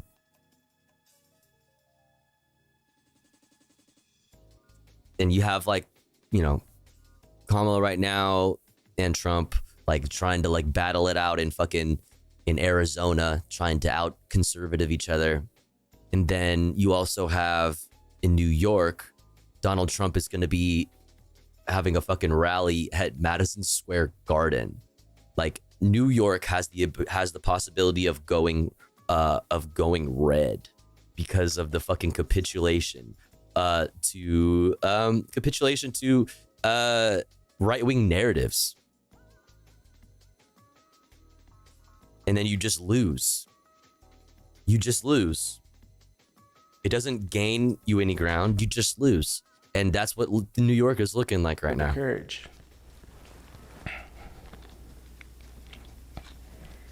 to start reading the names. And as painful as it was, each name I read, I wasn't thinking about them. I was thinking of the people who have survived them. And I was measuring my pain and imagining their pain. And my pain was immeasurable. And that led me to feel worse about the situation because thinking about their pain. And I was hoping that they would be numb. You need to go through emotions. Mohammed questions whether the US has supplied the weapons used against them. He says America embraced him when he arrived at 17 and that he's built a good life. But he struggles with the contrast between American acceptance. Wait, was that an In-N-Out He's built sign? a good life, but he struggles with the Oh, that's tight. Oh wait, no, that's a McDonald's. No, never mind. contrast between American acceptance and the violence inflicted on his family. Although the US military isn't directly involved in attacks on Gaza, it remains Israel's largest.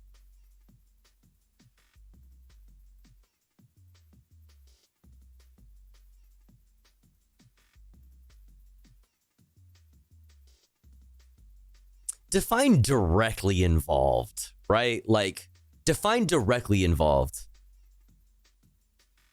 How many Americans are over there? How many Americans, Zionists, went over there to serve? How many dual citizenships are IDF soldiers? Like, how many of the weapons and munitions were all American companies who made them? Like, the state of Israel has a robust social safety net because the United States for decades and decades has been giving it billions of dollars annually. Billions of dollars annually. Pre-October 7th for decades.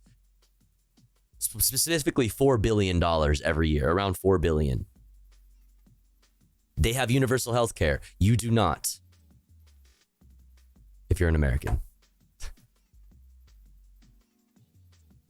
Weapons supplier and has provided substantial military aid.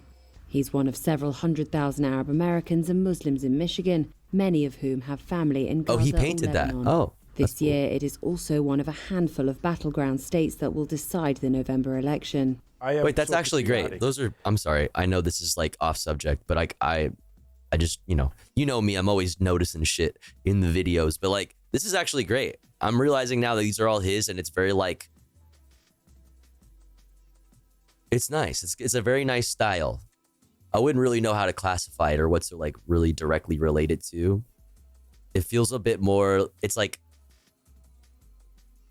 Norman Rockwell and it's like Americana, but like it's, I don't know, more architectural. I don't know, like I'm not a fucking art major to be able to really put like words on it, but I really like it. It's really interesting.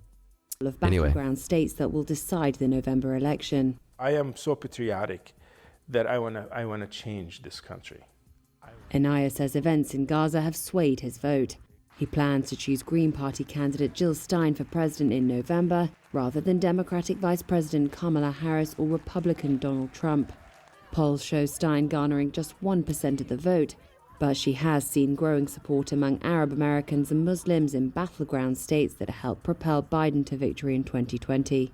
In Michigan, and to like finger wag at them and be like, oh, you sillies, you don't know what's good for you. You don't know what's good for yourself, but I know what's good for you. I know better than you, okay? Oh, I finger wag at you. Oh, you're voting for Jill Stein. You know what I mean? Like you know my take. I don't want to repeat my same old fucking electoralism fucking spiel over and over again. Fuck, it's so annoying to have to do that. But like, to those that are finger wagging at them, like I know better than you silly, minority group. You don't know what's good for yourself, minority group, but I know what's good for you, minority group. You know what I mean? Oh, you're voting for Jill Stein? Oh, that's crazy. You know what I mean? Like, oh, you're upset that like your tax dollars and your elected officials are sending money to kill your family members and sometimes American citizens. Oh, you're mad about that and you want to do a fucking, you want to like vote your conscience because you can't bring yourself to vote for somebody who is killing you or your family members? Like, imagine finger wagging at people like that. That shit pisses me off to no end. I know better than you. I know better than you, and I can't believe that you don't know what's good for yourself. Shame, shame, shame, you silly little minority group who is experiencing oppression across the world and sometimes straight up death at the fucking hands of your own goddamn government. Finger wag. Trump beat Hillary Clinton in 2016 by 11,000 votes, but lost to Biden in 2020 by 155,000 votes. Political scientists say the 2024 election is too close to call. 37-year-old Hussein Dabaje grew up in Dearborn, a place that has one of the highest percentages of Arab Americans among U.S. cities. Lost. He first visited his ancestral home lost of Lebanon the vote in 2017 and has returned many times since.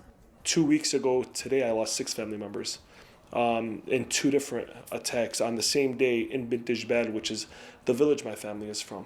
Finger wag, I don't care about your trauma. I don't care about your experience. I don't care. I know better than you. I know better than you. You better vote blue or else it gets the Trump. Says Gaza, and now the strikes in Lebanon, is taking its toll on his community.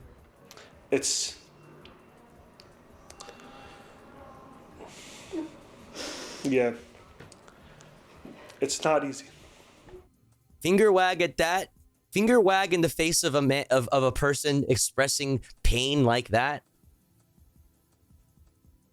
And you do nothing but show your fucking soul. You show your whole ass fucking soul, and it is fucking looking cold. You know what I mean? It's looking cold and dark and lonely in there.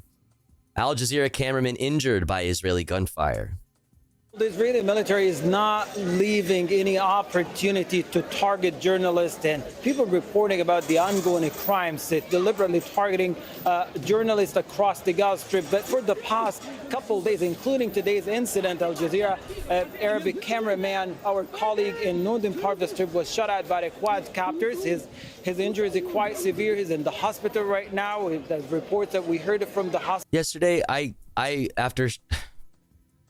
I was trying to go to bed after stream, and the first thing I fucking saw on my fucking timeline when I opened up my Twitter on my phone was a little girl who had to be no older than like 12, no older than that, like 9, 10, 11, 12. And she had like paper, like she had like paper or like tissue paper, like folded and like wrapped around her neck, and she was trying to hold it while blood was just gushing out of it and covering her shirt. And like the look on her face, the look on her face was just like, it was just like, I don't know how to explain it. It was like frozen. Like it was like she was just like frozen in fear. And just like, it was the most, I don't know how to explain, like right now it's making me like tremble thinking about it. And like, she was shot by an Israeli sniper.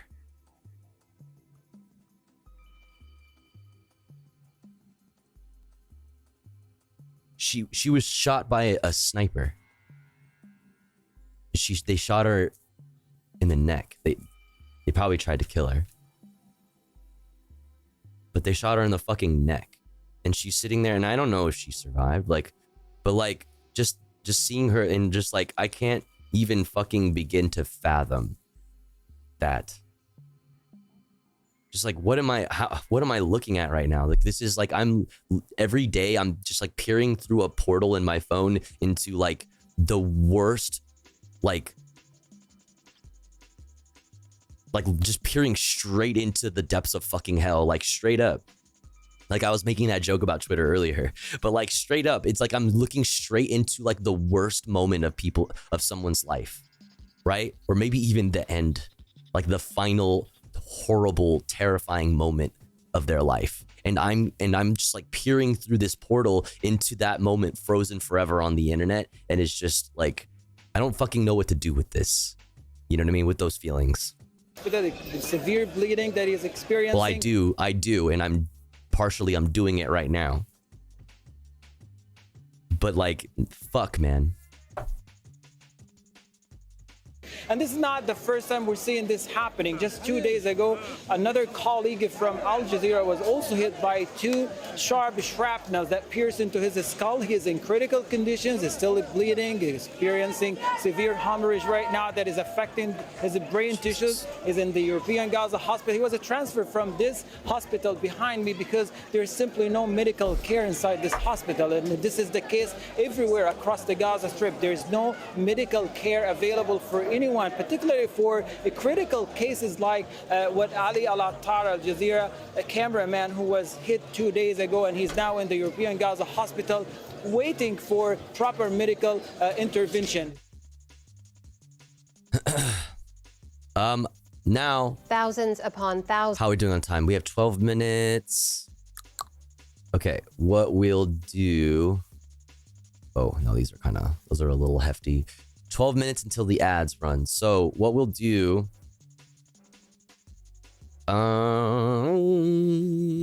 Yeah, okay, we'll just do this now. We'll run this from PBS, and then we'll hit the ad break. And then when we come back from the ad break, we'll try to read this from The Nation. Israel invaded Lebanon because the United States let it. And from Mondo, this also from Mondo Ice. This will be the one that we put on the chopping block if time ends up being more of a crunch, because we've talked obviously widely about this. Like, we've talked so much about this. Israel, yeah, so we'll read that, and then we'll look at the Democracy Now! Pieces. Mataz Aziza, acclaimed journalist from Gaza, on photographing war and making art from the pain, and also the first live-streamed genocide. Al Jazeera exposes war crimes Israeli troops filmed themselves, also from Democracy Now! And a reminder, too, that if we hit the sub-goal chat, we can do some fun content, some chill shit to wind down and enjoy after all of this if we hit that sub goal. But let's just do this to knock it out, and then we'll do the ad break and go from there. Thousands of Lebanese are fleeing Israeli bombing across southern and central Lebanon as Hezbollah continues its rocket and missile fire into northern Israel. As fears of an all-out regional war mount, special correspondent Layla Milana Allen sits down with the Lebanese official managing the humanitarian response in a country that was already on its knees before this latest conflict. Earlier today, 90 Hezbollah missiles were launched across Lebanon's border into Israel, after what many here saw as a bold provocation yesterday. Damn. IDF soldiers planting an Israeli flag in Lebanese territory on the southern border. And Israeli Prime Minister Benjamin Netanyahu issued a warning to the Lebanese people. Like, so is the war with Hezbollah, like the fights with Hezbollah, but you're planting the Israeli flag in the ground like you're at Iwo Jima? Like, limited incursion, You have an opportunity to save Lebanon. Yeah. Expanding past the UN buffer zone, are we? Planting flags, are we? Before it falls into the abyss of a long war that will lead to destruction and suffering like we see in Gaza. In the south, the IDF continued its campaign by air, land, and sea, laying waste to Lebanese farming villages and hundreds of homes. Those Hezbollah farming villages, you know what I mean? Get fucked. All the fucking livestock, all the fucking, you know what I mean? All the crops get raised. It's in the capital, Beirut. Fresh waves of airstrikes. This has become the new normal for Beirut's skyline at night. A large strike has just come in behind us in the southern suburbs. A ball of red fire and then black smoke spreading across the sky. These strikes come in now every hour overnight, bringing down huge high-rise buildings and decimating this part of the city. As the death toll in Lebanon passes 2,100. 2,100 dead. 10,000 wounded. More than one, because it was 1.2 million displaced like last week. It's more than that now. More than 10,000 wounded. The NewsHour sat down with the man heading the crisis response, Lebanese Health Minister Dr. Firas Abiad, one of the few politicians in the country respected almost universally for his clean record and bipartisan attitude, who accused Israel's military of targeting civilians. It's the definition of carnage. We have been in previous wars But we have never seen this level of indiscriminate attacks on civilians. Whole residential buildings collapsing completely, killing everyone who is in that building. How can we have excellent intelligence, knowing exactly who we're targeting, but at the same time claim that we don't know that there are civilians and that these were... Is this like a dubbed over, or am I happening? Am I having a stroke? Collateral damage. The only logical explanation is that we know exactly what we're doing, but we don't care. Israel says that it is targeting Hezbollah operatives and leadership, and they have been able to eliminate a large number of Hezbollah commanders and weapons depots in these strikes. So does Hezbollah not have a responsibility to remove civilians from those areas, or remove themselves and their weapons from areas where civilians are living? I love the framing. I love this framing still too. Okay, like they're getting at good like information here, right? That's actually painting things in a pretty let's say not good way for the state of Israel. And then they're all like, well, couldn't like Hezbollah, like, you know what I mean? Like, couldn't like the GOP, couldn't the Republican Party just like get out of like civilian areas? Like, couldn't the Republicans just like leave, right? And stop using all of the people around them, around all of the Republican infrastructure, Republican headquarters in every state, you know what I mean? Like, couldn't they just like leave, right? Well, how come, well, do you see how like that's not how that works? Okay, you can't just run the same playbook in Gaza. I mean, they can, and they are. But like, you can't just run the same fucking playbook and expect none of us to fucking, see exactly what the fuck is happening here. It's so fucking obvious, right? And anyone fucking, justifying it is like purposefully, in bad faith, doing like, doing insane mental gymnastics in order to fucking spin some fucking, bullshit.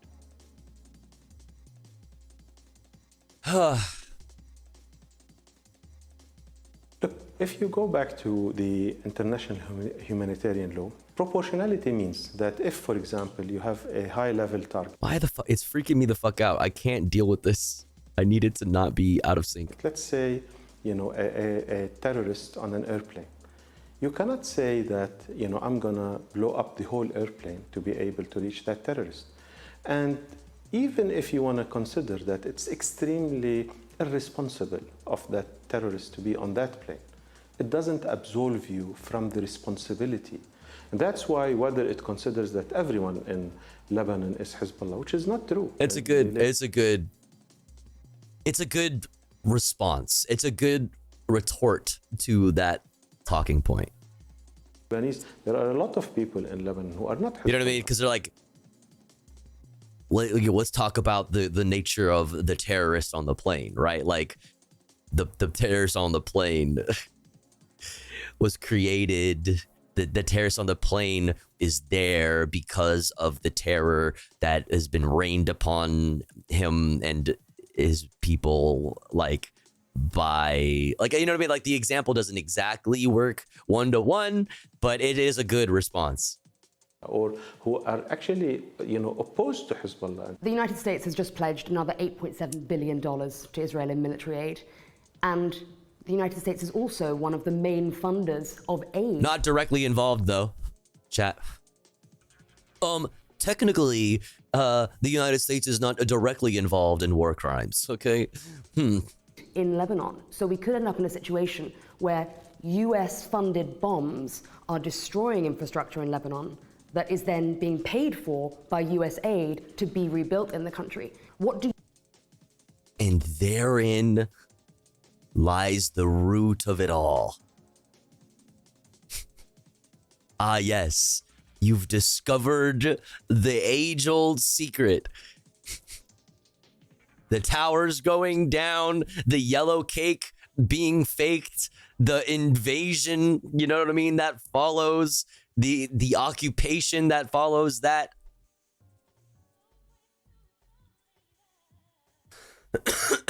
and the follow-up with companies like Halliburton. You know, like the towers following the invasion happening and Halliburton cleaning up, and just everybody's fucking happy. You know, it's the age. It's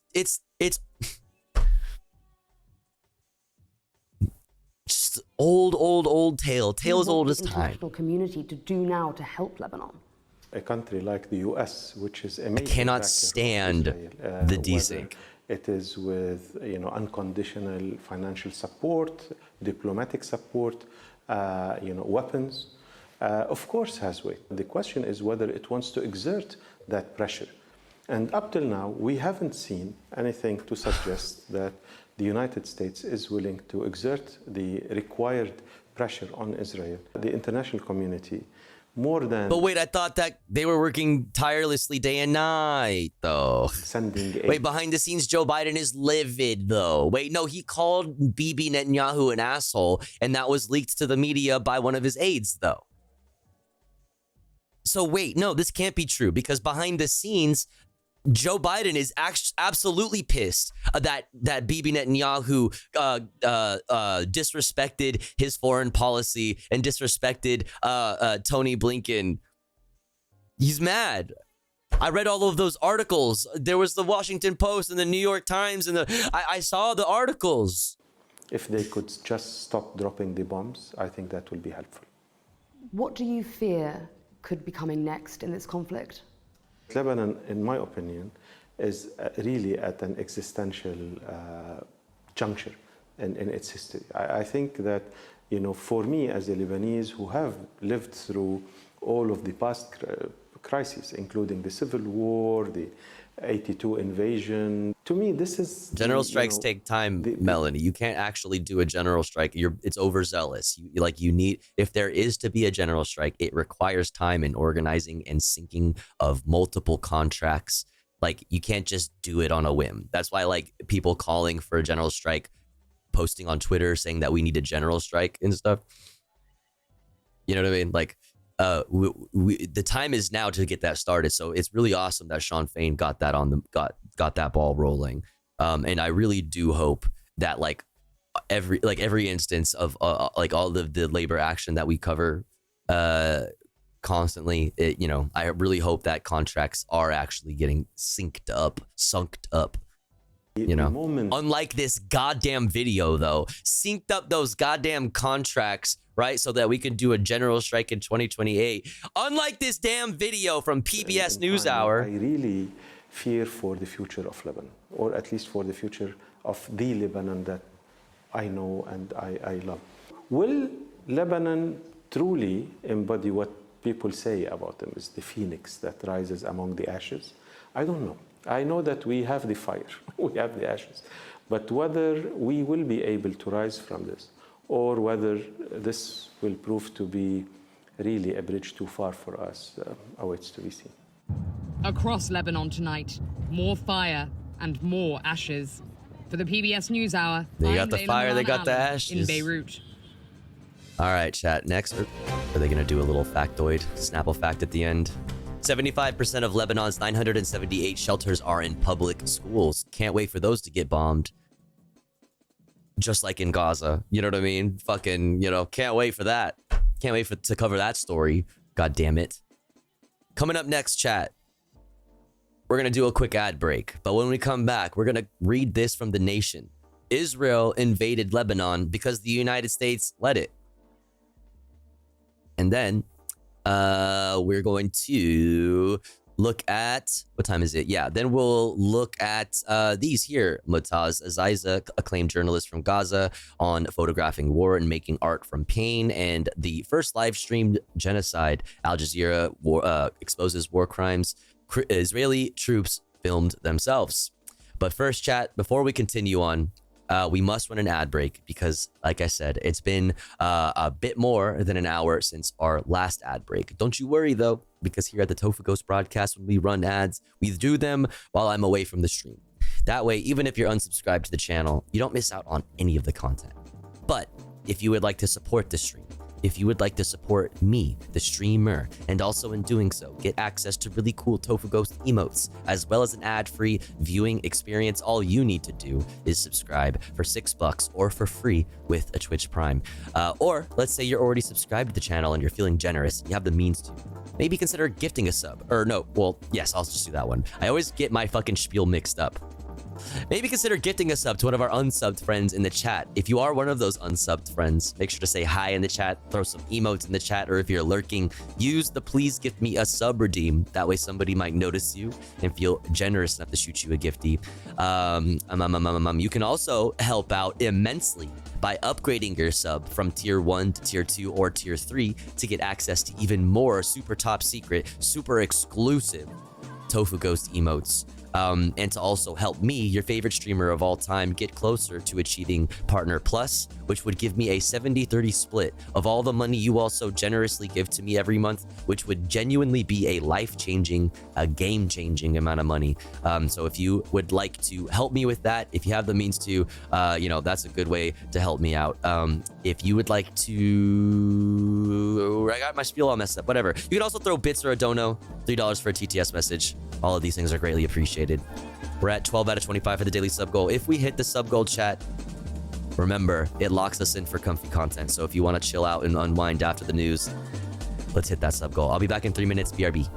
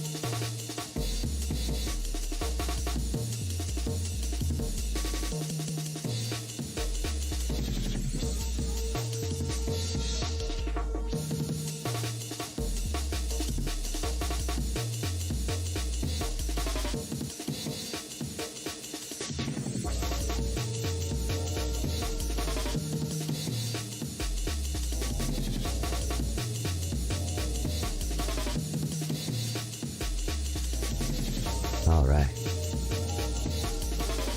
We are back. Thanks for waiting. Thanks for sitting through those ads. Sitting through the ads is a good way to help out the stream. But we're back. All right. And where were we? Where were we? What's up, Sisyphus? What's up, Catboy? Oh my god, is that a new emote? Doodle emote? That's so cute. Doodle smash. Doodle smash. Hell yeah. Hell yeah. Hell yeah. Okay, we're back. Where did we leave off? I don't remember. Oh, of course. Oh, but of course, yes. But of course. Let's check this out from The Nation. Israel invaded Lebanon because the United States let it. What's up, Fellini? What's up, Lionheart?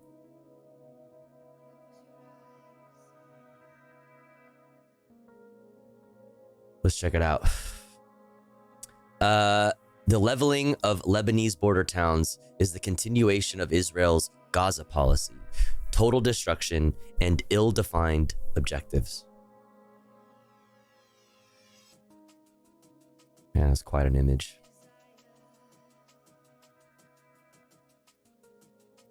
The threats had come so often, in so many forms, that its start came without much fanfare or outside attention, which is surely how Israel preferred it. There was no massive movement across the Lebanese border, no simultaneous assault from air, land, and sea that blockaded all corners of the Lebanese state at once. Instead, Israel ramped up its airstrikes on South Beirut, issuing pinprick building-by-building evacuation orders. Then the announcement came through the Israel Defense Force channels. Israel wasn't invading Lebanon.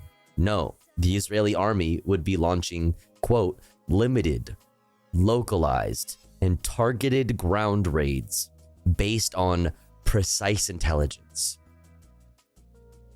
against Hezbollah and southern Lebanon. No need to fear. Israel was engaging in careful, legitimate self-defense by sending its troops into a sovereign state. Despite Israel's insistences that it has been pursuing only something limited and precise, the actual invasion has been anything but. On September 27th, Israel dropped more bunker buster bombs in one assassination operation in South Beirut to kill Nassan Nasrallah, in South Beirut to kill Nassan Nasrallah, a densely packed suburb, then were dropped during the entirety of the Iraq War. Wait, on September 27th, Israel dropped more specifically bunker buster bombs. Okay, I was like, more bombs than, I was like, I listen, like, they're going crazy, but like, I don't know about that on one day. I don't know how that would be logistically possible, but they're saying like dropped more bunker buster bombs in one assassination operation in South Beirut to kill Hassan Nasrallah, then were dropped during the entirety of the Iraq War, which is pointing to for all of the atrocities and crimes against humanity that were in fact done, in Iraq, at the hands of American soldiers, and others, and other countries, other countries. Despite all of those atrocities, it was still, which is unbelievable to think about, a way more efficient operation when it comes to precise strikes, using precise intelligence to do precise strikes that yielded minimum, I'll say, which is still whatever, you get where I'm coming from, a minimum indirect, or what is this fucking term, why am I blanking, accepted collateral, civilian collateral, is that the right term? Whatever. The United States was way more efficient about that. And like I said, there was no shortage of crimes against humanity, no shortage of war crimes, in that operation. Now, considering that, That's how fucking bad Israel is and how blatant how Israel's behavior is. You know what I'm saying? So like there is, despite the ability and the technology, the capability, the technological capability to do so, they are not engaging in precise bombing, precise strikes and precise operations using intelligence. They are carpet bombing. They are bombing indiscriminately, blatantly, very fucking obviously. Which is why, like I keep saying over and over again, in order to justify it, you really do have to just like hope that people don't have like eyes. You know what I mean? And can't like see what the fuck is happening here. Just hope that they're fucking stupid and very easily gaslightable. And just like make up some fucking bonkers shit that requires insane levels of mental gymnastics,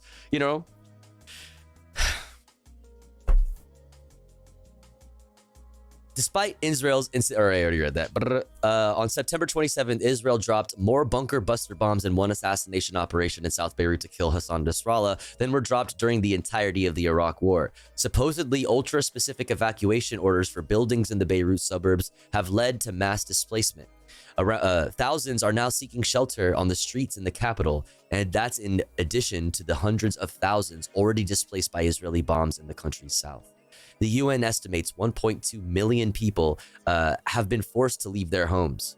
Indeed, what was once an operation supposedly designed to push Hezbollah behind the Litani River may now be an operation to push Hezbollah behind the Awali River, about 20 miles further north. In addition, Israeli airstrikes are now hitting cities farther north than the Awali, farther north than Beirut, hitting Palestinian refugee camps near Tripoli.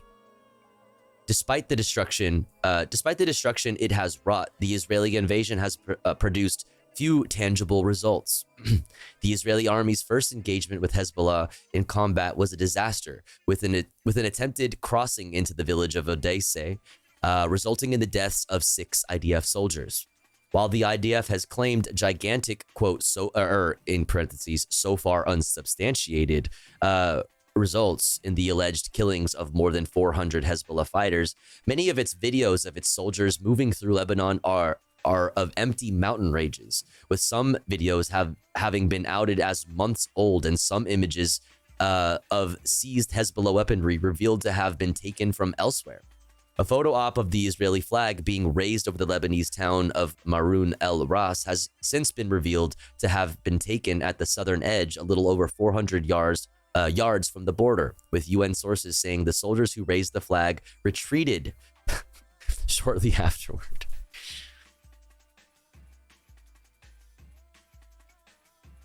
Wait, is the hope thing really coming back? Whatever. If the true intent of the invasion was to stop Hezbollah's barrages and allow residents to return to northern Israel, things have only gotten worse. Hezbollah has expanded the range of its rocket barrages to Haifa, even launching ballistic missiles toward Tel Aviv. I think they meant to add like toward or something here, Tel Aviv. Israel's missile defense system is revealing its limitations as Haifa continues to be bombarded with Hezbollah rockets that regularly make impact, and Iranian ballistic missiles appear to be hitting Israeli military bases in the south, despite Israeli reports to the contrary. This playbook may sound familiar to those who remember the invasion of the Gaza Strip and the IDF's ongoing operations there.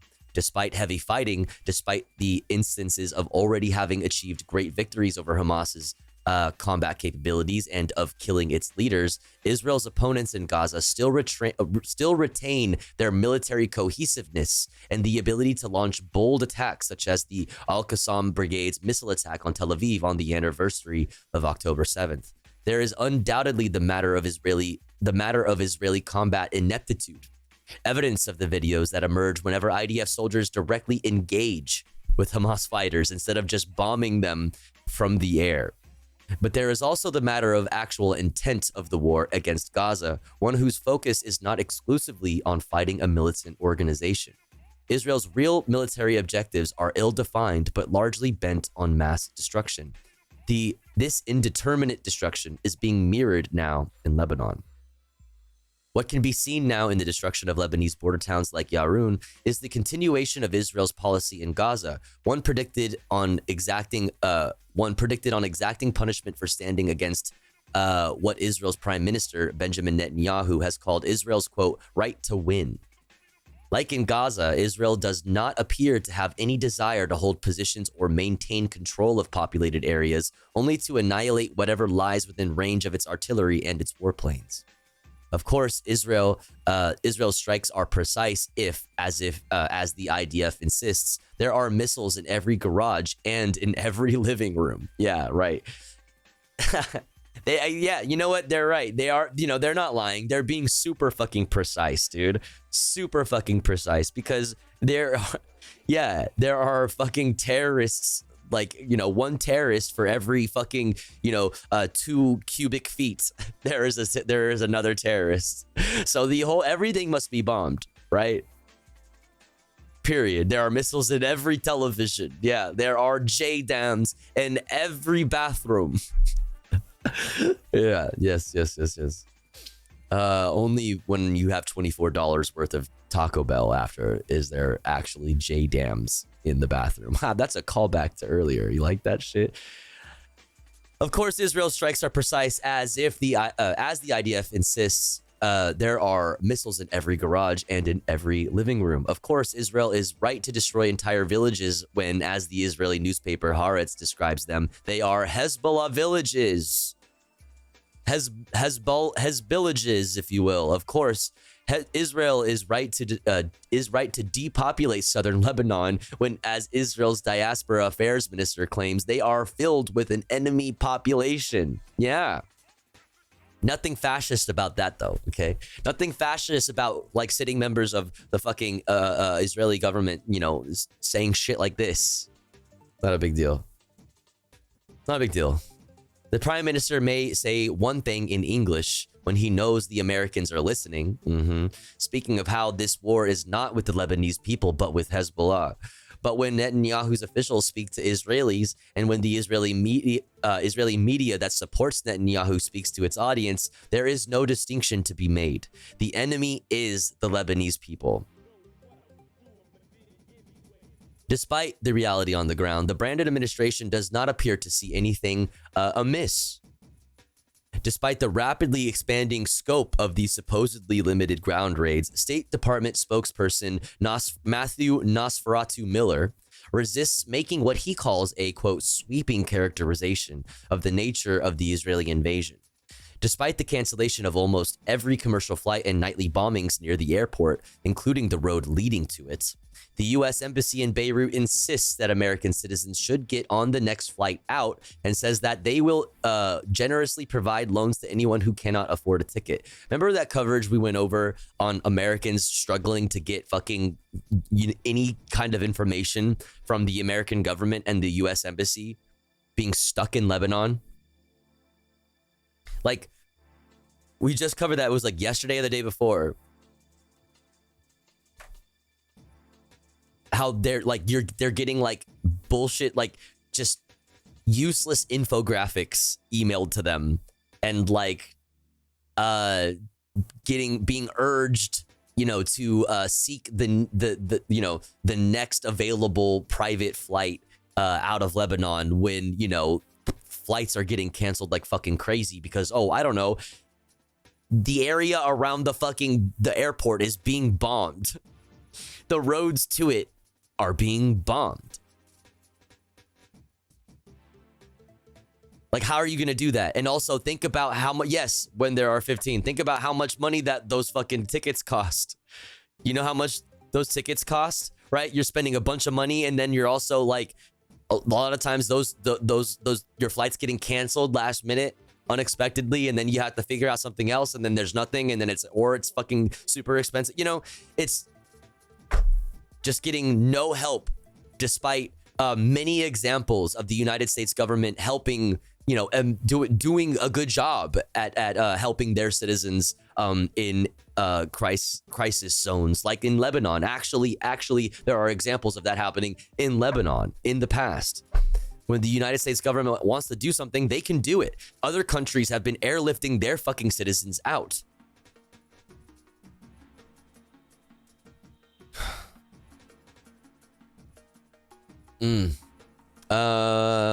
Loans that people will have to pay back, of course. Oh, so also that. Within days of the Hamas-led attacks on October 7th, American citizens in Israel received government. There you go. See, here's what I'm talking about. Perfect. Within days of the Hamas-led attacks on October 7th, American citizens in Israel received government-chartered flights out of Israel, despite the continued operation of Ben Gurion Airport. When Israeli strikes kill U.S. citizens in Lebanon, State Department spokespeople call them non-citizens, perhaps hoping nobody will bother correct them. And then you have Matthew Nosferatu Miller standing up at the fucking podium, saying that, yeah, and you know what? A lot of them don't even want to leave. You know what I mean? Listen, they may be technically American citizens, but a lot of them just like actually that's where they, you know, they actually just want to stay there, right? As if like there aren't like whole ass just like purely Lebanese citizens that are like trying to get to like flee to safety also, right? Like, oh no, there's like, you know, they may be like technically also like American citizens, but like actually like they're choosing to stay there. You know, it's not like us, you know, only like emailing people like useless infographics and telling them to try to fucking buy their own flight out if it's available. America is not some bewildered bystander. It enables Israel's war by sending it weapons, providing intelligence, and protecting it from any checks the international community attempts to implement. The U.S. is also advancing its goals inside the Lebanese state. Axios reports that the U.S. is pushing for the election of a president in Lebanon now while Hezbollah is weak and disorganized. That's so crazy. No, this is bullshit. The United States never, ever tampers with other elections. No. That's only something that China, Iran, and Russia do to us because they're bad guys and we're good guys. We have never ever attempted to manipulate the election of another sovereign government. We have never done that. There has never been a coup. We've never couped any governments. No, we've never done that. No, shut up, chat. That's not happened. Don't Google it. There's never been a coup. We've never overthrown any governments. There's never been any death squads. No. Don't Google it. Axios reports that the U.S. is pushing for the election of a president in Lebanon now while Hezbollah is weak and disorganized, hoping to perhaps, I think they meant to say, the head of the Lebanese army, Joseph Aoun. Lebanon's presidency has been vacant for the past 2 years since Michael Aoun, no relation, left office, with Hezbollah's parliamentarians and their allies pushing for the election of the Maronite Marada movement's Suleiman Frangi and largely blocking the election of the independent candidates. While the presidency is not as powerful as the prime minister, the Lebanese president's ability to appoint a new prime minister can confirm the cabinet means he would have the ability to displace Hezbollah's power from government. Hezbollah currently holds 2 portfolios, labor and transport. Israel is similarly pushing for regime change in Lebanon. Netanyahu and Israeli state organs have been pushing for a kind of civilian uprising against Hezbollah. Dahia doctrine. Like, yes. There's like the, you know, Dahia doctrine. They try to fucking make the civilian population suffer so fucking much that they turn against their fucking, you know, these entities. In this case, Hezbollah.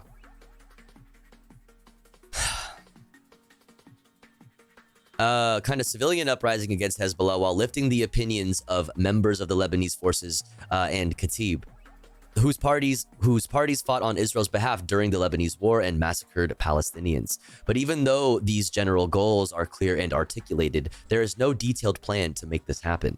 Netanyahu calls for a cross-sectarian front inside Lebanon against Hezbollah in English, while the IDF spokesman in Arabic antagonizes the population, calling southern Lebanese refugees, quote, ignorant, and dismissing them as, quote, crawling toward an unknown fate. Israeli government officials talk of wanting a friendly government in Lebanon, while other officials speak of its annihilation. For Netanyahu, a pro-Israel Lebanese state would be nice, but no Lebanese state and no Lebanese people would be even nicer. The people who do, because what would be positive to somebody like Bibi Netanyahu? What would be good about having a pro-Israel Lebanese state? It would be the fact that it would be easier to make it into this. You know what I mean? Like, obviously, like, this is nice, but this is what they want. But the reason this is nice is because it would be easier to go from that to that. You know what I mean? Yeah. And no Lebanese people would be even nicer. The people who do have a plan, one they want to implement immediately, is the Israeli far right, who Netanyahu needs to appease to maintain power. Israeli settler groups like the Movement for Settlement in southern Lebanon have airdropped leaflets into southern Lebanon saying that the land is theirs because God said so. God told them so, and created fake advertisements for future villas built on the land once inhabited by the Lebanese population. One settler website appeals to supporters to solicit names for new settlements to be constructed on the rubble of what were once Lebanese towns, with dots lining up and down the map, with some even listed in Syria and Jordan. You don't say. You don't say.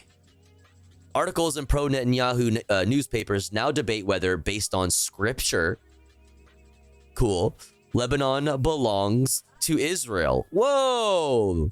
If only somebody has been, had seen this coming from a million fucking miles away. If only they had, these fascist freaks have been telling you that this is what they want to do for fucking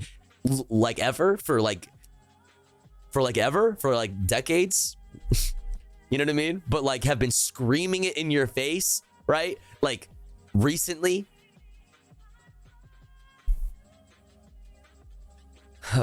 Based on scripture, just like the fucking freaks in the United States who are like including citations out of the fucking Holy Bible for their policy, they're like, their bills to like, for example, like restrict access to abortion and whatever, Do you have smoke for the fucking far right radical fucking religious zealots in the United States who are fascists, open fascists? Then you gotta have that same smoke for these fucking fascists that we are constantly sending money to, constantly sending weapons to.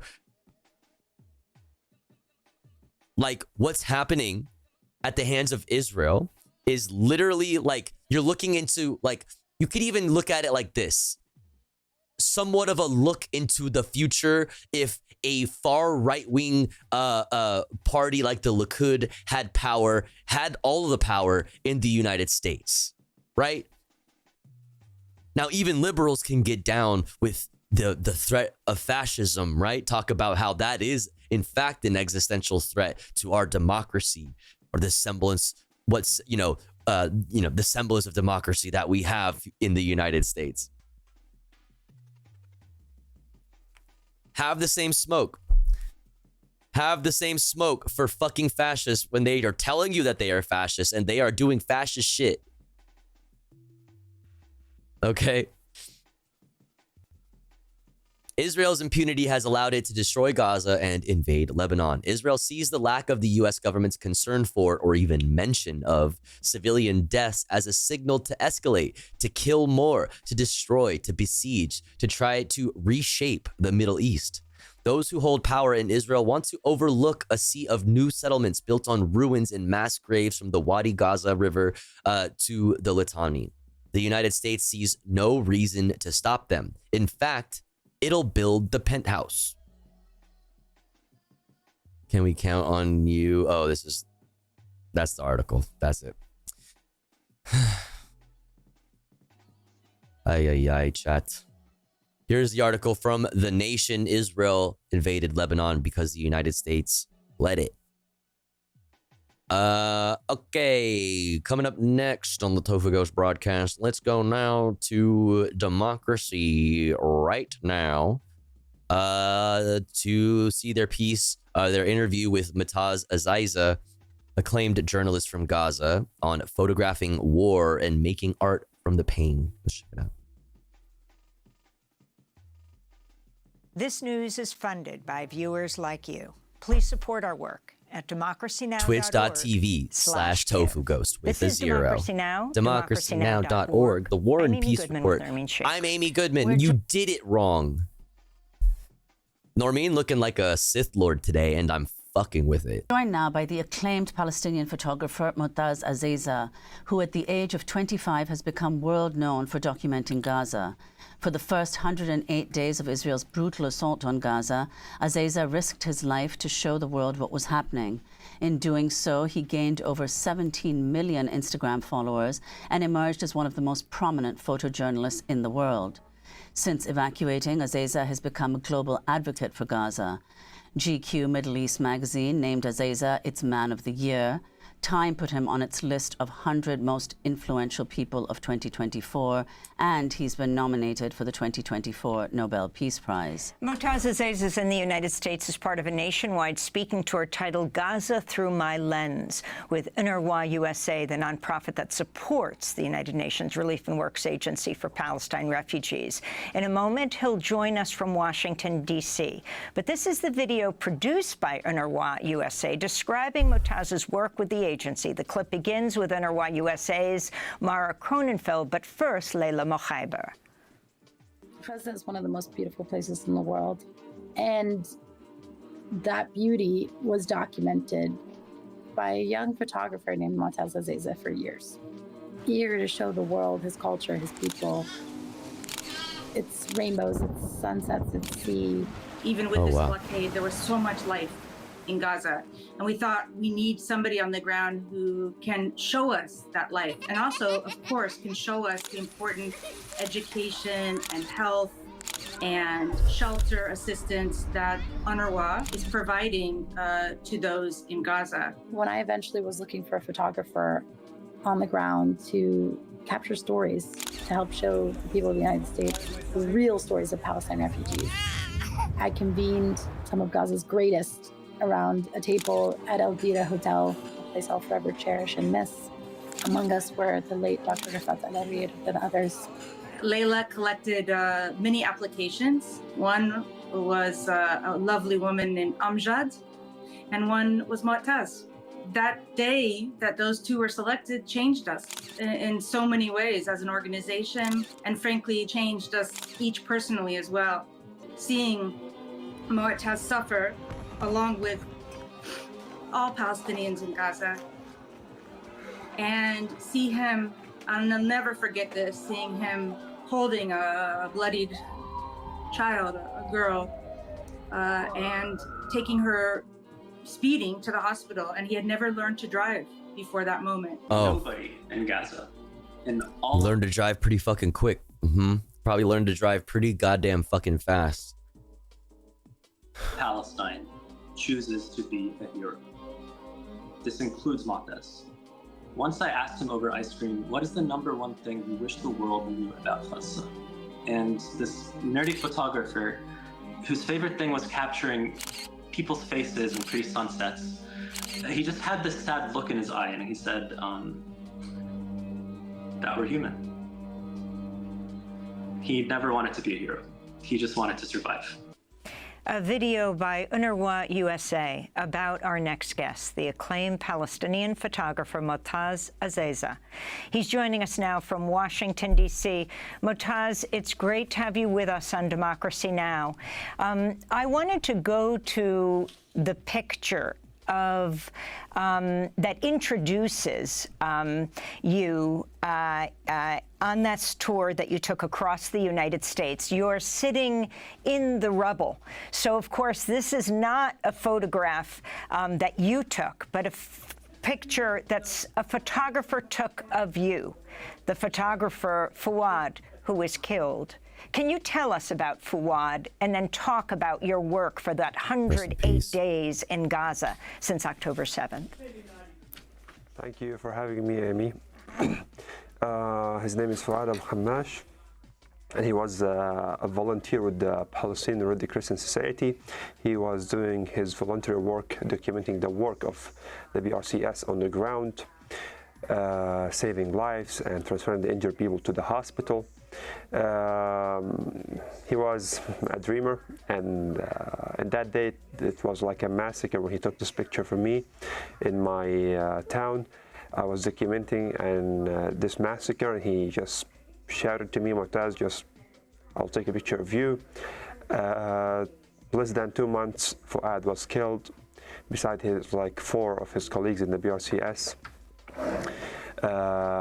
They didn't know that the Israeli tanks will be on Salah ad-Din main road in Deir al-Balah city. They didn't expect it, and they just found the Israeli tank in front of them, and he was inside the ambulance. Unfortunately, we couldn't find a body for Fouad and other colleagues. They opened fire on the ambulance. They killed everyone inside. So Mu'taz, I want to go now to another photo of yours. This one is of a young girl stuck under rubble after her 8-story building was bombed by Israeli warplanes. Time magazine named it one of its top 10 photos of 2023. The woman lost 7 of her family members. She was evacuated to Tunisia. She's now facing the amputation of her leg. So tell us about this woman and how you've come to advocate for her. What a fucking photo, man. Actually, she's a young girl. She's now 18 years old. And there was Israeli occupation bombed the 8-story building in a Nusayrat refugee camp. So I was there with other colleagues documenting what's happening, and civil defense beside civilians are trying to help to save people from under the rubble. More than 180 people got killed that day. In this moment, we were hearing her shouting, but nobody was seeing her. So I used the low shutter speed with my camera to in a small hole so we can be able to find her. We found her. Everyone's trying to get her out. You had to use this camera to find her. Facing amputation for her leg. Let's say I feel at least she's lucky that the world now see her. That makes that photo, that puts so much more behind that photo. This is the photo used to find her. He had in order to see picture. Everyone saw his picture around the world, but there are others, thousands of children, thousands of young girls, thousands of women, thousands of elderly. Nobody is looking to them, and they really need the help. So I'm trying my best through the pictures, through the images of the people to help them themselves, because this picture has been selected by the Time as one of the top 10 pictures around the world for 2023.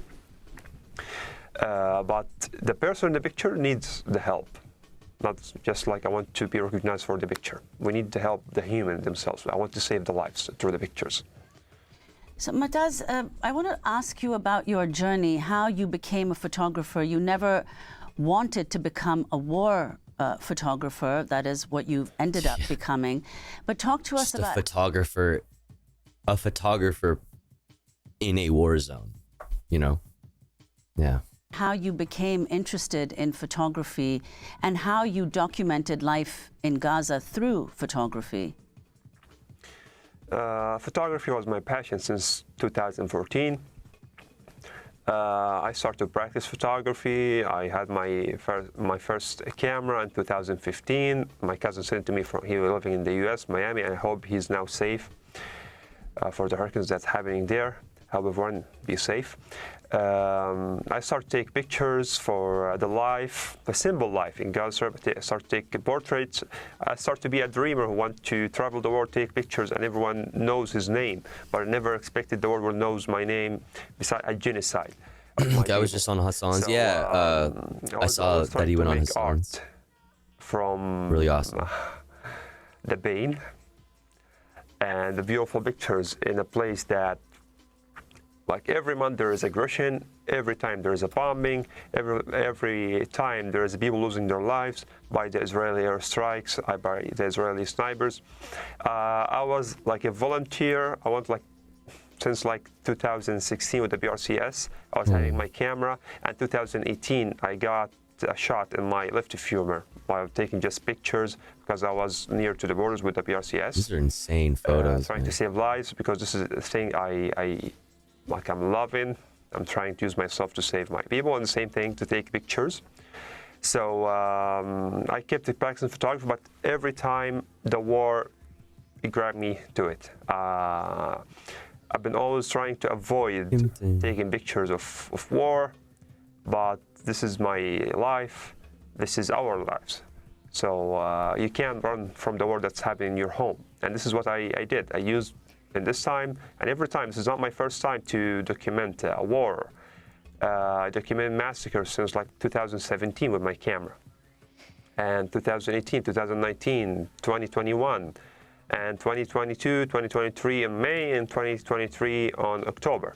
So is this Cousin in the Hurricane? Really? I was trying to capture the beauty, but it's impossible to run from the war in my country. And Motaz, I mean, the images before October and after are so striking. I want to now show a photo of a toddler gravely injured in a strike. If you can tell us what happened to this 2-year-old child named Jude. The Palestine Children's Relief Fund has evacuated him to Chicago. You know, on your trip, you met a child in Dallas for the 5K run who'd been evacuated. I saw you in Brooklyn when you met a little boy who had been evacuated, who was gravely injured. Tell us about Jude. I remember that day when I took the picture for Jude. I used my imagination. Like every young boy, he's dreamed like to be like Spider-Man. But this boy was really deeply injured, and his hands and his legs were like, he can't move. And like, I don't know, in this moment, I remember that this boy, he will be alive like in Spider-Man. But like I saw like his image, like the moves of like Spider-Man, but the same thing, he's injured, he can't move, he lost his mom, he lost his family, and his father, he didn't come to the hospital yet, he was like alone on the ground. There is no free space or a space for him to find a bed in the hospital. So I took this picture, I shared the story, and thank God, this picture, it was like a reason to save his life. So he's now like getting treatment. He's now in the U.S. with his father, and I'm happy for him. But at the same time, I'm really sorry for the thousands of children that I wish to take a picture for everyone to show the world that Israel is targeting our children. Israel is targeting our babies, targeting our mothers, targeting our families. I just want to show the whole world, so maybe I can bring help to my people through my photography. And Motaz, can you talk about what it was like for you yourself? Yeah, absolutely, to have Gengar. to flee Gaza. Do you still have family there? Describe your journey out. Yeah, my whole family is there. My whole relatives is there. Whole family. I'm originally from Deir al-Balah city. I'm originally from Gaza Strip, so my whole family is still there. It wasn't an option for me to leave. It wasn't an option for me to stay. In the last days before I leave, I've been suffering to find food, to find tents for, like, in order if something happened. The Israeli tanks, it's like at the end of my street, and I was like suffering, and I stopped doing my work, like just to find water, to find food, to find diesel for the car. So everything was really complicated. And the risk is so high. After I lost two of my colleagues, Hamza al-Dahdouh, the son of Wael al-Dahdouh, and Mustafa Abu Traya, the drone friend who was taking the drone shots for me. It was really hard for me to stay, and there was no protection for me as a journalist. And I don't want to lose like a part of my body to just show the world, and to lose my life, to lose my parents, and I already lost 25 of my family, of my relatives. I don't even like I'm not even in contact with 25 of my relatives. Like regular contact, you know, like 25 or like that's an entire fucking dude. That's more than all of my immediate family. Like, to me, when I hear 25 family members just gone, I like that is everybody. That's like everyone close to me is dead. 18 of my friends, I lost 18. my whole life. Okay.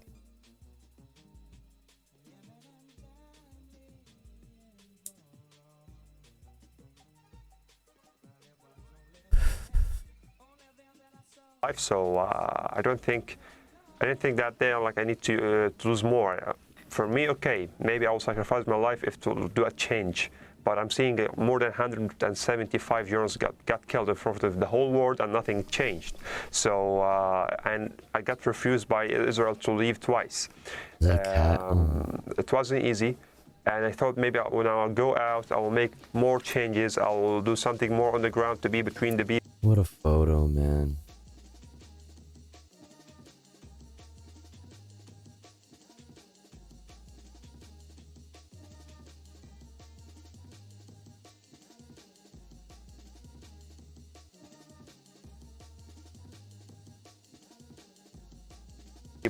And here I am. It's been a year. I'm trying to do something to stop this, or at least to protect the civilians. And Motaz, as we talked about this weekend, that moment that was so moving of you taking off your press flak jacket with your colleagues around you, taking off the jacket with you as a kind of communal effort when you left with your parents and siblings, ultimately, Gaza. I wish I took the jacket with me. It wasn't allowed because it's like on the borders. You believe it's a kind of armor, so you can't take it. But it was a thing that from day one with me. It wasn't going to protect me if Israel decide to target me with like drones. You had gotten calls on your phone, Motaz? Yeah. Oh my God. Explain that. Why is fucking Amy started yelling? Sorry. Yeah, run that back. Day one with me. It wasn't going to protect me if Israel decide to target me with like drones. You had gotten or calls like snipers. on your phone, Motaz? Yeah. Explain that. Yeah, it was a calls from no caller ID, but it's now for Gazans, no caller ID that mean the IDF, or the IOF. So yeah, they were like asking me to not go there, order me like to not go there, to not show something else, don't go to this area, and you will be killed if you went there. Stick to the sea. You're not doing the right work. You should do something else. And I believe the millions of the people who follow me, this made some protection for Motaz, that the whole world is watching him, and if something happened, it's in front of the millions of the people. So I felt that maybe the millions that made them speak to me in a way that's not just, okay, we will kill you or do something for you. And Motaz, finally, you went earlier this year in April to the pro-Palestinian student encampment at Columbia University. Your response to the protests and what you'd like to see happen here? I would like to see everyone standing for us, standing for the humanity, standing for the right of Palestinians in their land. I want to see the white people, the black people, everyone here in the U.S. is standing for the right, on the right side of the history. I want to see everyone just standing for humanity. stop watching us being killed. Stop paying your taxes and sending it for Israel as weapons to kill the Palestinians who even don't have an army. So, just support us to get our right in our land, to get our free Palestine. It's not hard. It can be done, but we need a real stand with Palestinians, people. Motaz Azeza, we want to thank you so much for being with us, acclaimed Palestinian photographer who documented the first 108 days of Israel's assault on Gaza. Thank you so much, joining us from Washington, D.C. Democracy Now! Is funded by viewers like you, chat. Please give today at democracynow.org. Tofughost.com. No, not actually. That's not real. There's no tofughost.com. Twitch.tv/tofughost with a 0. He said, stop paying your taxes, and I felt that. On God, I'm about to start flying the Gadsden flag out this bitch. On God, though. On God, though. Woof. Yeah. Sadly, I don't think this Zionist madness will end until, and forgive the morbidity of this, we see a mushroom cloud. I'm not wishing ill, just acknowledging it may come to that. All the more reason to do what you can to prevent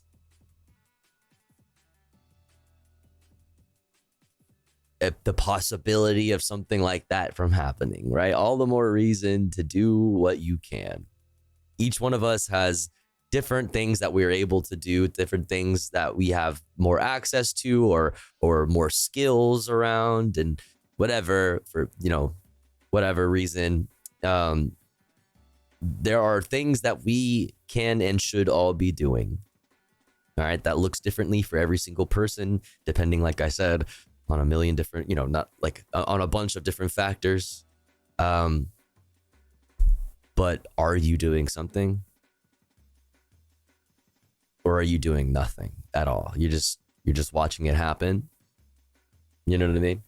All the more reason to do something. Because otherwise, what the fuck are you doing? Are you just taking up space? Don't take up space. Don't take up space. Make your presence one that benefits other people's experience too. No taxes on tips, baby. MAGA. That's right. Well, actually, Kamala too. Kamala on that shit too. She stole it. She done stole it. Too late. We don't pay any. True. Speaking of Corpa, speaking of doing something, I think I'll end the news and politics portion of our stream on this. Here. Speaking of Corpa, speaking of doing something, speaking of the question, what are you doing? From Mondo Ice, Chevron fuels apartheid and environmental devastation. The BDS movement renews its campaign. Speaking of what are you doing? What can you do? What is something that you can do? Let's get into it. In January, the BDS National Committee, the BNC, renewed its call for a boycott of the fossil fuel company Chevron. The organization had originally called for a boycott of Chevron in 2020 after it became the main operator of fossil gas claimed by Israel in the Eastern Mediterranean. However, the new call has expanded the boycott to Chevron Chevron gas stations, and the company's affiliates, which include Texaco and Caltex. During the struggle against apartheid in South Africa, a movement to boycott Shell Oil for its complicity in apartheid gained worldwide momentum, with supporters taking part in gas/petrol station pickets and major divestment campaigns from the fossil fuel company. Inspired by the South African liberation struggle, the Palestinian-led BDS movement aims to build pressure on Chevron until it no longer conducts business that gravely violates our human rights and benefits Israel's genocidal apartheid regime, read a statement from the BNC. We reiterate our call upon supporters of Palestinian rights worldwide to build and strengthen intersectional hashtag boycott Chevron partnerships with the climate justice movement and the many communities and indigenous peoples around the world who are exposing and resisting the colonial violence of Chevron's extractivism, environmental destruction, and grave human rights violations, it continued. Mondoweiss U.S. correspondent Michael Aria spoke with Olivia Katbi, North America coordinator for the Palestinian Boycott, Divestment, and Sanctions Movement, BNC, on the campaign. How the BNC lands on its targets and actions that people are taking against Chevron. Mondoweiss, what led the BNC to call for a boycott of Chevron? What's their connection to Israel? Katbi, Chevron has been the main international actor, extracting fossil gas claimed by Israel in the Eastern Mediterranean since it acquired Noble Energy in 2020. With its extracting activities, Chevron is implicated in Israel's policy and practice of depriving the Palestinian people of their right to sovereignty over their national resources. Chevron's extraction activities generate billions of dollars in revenue for Israel and its war chest, helping to fund its ongoing genocide against 2.3 million Palestinians in Gaza, as well as its regime of settler colonialism, apartheid, and military occupation. Chevron fuels apartheid and environmental devastation. In 2022 alone, Chevron made an estimated $1.5 billion in revenue from Tamar and Leviathan gas sales and contributed $462 million in taxes to Israel. Chevron and its partners also announced in August 2024 an additional $429 million investment in the Leviathan field. Chevron has been a divestment target since 2022, but we added it as a boycott target after Israel's Gaza genocide began. And we've already seen campaigns and actions around the world at Chevron gas stations, refineries, and corporate offices as well. And also TwitchCon, as Chevron's university partnerships and event sponsorships, which would be the TwitchCon part, actually. The International Alliance of App-Based Transport Workers, IAAWT, 100,000 members strong in 20 countries, voted to boycott Chevron-branded gas stations in the spring of 2024. I did not fucking know that. That's fucking based. Wait, that's sick. I did not know that. Today I learned that the International Alliance of App-Based Transport Workers boycotted Chevron. That's fucking sick. Shouts out to them. There's obviously many companies connected to Israel in some capacity. What is the process for the BNC determining which ones become official targets of BDS? The BDS movement uses the historically successful method of targeted boycotts inspired by the South African anti-apartheid movement, the US civil rights movement, the Indian anti-colonial struggle, among others worldwide. We strategically focus on a relatively smaller number of carefully selected companies and products for maximum impact. We target companies that play a clear and direct role in Israel's crimes, and where there is real potential for winning, as was the case with, among others, G4S, Veolia, Orange, Ben & Jerry's, and Pillsbury. Compelling large complicit companies through strategic and context-sensitive boycott and divestment campaigns to end their complicity in Israeli apartheid and war crimes against Palestinians sends a very powerful message to hundreds of other complicit companies that, quote, your time will come, so get out before it's too late. Chevron entered the Israeli market in 2020. It can just as easily exit. Therefore, we see this as a winnable campaign. The Chevron campaign also has an easy way for consumers to be involved and apply pressure by boycotting, picketing, and engaging with local gas stations. This tactic is inspired by the Shell boycott during the South African anti-apartheid movement. Other complicit companies with gas stations like Valero are on the divestment list. But to be successful in our boycott campaigning against Chevron, we need to focus on one company at a time. Very important, because obviously the classic no ethical consumption under capitalism. No matter what you do, no matter where you go, somehow you are complicit in some kind of exploitation and blah, blah, blah, blah, blah, blah. If you want to be actually effective, right, you have to be very, very strategic and targeted, as they're saying. You can't just go crazy like, oh, well, just stop consuming things, period. Just stop eating, stop, moving around, stop living, just die, right? In order to properly, disconnect yourself from all that is unethical, you just stop consuming and die. Obviously, that's not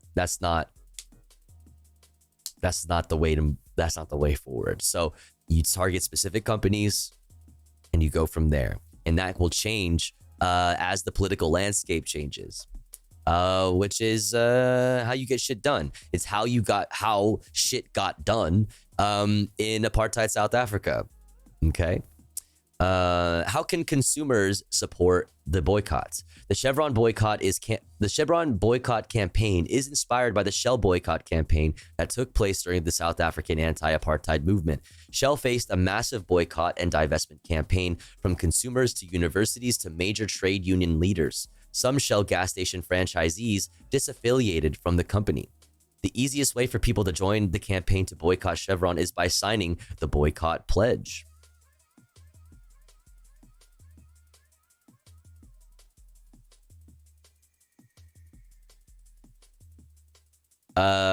And sharing the pledge with family and friends and as far and wide as possible. They can also work with their local BDS or Palestine Solidarity Group to organize campaigns around Chevron gas stations, event sponsorships, and universities partnerships, and by keeping an eye on the BDS movement website and social media platforms for upcoming actions. Our partners at the American Friends Service Committee have created a helpful map with Chevron locations. Yo, James, holy shit.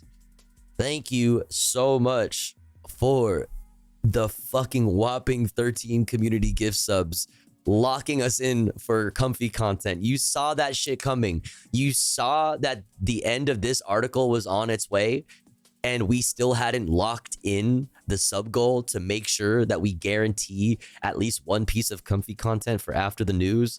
You saw that shit and you fucking sniped it. You said, thank you so much. I really appreciate it. If you got a gifty from James, please make sure to thank them. It's very, very kind, very generous. Thank you so much. I just got home from work. Welcome home. I hope work was not too terrible. I hope it wasn't too bad. Thank you so much. Thank you. Where was I? Even if your area has no physical Chevron connections, your university or your state might have investments in Chevron. We also have a toolkit for engaging with gas station owners. Toolkit for engaging with gas station owners for you right there in the chat. The BDS movement calls on supporters to maintain the boycott until Chevron no longer conducts business that gravely violates Palestinian human rights and benefits Israel's genocidal apartheid regime. Last month, you had a week of action connected to this effort. Can you talk about some of the actions taken and how people are pushing the boycott in their communities? Since launching the campaign, organizations around the world have joined the coalition, including Oil and Gas Action Network, the Democratic Socialists of America, American Friends Service Committee, the Union of People Affected by Chevron Texaco, UDAPT, and many regional and local Palestine and climate justice organizations from Ecuador, the US, Australia, and elsewhere. Prior to the week of action in May, activists organized an anti-Chevron month to highlight Chevron's human rights abuses in Palestine, Ecuador, California, and beyond. The month of mobilization included an entire week of actions in Ecuador, an international webinar with global leaders sharing stories of Chevron's atrocities, a kayak action, if you will, at Chevron's Richmond refinery, support for the launch of a polluter's pay tax in Richmond, and a disruption of Chevron's annual shareholders meeting at the company's former global headquarters in San Ramon, California. Our global week of action took place from September 20th to 27th, during which climate justice groups and human rights activists held 15 events in the US and around the world, targeting Chevron for its role in fueling violations of Palestinian human rights, and a number of notable figures and influencers supported the hashtag Boycott Chevron campaign and pledge, which now has 18,000 signatures on their platforms throughout the week, including Greta Thunberg, The Legend, Naomi Klein, Steven Donziger, Mitzi Janelle Ten, who I'm not familiar with, Alicia Magdalena, who I'm not familiar with, Sukitra Vigian, and Fridays for Future. Yo, Blood Glow, thank you so much for the raid. What's good? Thank you so much. I hope you had a lovely stream. Chat, if you do not follow Blood Glow, please do so. Bars, right now. Donginger, oh my god, that just reminded me of fucking Brett's stream. That was so fucking legendary. Brett talking to fucking Chevron. That was so fucking legendary. That was so amazing. I hope you had a good stream. Everybody, please go fucking follow Blood Glow. Blood Glow is the fucking coolest. Is a musician, an artist, a gamer, a reactor, streamer extraordinaire. Go follow.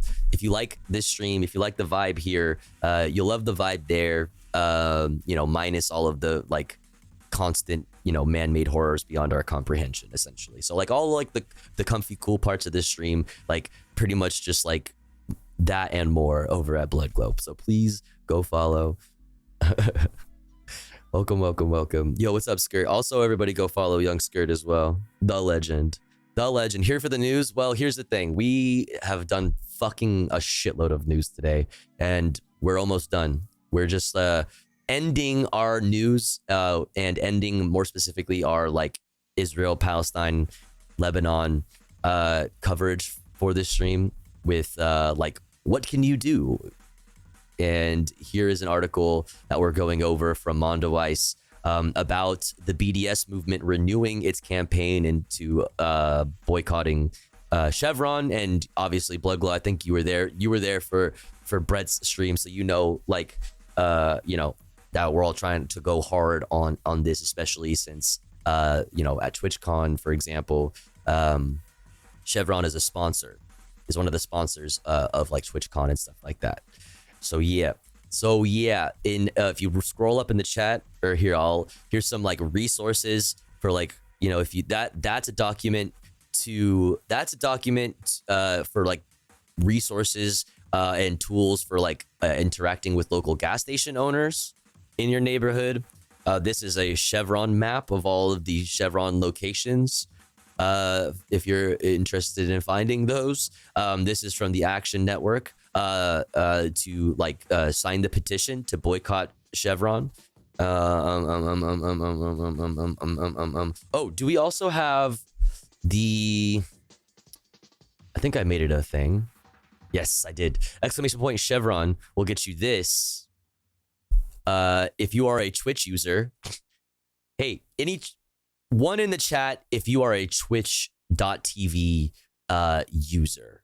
If you've ever been on Twitch, one in the chat. If so, if you are typing one in the chat, a bunch of twos. Unfortunate, super unfortunate. You should check it out sometime. If you are typing one in the chat, you should click on that link. ! Chevron. But only if you have a Twitch account, of course, right? Only if you have a Twitch account. Click on that link, which will take you here, and this will take you to a essentially like a. How do you describe this? It's almost like opening up a ticket, like a customer service ticket for the company. Like it's kind of like that, but it's like it's requesting. It's like suggestions. It's like a suggestion box for Twitch. Friend of the show, Cinemarxism, was awesome enough to write out this request for Twitch to end its partnership with Chevron. So please, it's at 830 votes. We have 320 people in here. If you're a regular here, you've likely already done this, but like if you're not a regular here, or if you missed this getting passed around previously, do it right now. Go just hit fucking up. Just go updoot this bitch, and then go write something. You know, go write something cool. You probably see a lot of your friends from chat in here. Look at all of those people who have definitely fucking hung out in this chat and other friends, you know, across Twitch's chat. Let's look through them all. Let's highlight them. Let's give them their fucking, you know, let's give them their fucking flowers. Okay. Yo, look at OG Prodigy fucking yapping it up. Yapping it up, dude. Okay. Okay. Yeah. Look, I see some of y'all. I see y'all. Listen, I see all of y'all. I see you. I see you. I see you. Look at all these legends, bro. Look at all these fucking icons. Yeah. Hassan's freckles. Shut the fuck up. Yeah.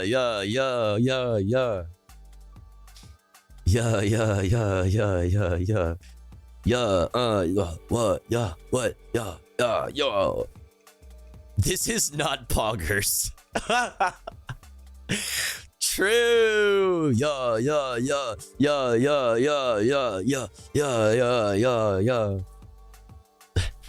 We're keeping it going. We're giving everybody their flowers, dude. Shouts out. Yeah, Ashvin. Yeah. Yo, tag yourself, chat. Yeah. Hell yeah. So please just, you know, go do it. Oh, look, it's J Berry Ed. Where'd she go? There she is.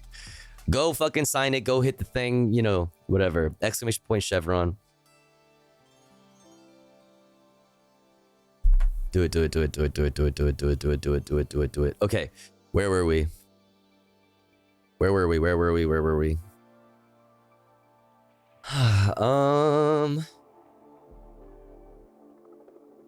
Anti-Chevron month. Okay. Has there been any response from Chevron? Actually, I'm so glad you asked. Shouts out Cinemarxism. I don't know. His VOD's probably still up, so you should check the VOD. I don't know if he's like put it up on YouTube or anything. But he had a Chevron on the show to question them, okay? To really lay into them, and you know, if you haven't checked it out, you really should go check out the interview that Cinemarxism did with Chevron. Very real, actual interview with Chevron. Do it. Okay, have there been any response from Chevron over the campaign? Have they attempted to counter it in any way? So far, the most recent comment from Chevron about their partnership with Israel is related to their August $429 million additional investment in Leviathan. Chevron is pleased to partner with the state of Israel, and we look forward to supporting the country's strategy to develop its energy resources for the benefit of the country and the region. Yeah, totally. The whole region is benefiting from this. You know what I mean? It absolutely. It's not, you know, the region is definitely not spiraling into a fucking major fucking conflict right now. So cool. It's so awesome. Details on actions around the world. Herzliya? Anti-Zionist Jewish Israeli activists chained themselves to the entrance of Chevron's office in Herzliya, chanting, quote, Chevron, Chevron, you can't hide, you are fueling genocide. Bars. Twitter threads, containing photos and video here and here. Press statement is available here. Activists who participated are available for interviews. Adelaide, Australia, community members launched a campaign to boycott Caltex, Chevron-owned gas stations, and held a picket at a local Caltex station. Belfast, Northern Ireland. Activists put up crime scene tape at a Texaco gas station, Chevron owned in Belfast to protest Chevron's support for Israel's crimes in Gaza. San Ramon, California. Bay Area organizers hung a large-scale banner reading "The Genocide Energy Company" on Chevron's San Ramon headquarters. Activists also took to the water in boats and released a floating banner reading hashtag boycott Chevron, no fuel for genocide. Houston, Texas. Organizers protested at a Chevron Houston Marathon promotional event. I wonder if they'll mention... Oh, wait, they do. They do. Oh, shit. Oh, shit. Oh, shit. Oh, shit. Organizers protested at a Chevron Houston Marathon promotional event. Organizers also held a number of other hashtag boycott Chevron actions throughout the week, including a banner drop and protest. New York City on September 23rd, activists was arrested. Activists were arrested? I don't know. Holding a hashtag boycott Chevron banner alongside other climate advocates, blocking the entrance of Citibank's New York offices, a Chevron funder. On September 26, activists joined the Arrest Netanyahu march with a hashtag boycott Chevron banner and materials. I know Struggle for Left Flank Vets was present at those protests in New York when Bibi Netanyahu was in town for the UN General Assembly. And San Diego, beautiful San Diego, California, on September 20th, activists protested Chevron's sponsorship of TwitchCon. Instagram posts here and here. We'll pull those ones up. On September 27th, organizers also held a protest at local Chevron gas stations. Yep.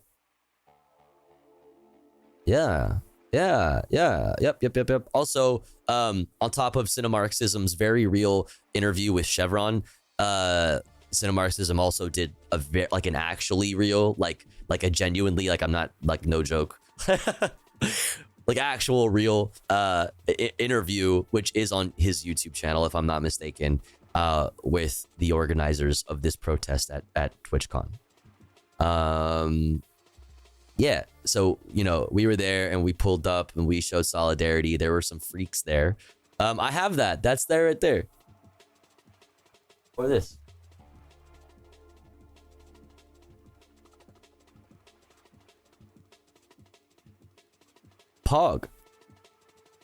Poggies. I met one of them IRL. Let's go. W. Classic Nori W. Extremely common Nori W. Join our protest, TwitchCon. Yeah. And then this one.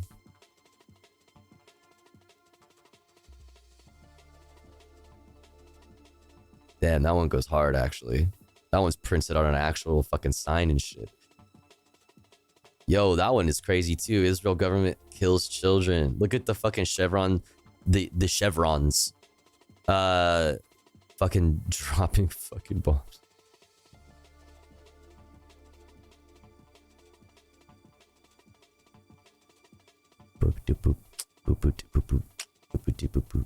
Very cool, very based. Very cool and very based. Oh, look at that. That's funny. Look, who's that? Yeah. Anyway, I already shared this in the chat, shared that in the chat. Let's continue. Santa Cruz, California. Community members launched a campaign to boycott local Chevron gas stations and picketed outside of a Chevron gas station. Washington, D.C. Organizers delivered the hashtag boycott Chevron pledge letter to employees at Chevron's lobbying office in Washington, D.C. Denver, Colorado. Activists protested outside of Chevron's corporate office in Denver. Colorado School of Mines. School of Mines? There's a Colorado School of Mines. What is the School of Mines? I'm sorry. I just need to know. Is a public research university in Golden, Colorado? Oh, it's just like called that? Is it what? I was like, I thought we were talking about like specifically like mining. Anyway, students handed out a hashtag boycott Chevron materials at a campus recruitment event that included Chevron. Maui, Hawaii. Community members launched a campaign to boycott local Chevron and Texaco Chevron-owned gas stations. Wenatchee, Washington.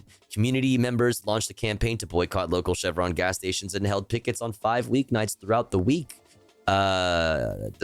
Tri-Cities, Washington. Community members launched a campaign to boycott local Chevron gas stations and held multiple picket events. Island County, Washington.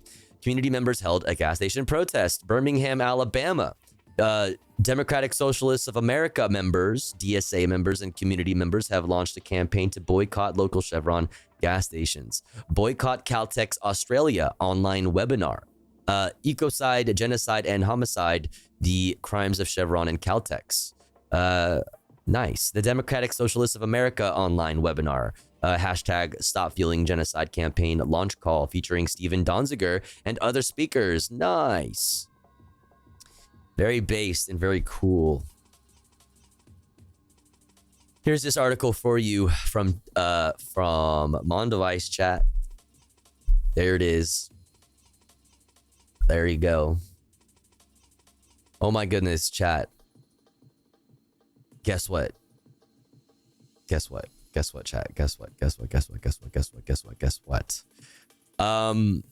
We fucking did it. Holy crap. What time is it? 5:13 a.m. Sheesh.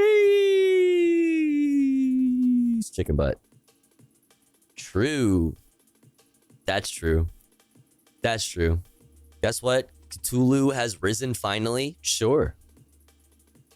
Sure. I have to work with liberal orgs. Such is life as a leftist. I guess a lot of the times, unfortunately. Yeah, they do be like that sometimes. I looked for Brett's interview. Why is BB No Money working at Chevron? Stop asking questions. You're asking too many questions. All right, see, now you're asking questions and I'm not sure you want the answers to these questions, okay? I don't know that you're ready for the answers to these questions. I really just don't think you are. So, you know, stop asking them. Seesaw investigation. You're not ready for the truth. Okay, this shit runs deep. This shit runs deep, bro. Chevron's evil knows no fucking bounds, okay? Anyway. Let's see. Let's do some fucking comfy shit. Oh my god, what was that we watched yesterday? Dude, this video yesterday was fucking insane. It happened again. New graffiti mansion in Bel Air. Bin Laden mansion. It's literally a fucking big ass mansion in Bel Air that was once owned by a relative of Osama bin Laden. And there's like a bunch of graffiti and shit. And oh my god, the fucking Twin Towers mural was my favorite. Oh my god.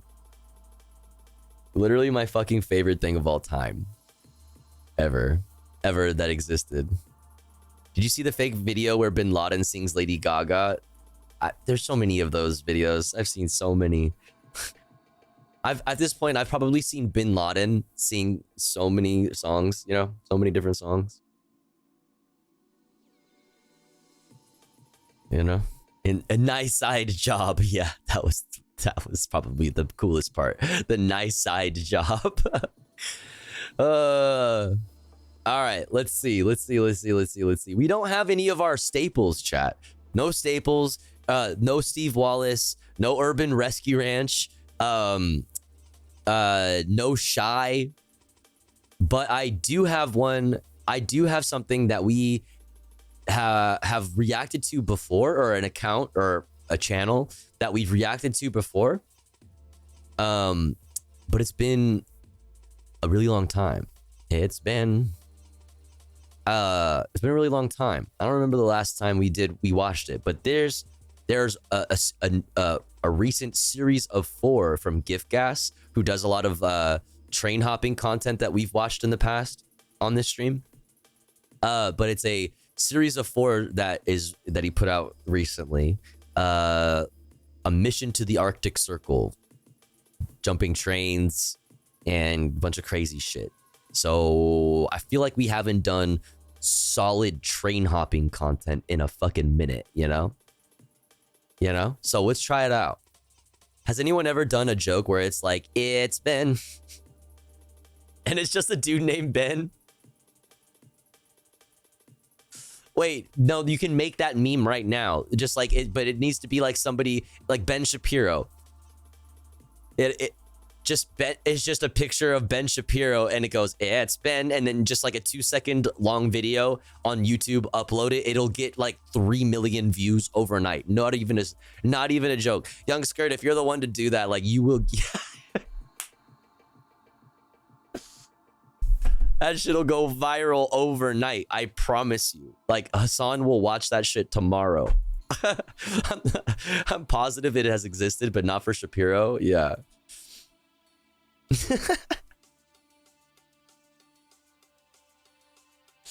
It's Ben. Anyway, mission to the Arctic Circle. Let's fucking do it, dude. Let's do it, dude. I don't make money with ads. Feel free to skip them, based, or download an ad blocker, based. If you do want to support me, you can do it on patreon.com/giftgas. Giftgas. So long as it's not Chevron gas.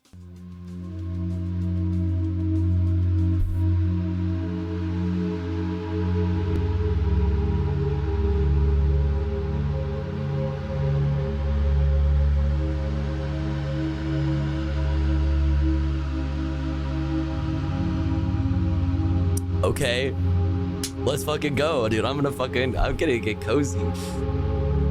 This is tight already. I feel like the last time we watched his content, it wasn't this.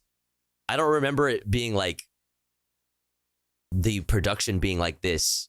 I thought if maybe I'm misremembering it, but it felt more like GoPro, you know, dude with a GoPro like hopping trains. But I'm here for it.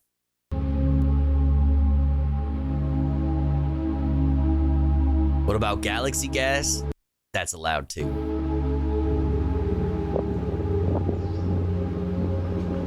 The Skirters fucking slay. Thank you.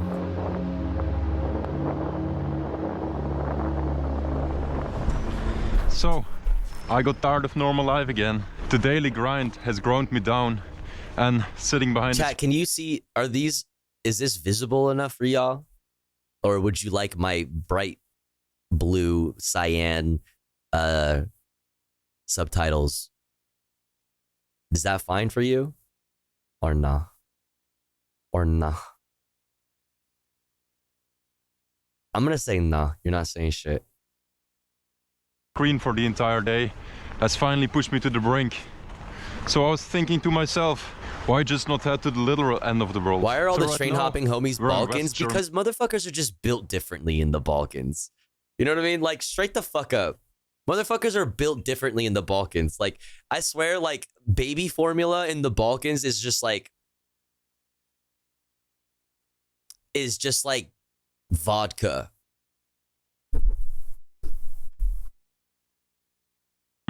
Not so far from the Dutch border. And from here, we want to catch a freight train. Also, it's cold. You know what I mean? It's cold. Denmark or Sweden. To then continue all the way So they're up all north badasses. to the Arctic Circle.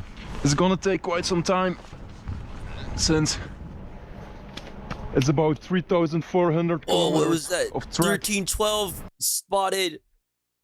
Based poggies. Where to go? Show yourself. Before we actually Poggies. get Oh there. my god, I'm pogging. I'm pogging. Well, can't really go any higher, I'm afraid. Most of the time, With that attitude. around this period, I mostly go south or east, not really north, because the weather just kind of sucks. But right now in Europe, it's the same everywhere. So if I'm gonna be cold and miserable, might as well have a good view. So as you can see by all the industry, makes sense to me, and all the boats and the Rhine River, we're in a very industrialized part of Germany. We're in the Ruhr area. Germany. It's like the industrial powerhouse of Germany. We're actually quite late to the spot. We just arrived here, and our train is probably gonna depart in 2 hours or something. I really hope we can catch it, because it's gonna take us a long way in the right direction. So yeah, gonna go down, not fall into the Rhine, and head to the yard. So yeah, it's gonna rain a lot, and Rico has no protection against the rain. He just has a mat and a sleeping bag, so now we're figuring out options.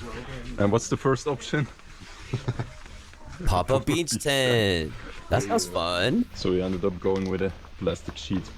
It's a bit more handy. So for this mission I have my tent with me, just my normal tent, not a beach tent. Right now that we got our food and gear sorted out, we can head to the yard and start the journey.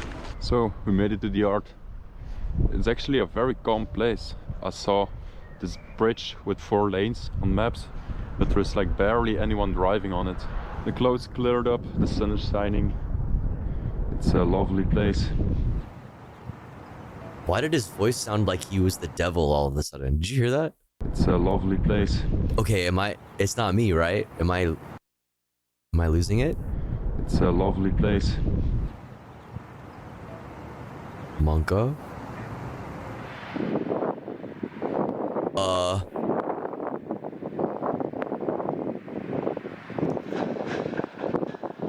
Whoa, look at that train. Or engine.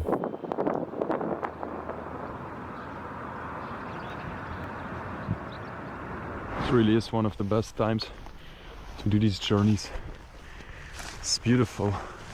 There are flowers everywhere, lush long grass, and the temperatures are actually alright. It's still Yo, not that warm Chloe, for the thank you for 22 months. Thank you. Tofu got banned in Hassans for saying trans are weird but have good OFs lol. Wait, did you actually? Oh, that's awesome. But where's the lie though? Like, that's not even transphobic. That's just true. You know what I mean? Like, there's nothing even transphobic about that. It's just like a factual statement. Oh no, the logs.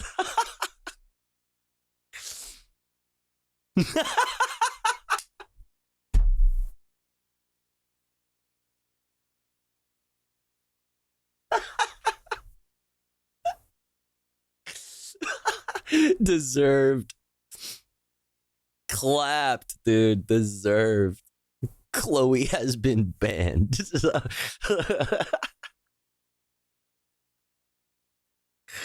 Oh, that's fucking funny as hell. I'm sorry. That's so fucking funny. You'll be unbanned. They'll unban. I'm sure like them just like I'm sure somebody could just like say something in the chat and be a quick unban. But that's fucking awesome. time of the year. But it's definitely doable. Deserved. I was caught up chaser posting. It happens. It happens. Right.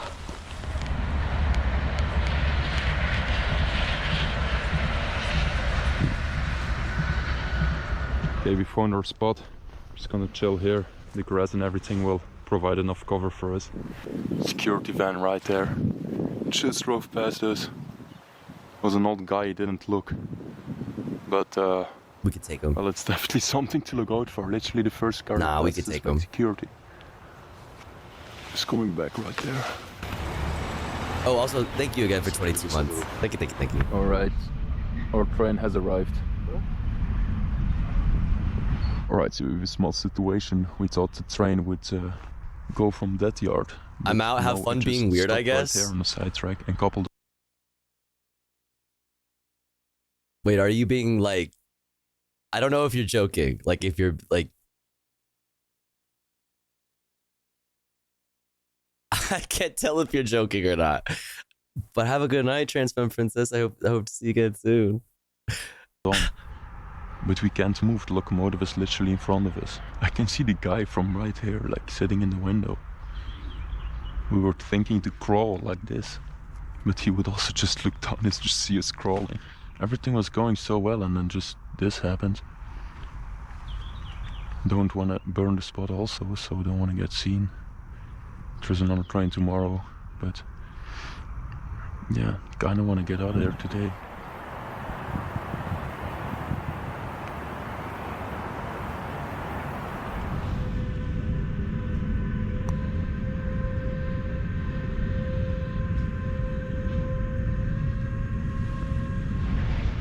There it goes. Yeah, man. Shit. Are we gonna hop it? Are we gonna hop on that? This window. I don't know what that was about, but we couldn't move.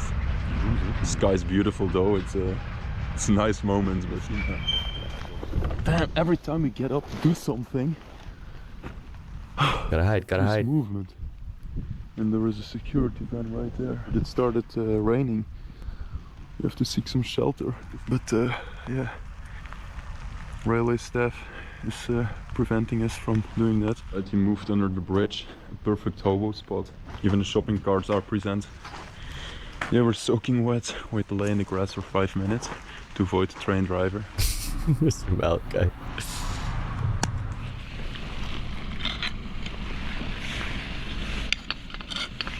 We're cooking rocks. Oh no, we got soup in there. I didn't even notice that there was soup in there. Okay. Okay, some tomato soup or some shit. Okay, and some bread, classic. Okay, this is making me hungry, genuinely, actually. I would smash some bread and soup right now. You ever heard of stone soup?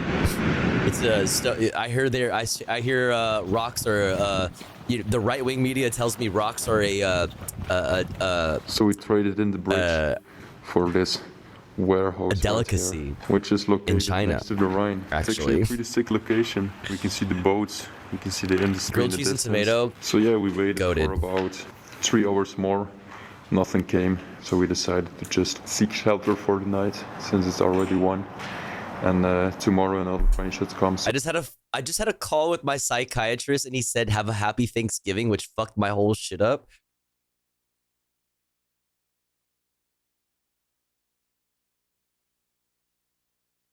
Time is fucking not chill, dude. We're gonna get I hate one then. Time.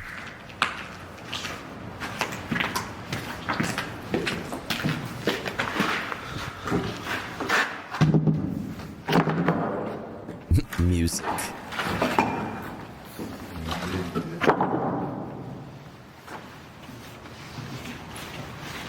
Okay, we got the space blanket. We got the piss bottle with the flowers. Okay.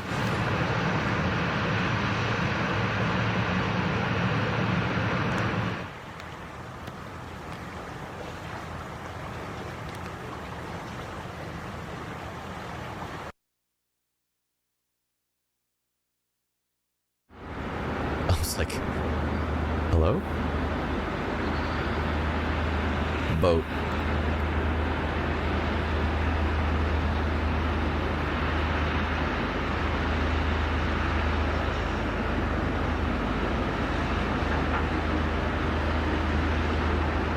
Boats.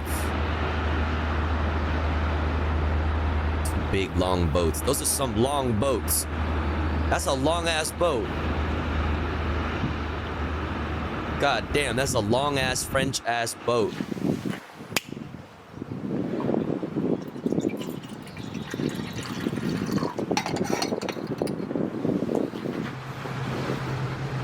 Uh-oh.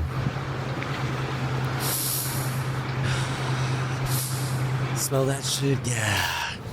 It smells good.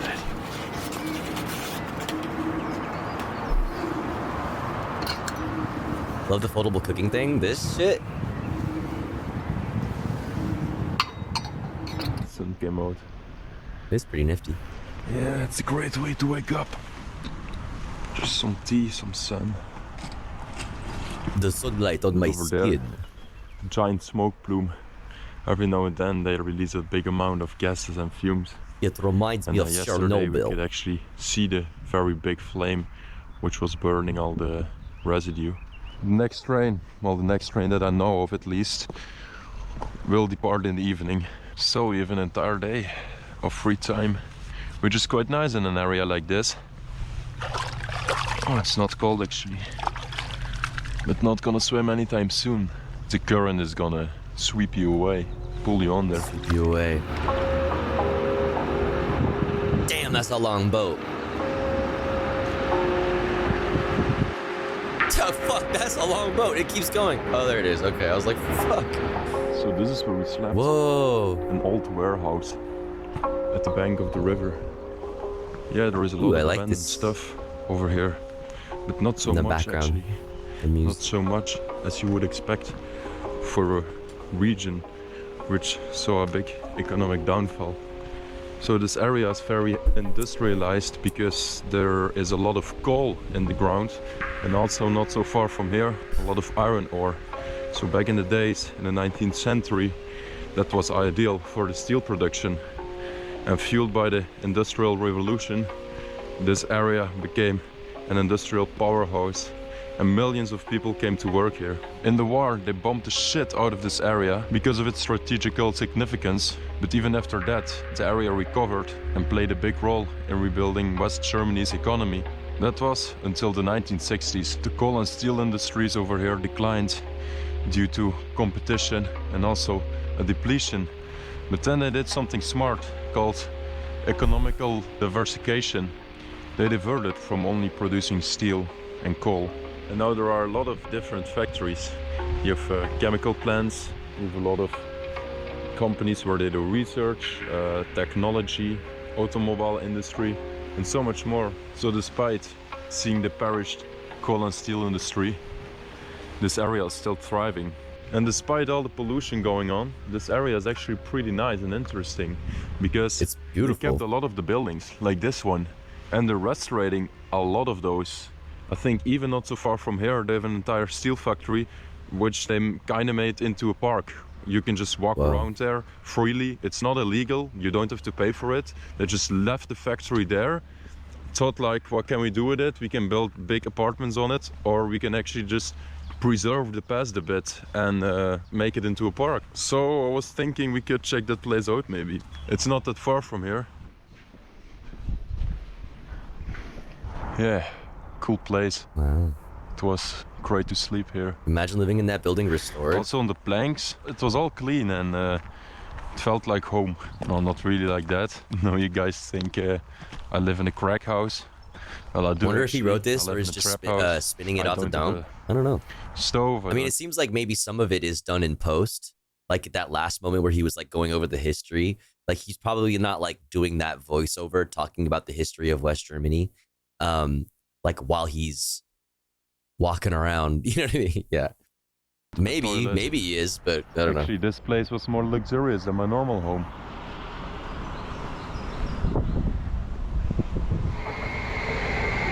Trains. Oh my god. Imagine, chat. And castles. They got trains and castles, chat. We got none of them. We got none of those things. Man, we don't even have castles, bro. We just have prisons.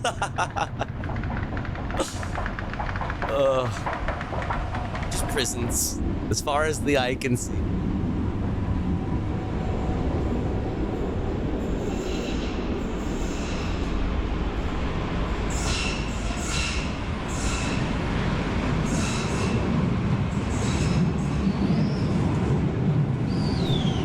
Kind of like castles, only corporations are the kings. Skyscrapers are kind of like castles. Man, never really thought about it like that, you know. So we made it to the Landschaftspark. Wait, what is it called? So we made it to the Landschaftspark. Landschaftspark. Landschaftspark.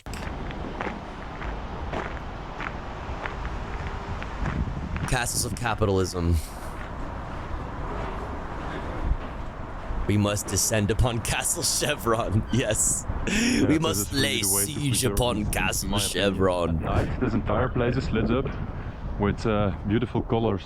Dude, do you hear how like the audio gets fucking spooky evil whenever the wound dude, I was about to say the wound blows, like when the wind blows. Jesus, I think I have dyslexia. Dixlexia. I think I have Dixlexia, chat. At night, this entire place is lit up with beautiful colors, and then it's a very beautiful colors. Different experience. Fucking Satan, dude. The fucking Satan is the Slavic Satan. That's actually awesome. Would love to see it, but if I Wait, that would be great, actually. Like, the fucking devil on your shoulder is just like this Slavic dude. This, who, like, you know, like very typical Slavic dude you have to go back with the to fucking yard because the train Adidas is tracksuit and scheduled everything. to leave this night. Oh, to be a gush of wind blowing against this man's microphone. You don't even know what he looks like, Unionized. Is this what happens when you don't have Urban Rescue Ranch? You just like imagining Uncle Ben is the one who are watching right now. You can't even see what he looks like. You don't even know.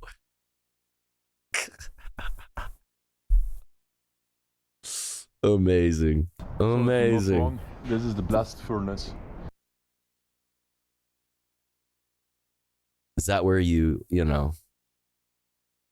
Is that where, oops, that's not what the button I want to press. Is that where, where you, put your, There's the bottom of the blast furnace. They would use to melt the steel in here. Oh, okay. I thought that's where you would put your never mind. It's definitely interesting, and I like that there is also some information left and right. Because normally when you are visiting these abandoned locations, what the blast does he do? You don't really have a clue what a machine does or what an object or structure is for. And I mean, it is fun to guess and look up the information for yourself. But right now, it's funny that it just states what it is used for and everything.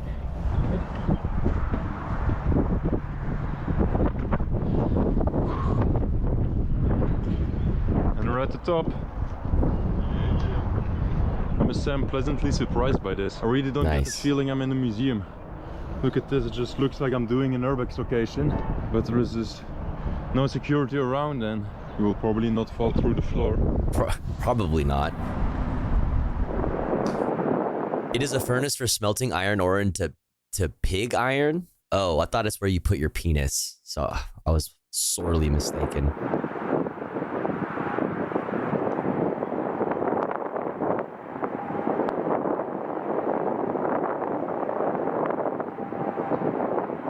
I didn't want to say. I wasn't going to say, but you guys made me say.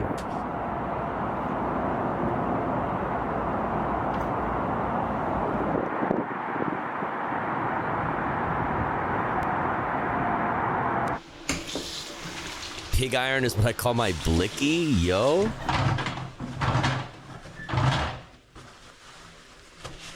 You can do that as well, just don't do it when it's working. But what if I'm feeling spicy? Tibby! Ooh. Kitty meow. Tibby. Tibby moment.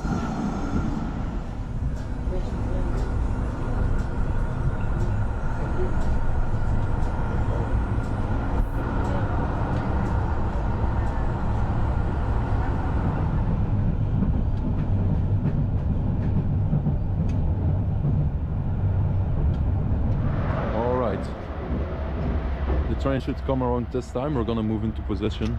We're gonna wait in the bushes right there. Right there. I'm hoping the train right will over stop there. in the same spot as yesterday. Those bushes. Because then we have a pretty good chance from the bushes over there.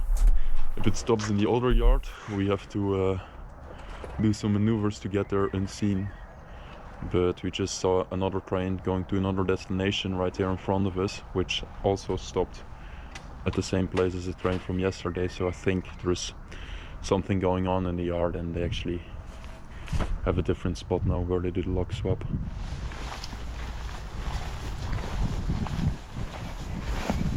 So the train arrived, there's another rider right there.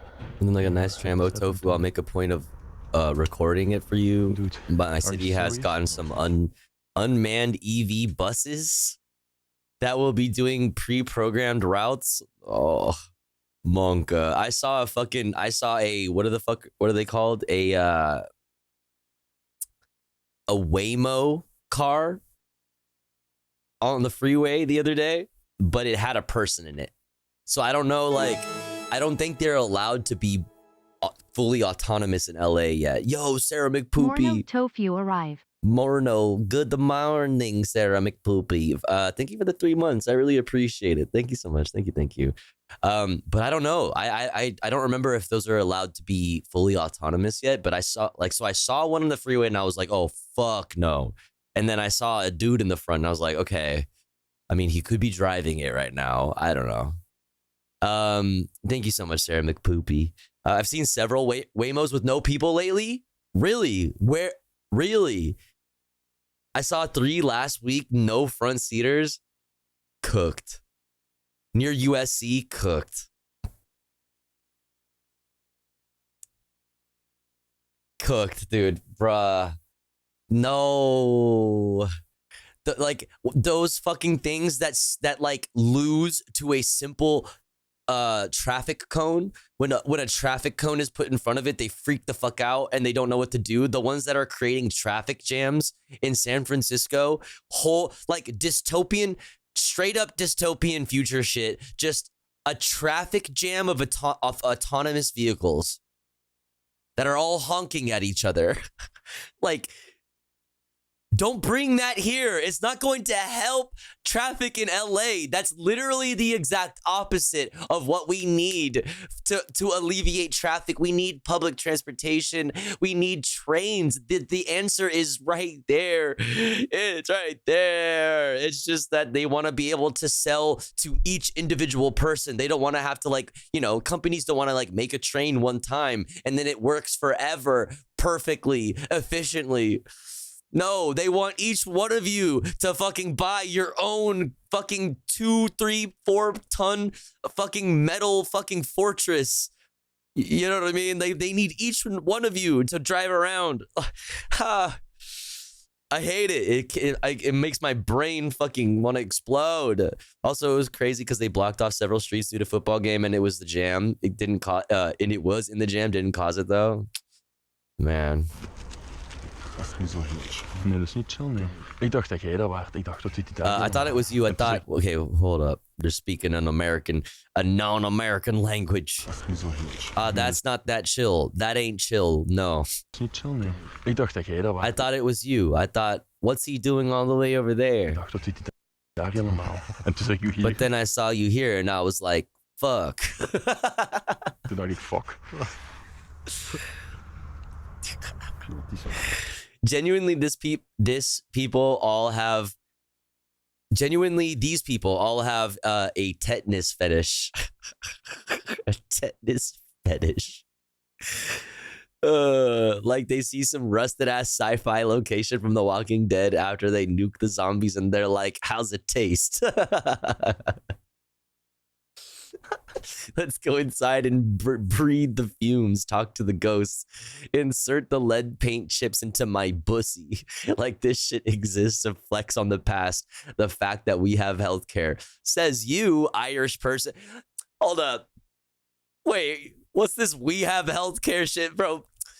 Ireland fucking posting over here. This is refusing to have self-preservation and instead demanding others preserve you like a pickle or something. Yeah, listen, it's the fucking you know, it's just, they're all Slavs, dude. It's the Slavic area. It's just like shit is just like, it is that. It's Chernobyl. Everything is Chernobyl, and you're just like in fucking DayZ or whatever the fuck. No, Escape from Tarkov. Every day is just Escape from Tarkov for these motherfuckers, you know. Fermented building doesn't hit better. Maar die is kut, hè. It's fucking motherfucker said putting lead paint chips in my pussy. Yeah. Me personally, I put them on my tongue and let them melt in my mouth. Monka. Oh, we have entered the Trussi. We have entered the Trainussi chat. Do you mean wall candy? I do mean wall candy, yes. Hello, good morning, X Top Gamers X.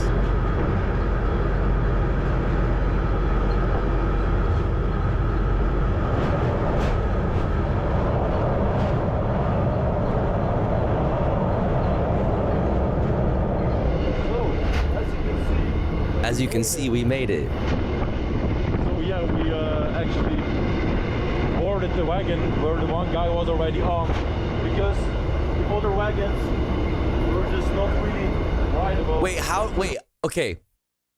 Real quick, I'd like you to just note, okay, regulars of this stream are familiar with the audio quality of one of our favorites, which is the YouTuber by the name of Shy. Okay? How is it that my man Gift Gas here is doing the same shit, and he's literally on a train and he's talking too, and it's not destroying my brain the same way that Shy's audio does? Did we find I feel like Gift Gas is like the better Shy. Correct. And their suspension set so low that they're almost unable to prolong. What's that? I can't hear you due to being made deaf by Shy's videos. Listen, you're missing out on, you know, better audio quality version Shy. Shy is racist against windsocks and noise cancellation. Yeah. So you have to go for this one. So that means we're riding with 3. We talked to him for a bit. He's actually a pretty chill guy. But it's just a bit shitty to ride with 3 guys, because the more people, the more chance you can see. So yeah, I'm very happy with this ride. It's full bottom. Full bottom. The ride we wanted. Yo. Didn't get spotted. It all turned smooth. And right now we're going north.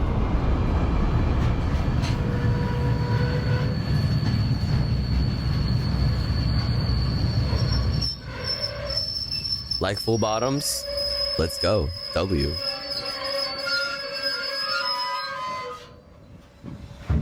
That was a good noise. It's a good sound.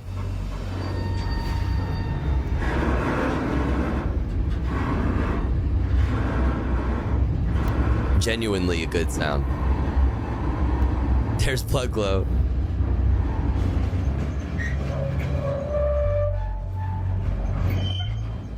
Just making my brain light up.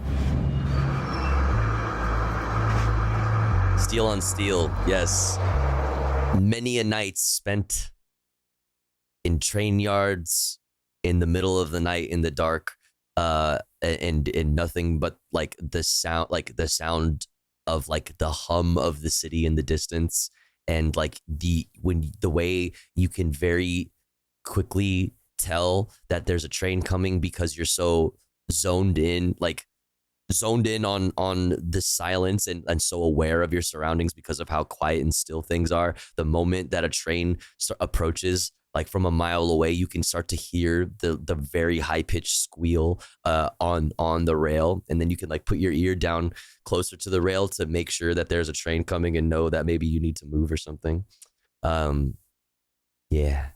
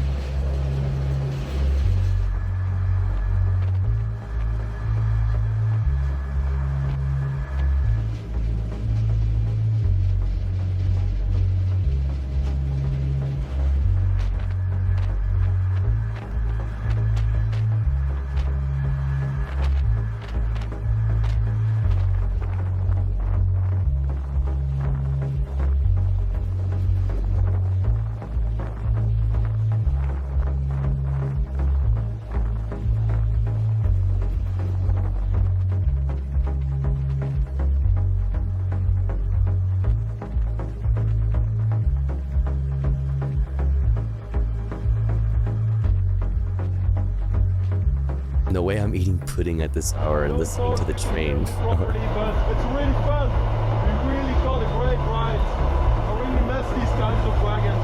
Driving through the fields and the forest with the occasional city now and then, making some great progress. It's stopping sometimes, but that's okay. And this sound, that's the sound of a good intermodal. That's the sound of a good intermodal. That's the sound I missed. Intermodals are the cars that carry the containers that you see on the ships at ports that get lifted off the big, cranes and that get put on the back of like big rigs, like 18-wheeler trucks. Those are the intermodals are the ones that carry those, sometimes in stacks or whatever. That was fucking dope. Okay, so we'll definitely be watching the fucking rest of this series. There's four total. For sure. Without a doubt.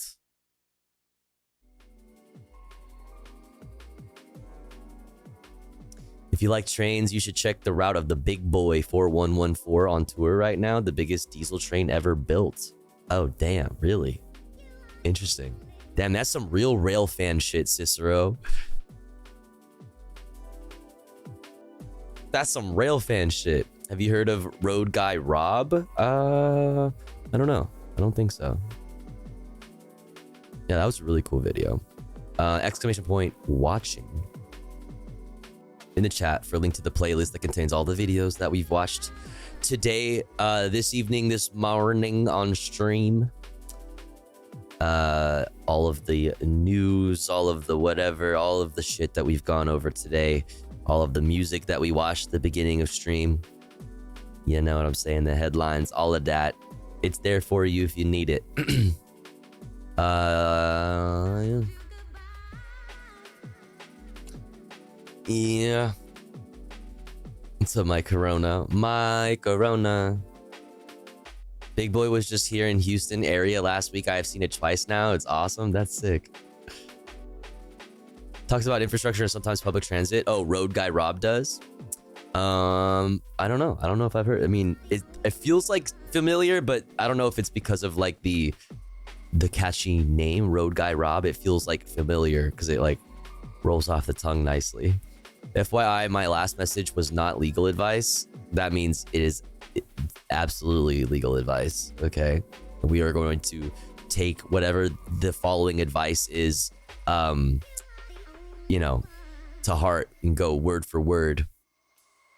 If you or a loved one have been subject to a Shy video and are now suffering from hearing loss, tinnitus, or a general auditory confusion due to Shy's egregiously subpar audio levels, you may be entitled to financial compensation. Exposure to whispered dialogue immediately followed by ear-piercing static noise may have caused irreparable damage to your eardrums.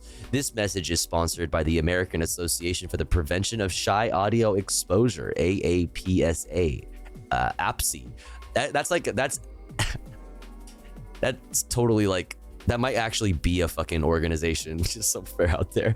Call 1-800. What? Shut the fuck up. We could go bar for bar. Yeah. Yeah. Oh, man. All right, chat. Listen. We did it. We did a bunch of news today. We did some comfy content because you motherfuckers nailed the sub goal today. Thank you so much for the support. Thank you for hitting the sub goal. Thank you for making us watch some fun content after all the fucking man-made horrors beyond our comprehension. And all the fucking news that we went over today. I appreciate it. Thank you so much. Speaking of which, hitting the sub goal today has put me at 9-10 away from being back at 900 subscribers. The sub points number is higher because some of you are really awesome and are helping out with my goal of achieving Partner Plus, which would give me a 70-30 split. Thank you so much for all the support. You guys are the best. Thank you. But I also I hope you enjoyed the stream, chat. My brain is fried. My brain is absolutely fucking fried, and I think I'm gonna call it here. I hope you enjoyed the stream because I enjoyed your company. But we're gonna take this party elsewhere. Where should we take this party? You might be asking yourself. Where will this party be taken? These are the questions, the most important questions. I think we can go send some love on over to our friend Struggle 4. And we're going to spam some emotes. Most importantly, we're going to spam some good vibes. Just like, can we raid the puzzle lady? Oh, are you talking about I love puzzles? I fucking love I love puzzles. I already did it, but sometime soon. I told her that I'm such a huge fan when she was in Gremlo's chat like the other day. She's so cool. Anyway, maybe another time.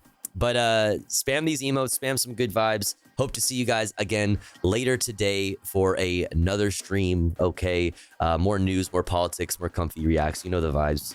You know what it is. But yeah, much love to you all. Remember to drink some water. Take your meds. Okay. Be kind to yourself. Be nice to yourself. Be nice to others. Don't be a dick. But also don't be a pussy ass bitch. And I'll see you guys later. Bye. Much love. Night night. You got a fast car. I want a ticket to anywhere. Maybe we make a deal. Maybe together we can get somewhere. Any place is better. Starting from zero, got nothing to lose. Maybe we'll make something. Me, myself, I got nothing to prove.